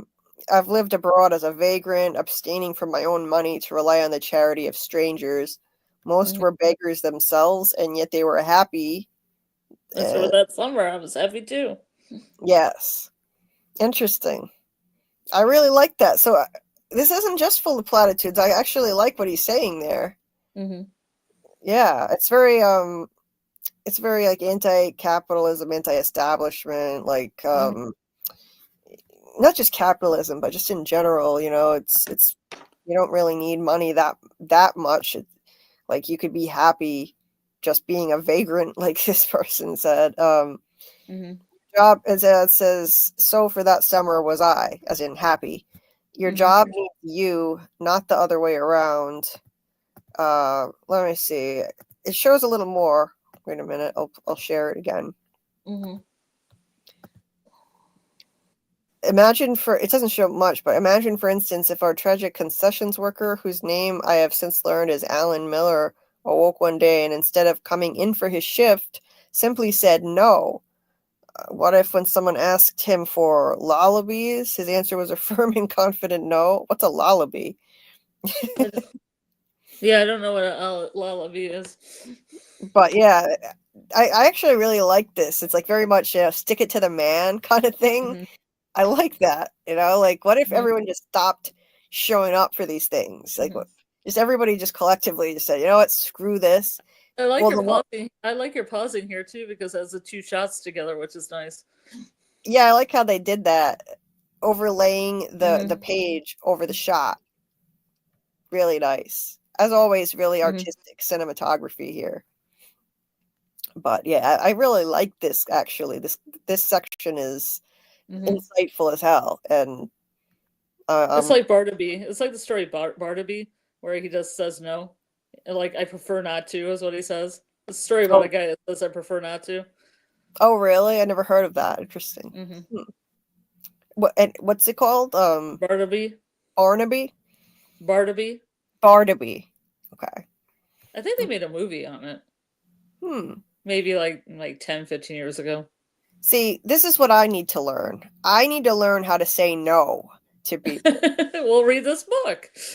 I think I should. I need to learn how to say I'd prefer not to. There is a book called The Art of Saying No, Julie. Is there? Yeah. I need that book. Maybe I should send you one for Christmas. I need that. I have it somewhere. If I can find that book, I'll send it to you. It's called The Art of Saying No. Like, I have a serious problem with being a people pleaser, and I don't know how to say no to people, even when I really don't want to do something. I'm like, I have this need for acceptance and approval, and I want people to like me and want to be around me. So I'll just say yes and be a doormat and do whatever they want, even if I'm not happy. So that's a problem. I'm afraid of people getting mad at me if I say no to something. They're not going to want to be around me anymore. They're going to be. I'm afraid of confrontation. I'm afraid of hurting people's feelings and all of this stuff. Yep. I need to learn how to say no. I'd prefer not to. They have that book. They have that book. I read this really great book that they made into a movie, which the movie was not so great, but Yes Man was really good. And yeah, that's great too. All about saying yes to life. Say yes more, and you never know what possibilities could open up to you. It's just say yes. Try saying yes to everything, but that's not the best advice. You don't want to say yes to literally everything. So this guy, actually, he really did this in his life. The guy who wrote the book, he tried just a year of saying yes to pretty much everything, and had all kinds of amazing experiences. And looking back on it, I wish I had taken that advice more in my life and said yes to more and tried more I missed out on so many opportunities because I didn't, but Mm-hmm. I also need to learn to say no more. So there's that problem too. I guess there's two sides of that coin. Mm-hmm. But yeah, I really liked this a lot. I liked this scene, and there's a lot of wisdom in it, as corny as Rick is. Mm-hmm. And you can see Mark. He's starting to become radicalized. This is the beginning of it. Mm-hmm. This is the seed is being planted, and it's interesting how it's kind of happening in his innie and outie life. At the same time, there are seeds being planted that are kind of making him, that are awakening him from this, like, complacency and, just kind of sleepwalking through things. He's like, he's being, his mind is being opened, and it started with the loss of his friend Petey here, who doesn't know died, but he disappeared. Doesn't know what happened to him. And Helly came, and Helly definitely stirred the pot, got him thinking about things he wasn't normally questioning. How long has he been working there? Do you know? I'm not sure. I think they must have said it at some point, but I'm not sure if they said it yet in the show. Okay. Yeah. But yeah, I think it's been at least a few years. At least a few years. I know he was there working with Petey for quite a while. He described it as, a decent amount of time. And yeah. But yeah, look at his face. He's definitely, this is starting to sink in. Like, he's reading this contraband book, and for the first time, his childlike innocent self is being exposed to information and knowledge coming from some other source than this propaganda machine that he's getting here at work from the handbook and Kier, which is great. It's really fascinating to see this happening with him. And just imagine, he's never gotten to, this version of him has never gotten to read anything other than here and the handbook. Never been exposed to any other ideas or perspectives or opinions. This is like life-changing for him. Completely mind-blowing for him, eye-opening. Like, it's kind of like, so this is the part in the allegory of the cave where he's like, yeah, his eyes are being opened, and he's like turning away from looking at the shadows on the wall and seeing like the next level of consciousness, like the next level of reality that he's never seen before. It's really interesting to watch. So, and the others are starting too. Like Dylan picks up the book later in the episode too. But even Irving, Irving is starting to waver a little bit. He's still very pious, but he's doing things he knows he probably shouldn't be doing this, fraternizing with Bert like this. Some hand-holding. Aggressive hand-holding. Yes. More hand-touching here. Very cute. And what are these paintings? Let's look at these things. Yeah, I don't know. Let me see. I can, It's like a ship and some halo coming out of a hill, and then there's like a person dancing by a pile of flowers. Let me see if I can make it bigger. Yeah, it's hard to see because it gets blurry, but that looks like the northern lights here in the sky. That looks like the northern lights. Landscape, and I see a ship sailing. And I don't know what the hell. That one's sideways. And there's a person on the left side and like some kind of floral thing going on the right. Yeah, that's a person. And yeah, some maybe flowers or something. I don't know. Landscape of some sort, possibly. This one is pretty. I like this one with the northern lights. That's gorgeous. That's really pretty. I should hang that one up instead of that horrific thing with Kier with the cat of nine tails beating a goat and a and a jester. I don't know what. So yeah. Anyway. Okay, I'll go back to this now.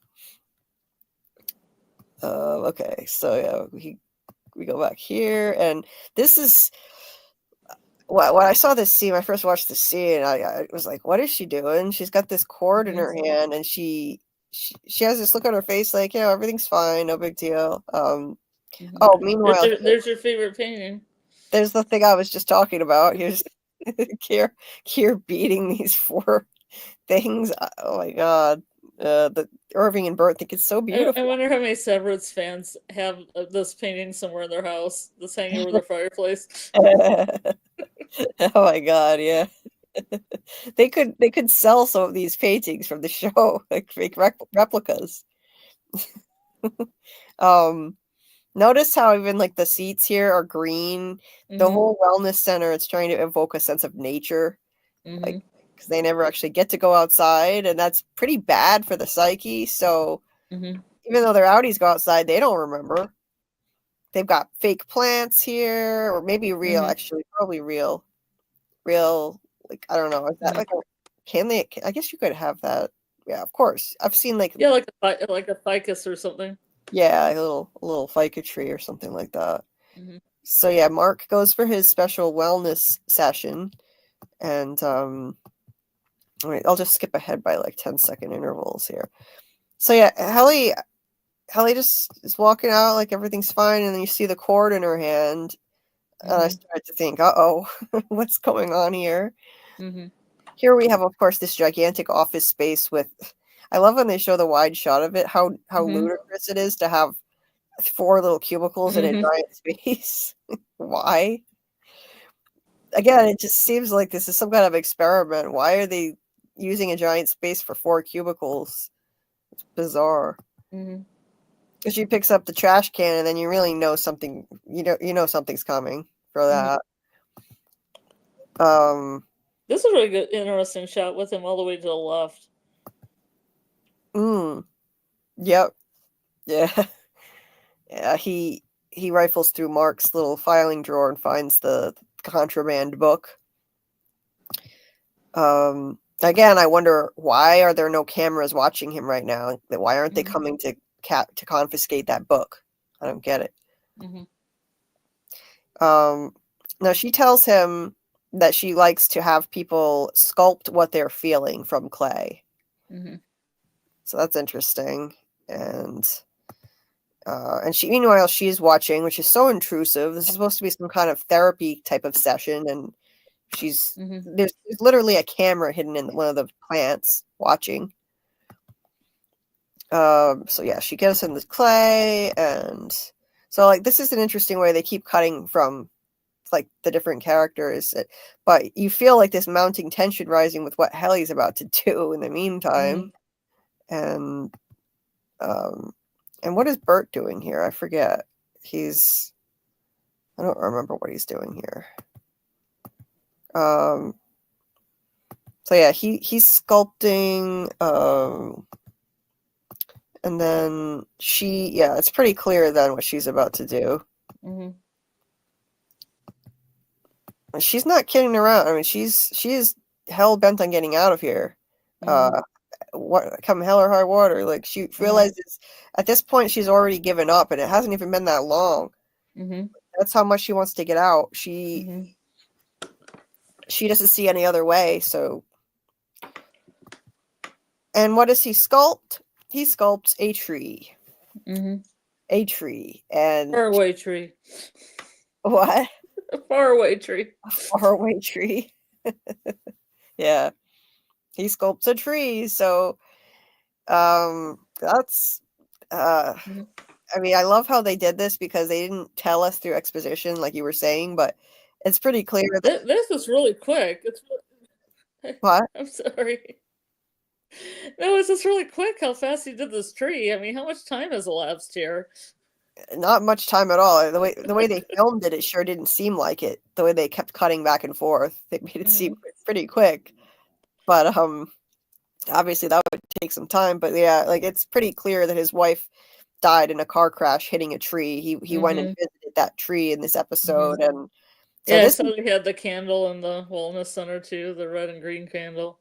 Yeah, they lit the red and green candle, and so this is another. To me, it's it's got to be another test, and this is not good for the company. Like this is a bad sign. This is a sign that his outie self is able to bleed into the innie self. Yeah. Because why else would he be sculpting a tree representing his feelings? Literally, like the night before, he visited the tree where his wife. Yeah. So yeah, clearly those feelings can bleed through, and so the severance procedure is not foolproof at this point. And she's watching the whole thing. So yeah, and yeah, she's having flashbacks. Yeah, this is like a Fatima flashback thing. Like, oh, remember when she was feeling okay? Yeah. Remember she found the scary number and she felt good. Yeah. Yeah, this is her fondest memory of this place. How sad. That's probably like her life flashing before her eyes has literally been the last 3 days. Yeah.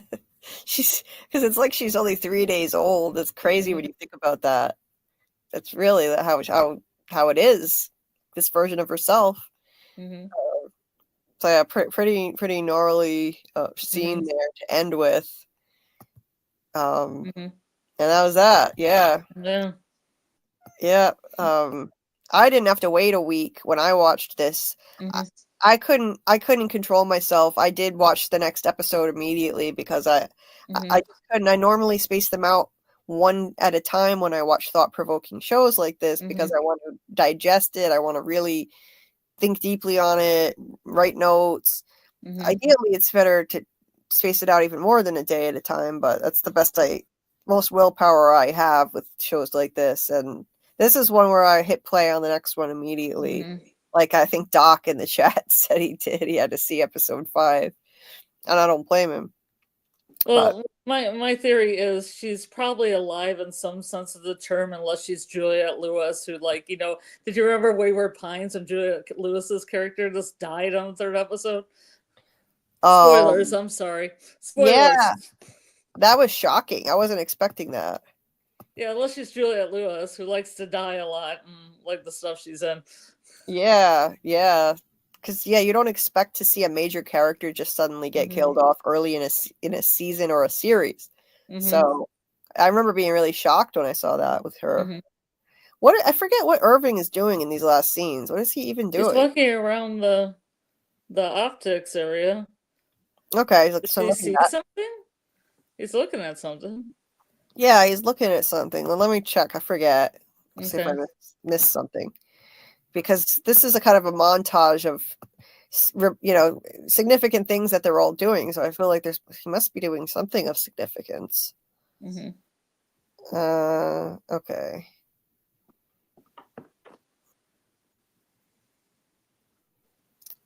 This was so tense watching her with that cord and the garbage can, just knowing what she was about to do. Oh, okay, Irving. Oh, I've totally forgot about this scene. I must have looked away when I was streaming it for you guys earlier. I must have looked away. Here, I'll show you what. I forgot about this. I forgot that this was in this episode. I've been keeping my mouth shut about it, thinking I was going to spoil it for you. This is what Irving saw. He opened the door. Yeah. Okay. Yep. Optics and design is way more than what they have been told. So they've been lied to. It's not just Irving and whatever the other one's name is. I mean, not Irving. It's not just Bert and what's her name? But yeah, this is optics and design. It's big. It's a huge operation in here. So yeah, they're lying to them. I don't know what those machines are. I think they're 3D printing machines. Yeah, okay. I'm pretty sure they're 3D printing machines. So they do a whole lot more than just produce those paintings. Clearly, this is huge. Look how vast this is. That long hallway. That's gotta be CGI'd. It has to be CGI. Like Infinity Room. Right? There is absolutely no way they filmed in a place that big. No. Yeah, but the CGI is very realistic and very effective, I gotta say. And yeah, so what the hell are they making? What are they doing in here? And why, of course, the company is lying to them about all this. And Irving is kind of breaking the rules, being a snoop here. That's not like Irving. Snooping around, opening the door and seeing this. So they're all kind of pushing the boundaries now. Dylan is reading the Contraband book. Mark was reading it, and Ellie is trying to take herself out, and now Irving is even kind of bending the rules here. So yeah, great ending to this one. Really great ending. Red alarms or whatever are on the walls here. Yeah, it looks like yeah, I didn't even notice the red. Good catch. Yes, looks like fire alarms. Yeah. So yeah, interesting stuff. So yeah, we're gonna be covering the next 2 episodes next week, and man, if I were you, I wouldn't want to wait. I'd be looking up a way to watch it sooner, because that cliffhanger was crazy.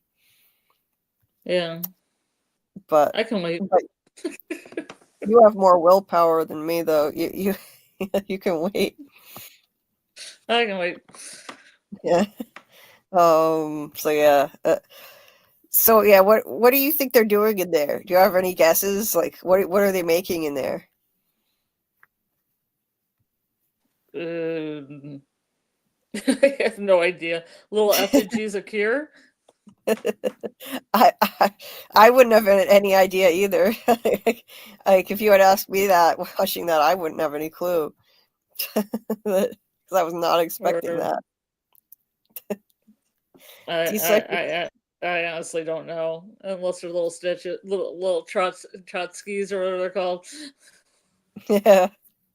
I don't know. Little knickknacks, little Kier knickknacks you can put on yourself. Maybe they're organs. Organs? Human organs. Human organs. Yeah. Like, who knows? This could be what they're covering up. Whatever it is they're covering up, like something related to what the data refiners are doing. They all printed out different parts of that manager guy and put them together like a Frankenstein. Yeah. Like, one printed out a hand and one printed out a kidney, etc. Yeah. Maybe that's what it is. Yeah, they're assembling parts for him. Yeah. Decipher that I miss aggressive hand holding. Yeah. Aggressive hand holding is, yeah, it's sweet. Cat Lady said they were hoodwinking the other departments. It was about 100 people up in that department. It looked like it. It totally looked like it. Right. Let's see. David said, I read the Bardo state of mind of the moment of death. Being enters into an experience of inner radiance known as the luminous mind, where you can briefly experience the ultimate truth of reality. Wow. If the Bardo being recognizes this state as absolute reality, they become enlightened and are liberated at rebirth. Wow. Interesting stuff. I like that. If they do not recognize it, they enter the next Bardo of Dharmata, which involves experiences and visions that can disorient the being. The wrathful/peaceful deities within them are assembled. Jeez, wow, I've never heard about this. This is fascinating. Behind the optics is the back of the brain. This is where all of our images are generated from. I think they are all operating in Kier's brain, trying to bring him back. And the management is deleting bad emotions from Kier's brain. Oh, that's interesting. It is like Herman's Head after all. What is that? There was a sitcom called Herman's Head. Oh, okay. I never heard of it. It's kind of like Inside Out. Inside Out has the same kind of premise where there's different emotions living in somebody's head. Okay. Herman had like a romantic person and a more rational scientific person, but they're all people, but they represented the different parts of his brain. Right. That's cool. I used to like when I was a kid, along with Fame. Yeah, that's one I've never even heard of. That's interesting. I like the concept. Let me see. Let me get back to Yeah, I like that theory though. Like, yeah, maybe they're operating in Kier's brain, trying to bring him back. The management is deleting bad emotions from Kier's brain. Like, if they're all worshiping him so much, maybe they're trying to like resurrect him somehow. Or every time the innies delete the numbers, maybe they are repressing something in their outies consciousness. Maybe that's why Mark has the outburst. I like that. I like that too. That's cool. The writers of Lost / From need to reboot Herman's head and drop the mystery. Just make it a dark comedy like Severance. Now I need to look up Herman's head. That's such a weird subject for a comedy, though. Like, it is. Did you say it's a comedy, a sitcom? 80s were a hell of a drug. I'm gonna tell you, the 80s were a hell of a drug because I looked up Harold dancing in Fame, and that Fame was a hell of a drug. That TV show ran for 6 seasons, and even the Wikipedia page is like, we did a lot of weird, surreal stuff in this show, and I'm like, yep, I watched it as a kid. It was weird. That was a TV series? Yeah, for 6 seasons. I didn't. Oh, I knew there was a movie, but Harold was a background dancer, and I found a clip and sent it to your messages. And 15 seconds in, you can see Harold's face clear on from the side. He walks right by the camera. Oh, I totally missed that one. I gotta look at that. Yeah, you can look at it. It's crazy. It's crazy times.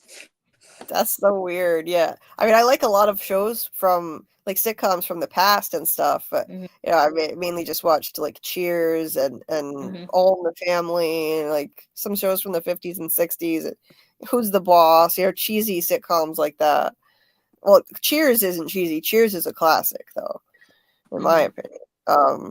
But let me see. Let me go back up a little bit.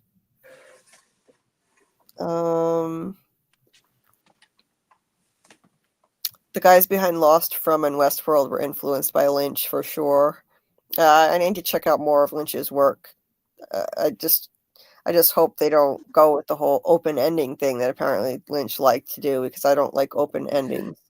He doesn't like open endings. He just wants the viewer to choose for themselves.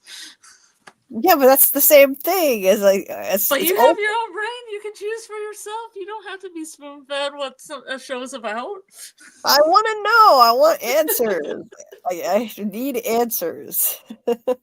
I don't want to just have my own head canon. I don't like that. David said From and Severance are the same story, really. Interesting. Yeah, pretty much. They're pretty similar. If you really think about it, they're different genres. Yes, Severance is not the same kind of horror. It's more psychological horror and suspense. I don't even know what genre you would call Severance, to be honest. I don't even know. It's another show that defies genre, just like From, and they both have mystery also. So absurdist comedy / psychological horror / a little bit of sci-fi. Yeah, basically that about sums it up. Yes. Yes, David is bringing us a lot of knowledge, Dieter. David said, I also love reading ancient wisdom. It links everything together. Hermeticism, Prisca, Theologia. Yeah. David posted a video I've got to check out on that in my Discord about Hermeticism, I believe. For sure. Wait, what is this? Why are we talking about the Little Mermaid in here? I'm confused. Where'd that come from? Matrix is a sociological gem. Yes, Decipher. It absolutely is. I'm trying to find what the hell I missed with. Where'd the Little Mermaid come from, Decipher? The Little Mermaid 881? I don't know. 30 and over knows that Matrix cell phone is prophetic. Yep. Absolutely. Let's see. Okay, wait. Oh, Fletch. I missed Fletch leaving, but yeah, belated. If you listen to this later, belated. Good night, Fletch. See you next time. Fromaholics, yes. Let's see. Dylan memorized. David said Dylan memorized the book. Oh, if he did, that's impressive. Okay. By Fromaholic Investor. Our mind records information as images like an art gallery in the unconscious. Yeah, I like that. I really like that metaphor, David. That's cool. Absolutely. Oh, and yeah, belated good night to you too, Doc. I didn't see this in time. Bedtime for me. Wicked dreams. Yeah. Okay.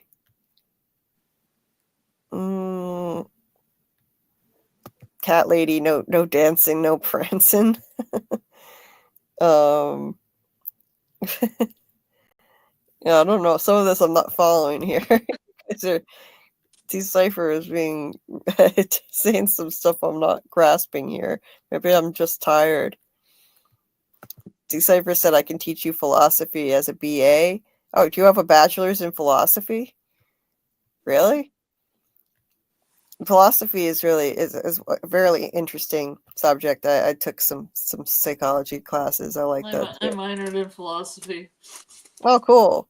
I minored in political science, but I took a few philosophy classes. I double minored, actually. I double minored in art and philosophy. Cool. That's cool. I really was majored. I was kicking I took myself. a lot of classes. I got a lot of like scholarships and stuff, so I could double major and double minor. That's awesome. I had a full scholarship to URI. I got a full academic scholarship, so I'm kind of kicking myself that I didn't use it to like get, to major in something that I could have actually, made enough money to survive on. Yeah. But I took my scholarship and I picked something I loved, which is majoring in writing, and I minored in political science, and neither of those things are ever going to make you enough money to survive, which sucks. Survive writing. Yeah, it's not easy. It's very, very hard to do. I took a tech writing. That was one of my majors was tech writing, and I wrote tech writing for a long time in California. I looked into stuff like that, but I could never find. You had to somewhere like Southern California, though. I couldn't find any jobs. The jobs are. I couldn't find any jobs around here in that kind of stuff. And I can't tell you how the internet's affected it or not. Because there was a time when the internet, not everybody was writing for the internet. Right. Yeah. Yeah. So I don't know. I can't really say I completely regret it or anything. I loved the writing program and I loved my poli-sci minor. I actually was kicking myself that I started taking poli-sci too late to double major in it. I always loved politics since I was like 14 years old. I was passionate about it, but I don't know why I didn't take poli-sci sooner. I could have double majored easily, but because I fell in love with it with those classes. But yeah, I ran out of time, so it became just a minor. I still apply stuff I learned in those classes. Like I still remember all of it. And same with the writing classes. I use the stuff I learned in the writing program when I'm writing scripts for my videos, trying to make arguments. It's the same kind of thing. It's basically a video essay. So at least I can say you do this for a long time and you get Cash App and you make enough money at it, you have made money with your writing degree. Yeah, I mean, at the very least right now, even though I'm not making money at it, I'm using my writing degree for something that people are actually paying attention to. So that's amazing. It could eventually make you money. Yeah, maybe it could. So yeah, maybe it's not too late. It's nice. It's never too late. At the very least, it's just nice to finally be using it for something that actually people are actually reading and not wasting my time writing paragraphs and paragraphs on Facebook that like a handful of my friends will look at and then they're buried on Facebook forever. That's all I did with my writing skills for years. Writing like essays practically on Facebook. I have a live journal full of poetry if you ever want to read it. Oh, that's cool. I used to have a live journal. Yeah. I loved live journaling. Well, I still have it. I actually found it and I linked it so I could actually. I mean, I forgot my password ages ago, but all the poetry's still there. That site still exists? Wow. Oh, yeah. People still use it. I never hear about it anymore. I haven't heard it anybody mention it. Because not that many people use it, but people do use it. When I was in high school, it became really popular in the 2000s, and like we all had them. I remember feeling so exposed when I first started writing stuff on it because I'm like, oh my God, I'm putting out my thoughts on the internet where anybody can read it. Like I felt, and now look at me, look what I'm doing now. It's crazy. I liked it better then when you could be anonymous, though. I don't like having to use your real name on everything. It kind of sucks. I know when you sign up for almost anything now, it forces you to put in your real name, and I don't like that either. I don't like that. You could have a degree of anonymity before. Yeah, what's funny about Facebook is that, okay, in my Facebook friends page, when I used to have a Facebook, I used to have a lot of people in the steampunk scene that had kind of fake names, like, you know, Phineas McGillicuddy, or like, you know, Penelope, the magical mermaid. And they flagged my Facebook for using my real name, telling me my real name isn't my real name. That's so stupid. The heck? Seriously? But then you got Busty McGee, the crazy mermaid or whatever. Wow. Busty LaRue. Yeah. They had ridiculous names, a lot of steampunks. You could just imagine steampunk names. Oh, yeah.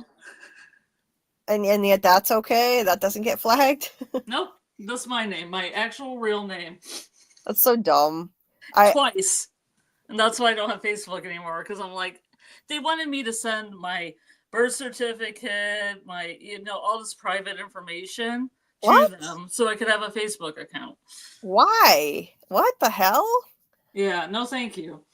That's nuts. I've had Facebook since I was in, like, let's see, a senior in high school. I've had Facebook since 2006, and I never had to provide that kind of information. I eventually got rid of my last name on Facebook. I don't have my last name online on social media. It's my first name and my middle name. I don't put my last name, and I've never had any issues. They never gotten flagged for your name. Yeah, I got flagged twice, and I was like, this is stupid. That's crazy. Maybe it's just because I've had it like that for a long time, so Facebook just leaves it alone. Maybe you signed up later, and or they don't think my real name is an actual name. That's so strange. Well, yeah, I don't like that. I took my last name off of it because I didn't like feeling so exposed. When I was in high school, it was like felt so intimidated putting up my thoughts online or something, and even though I didn't even put my real name, and I never used my real name on anything back then, on any social media.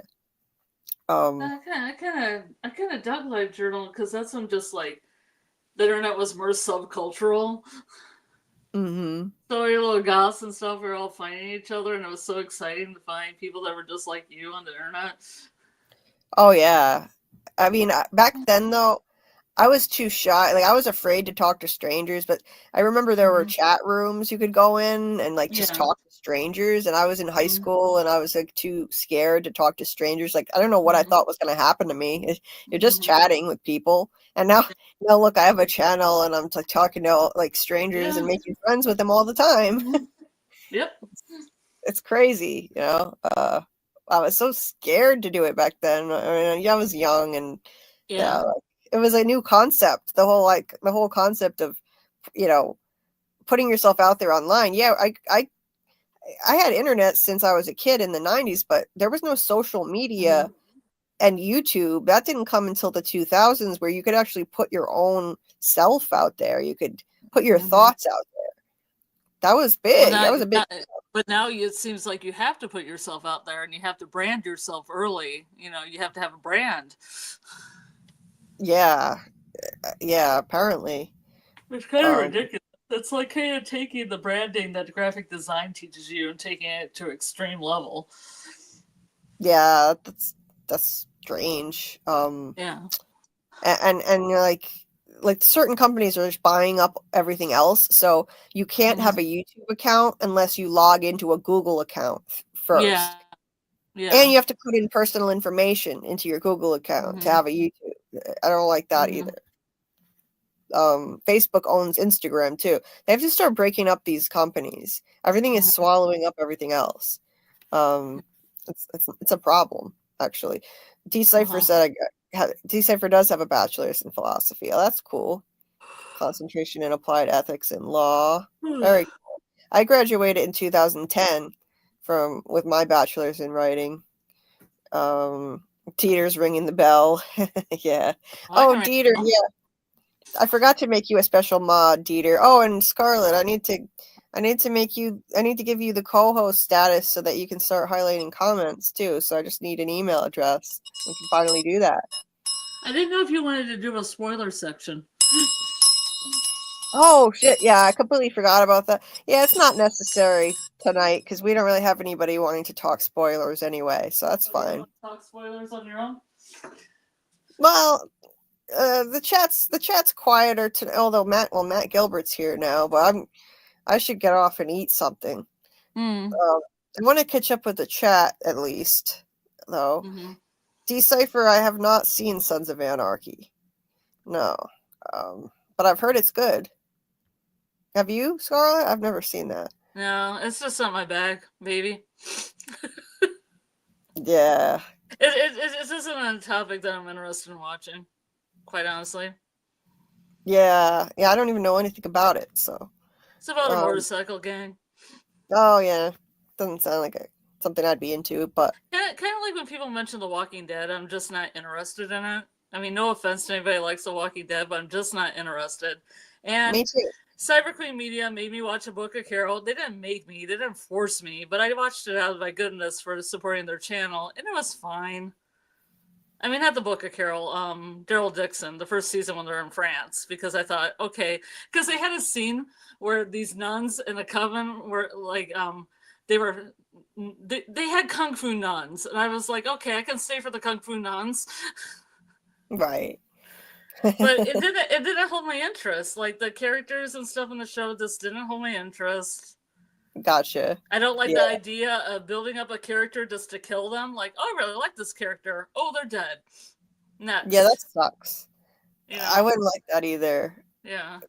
Like, I mean, I'm watching a show where one of the main characters could be dead anyway, but, right. Irony. Right. Which one? The one we just watched. Oh, where one of the main characters could be dead. Yeah. Yep. But well, you never know. We'll have to wait and see. But David said the story is a story of a repressed mind creating a fantasy to cover the trauma and splitting your shadow from your conscious self using shadow work to remember the truth from fantasy. This kind of hits close to home for me too. That's basically been what I've been doing for the past year. I'm trying to check out from reality, covering up trauma with fantasy, and it kind of hits close to home, to be honest. It's what the mind does to survive trauma, though. It's like it's a defense mechanism. David said, I like the mind versus brain debates more than creation versus evolution debates in philosophy. Yeah, that's interesting, David. Oh, thanks, Cat Lady. This was awesome. Can't wait for the next one. Good night and good morning, you guys. Yeah, good night / good morning, Cat Lady. Thanks for being here. And thank you, Dieter. I wish I could get in a time machine and go back and do so many things different, including what I did in school. But thank you, Dieter. I appreciate it. Then you would be future Julie. Then I would be future Julie. Yep. I want to be future Julie. I want to go back and and all kinds of things different. Yeah. Hey, Matt. What is happiness but pursuit of dream? Without that knowledge, you maybe wouldn't be here now, said Dieter. Yeah, I am using what I learned for sure. Decipher said Facebook still thinks it's cool. Yeah. Now it seems like Facebook is mainly for older people. I still have a Facebook. Yeah. I don't use it that much anymore because most people don't even bother commenting or liking anything I write. So it's like I finally was like, what am I wasting my time for? I have a friend list of over 100 people, and hardly anyone even interacts. I just get upset when like groups or even shops use Facebook, and then I can't get in to like look at their page. Especially if you're a store, why wouldn't you get this a regular website? Why would you do everything through Facebook? That puts a little thing up, so when a person doesn't have Facebook, wants to look at your things, maybe potentially to buy, I cannot see them. Yeah, that's weird. That's like counterintuitive to capitalism. It is, yeah, extremely. And Matt, by the way, Matt said that's a scam. They're trying to scam you, identity theft or something, birth certificate. No, thank you. That sounds like Facebook itself. It wasn't somebody that wasn't Facebook. It was literally Facebook. That's so weird. When I could finally get to their customer service, you know how many hoops you had to jump through to get to somebody in customer service on Facebook? I don't even know if they even have that anymore. Yeah.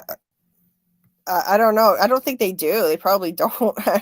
No one. A lot of companies don't even have a phone number you can call anymore. You can chat. Do everything fine. Yeah, like you can chat live with people sometimes, but if they are people and not a bot. If they are people, yeah, sometimes it's a bot. I'm trying to make. Wait a minute. Where's Dieter in the chat? The chat keeps jumping on me. Yeah. Yeah, I think I'm gonna go in a few. I need to get off too. Yeah. If you're I'm not almost caught up. I mean, I would hang out a little bit if you're not gonna do spoilers, but I don't want to hang out too long. Yeah, I'm not gonna. If I start getting into spoiler stuff now, like I'll never get off here, and I need to take better care of myself. I mean, I'd like to normally, but yeah, there's not a lot of, like, last time there were a bunch of people wanting to talk spoilers, and since there isn't as much of that now, it's like I should just take care of myself, get off, eat something, get hydrated, and actually get to sleep before noon or something. I sleep really strange hours lately. Catherine said, if you want real horror, recap Sister Wives. Oh, geez. Yeah, that's a weird one. You know, Decipher, you can call in and we'll just leave you on the stream and you can talk for 8 hours if you want about Severance. Yeah. We can even hang out with you for a few minutes, but then it'll be your show. For 3 hours. 3 hours, 2 hours, whatever it is. Cat math. Yeah. Anyway, I think, I caught up with a lot of the stuff. Yeah, this is not an 8-hour stream. No, I can't do that. I gotta get off. I know. No, I gotta get off and take care of myself. I have to. So, I mean, normally Decipher, I would say, yeah, absolutely, but I gotta get off. And I've eaten next to nothing in the last day, and I'm starving. I need to go get some food. But before I do that, might as well promote a few things. Tonight we'll be live again. 10 p.m. Well, 10:30 p.m. Eastern. It'll be another From Live, and I might as well milk it for all it's worth, because next week I think we're only going to be able to do one. I looked at the schedule and I just don't see any other way around it with Christmas and Christmas Eve. I don't see how we can do two. I think we're going to have to, instead of the From Live on Wednesday night, it's going to have to be Friday. I don't see any other way around it, because there's Monday.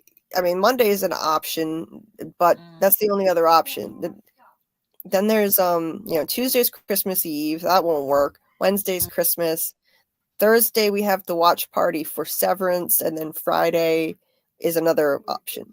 So hold on a second.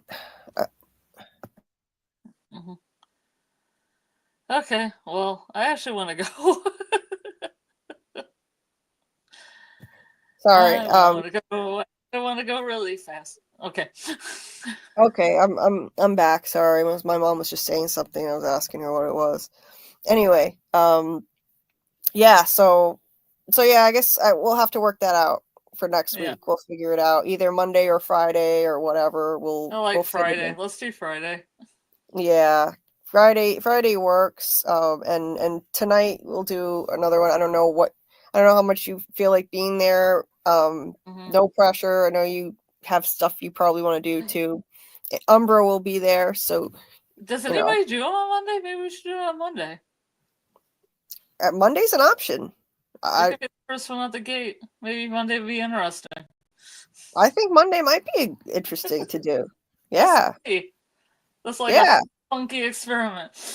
Yeah, I'd be down for doing Monday. Sure. Okay. Yeah, all right. Yeah. Okay, cool. So yeah, guys, so tonight it'll be 10:30 p.m. Eastern, talking more from, and keep looking out for my Man in Yellow / Boy in White video. Hopefully, I keep saying this, but hopefully later today, maybe Saturday the latest, I'll finally have it done and released. And then hopefully Saturday I can get that Simon Webster interview uploaded. That'll be good. Yeah. Definitely by the end of the weekend, I want to have that up. So thank you guys for coming out. I appreciate it. It's been another fun stream, and I'm glad you're liking Severance, Scarlet. I knew you would love it. So yeah, it's great. Yeah. So all right. Have a good night or good morning, guys, and Scarlet. And see you all in the next one. I gotta say deep diving and see what we can find. Yeah. Keep deep diving and reaching for those stars. Yeah, gotta do that. Oh, Decipher. Wait. Oh, you're in the Discord? I didn't know that. Decipher. Oh, cool. Decipher. And you, what did you say? Reaching for the stars? It's a Casey Kasem thing for the top 40, like a long time ago. Oh, I remember Casey Kasem. I did that every Sunday. Top 40, yeah. Decipher says, I have equivalent admiration for you both. Well, thank you. That's thanks. I wasn't jealous of you, Decipher, and I was laughing along with your jokes. It's fine. Chill. Okay. All right. It's all good. Bye, Dieter. Bye, Dieter. Bye, Decipher. And hold on, my mom just came in. But I'm leaving. Okay. I'm looking for the bathroom shoes. They've been missing all week. Oh, I don't know where they are. Sorry. I'm trying to sign off. Thank you, Dieter. Thank you very much. All right, guys. Have a good day. Good night, everybody. And until next time, keep on deep diving and let's see what we can uncover together. See you later. Bye.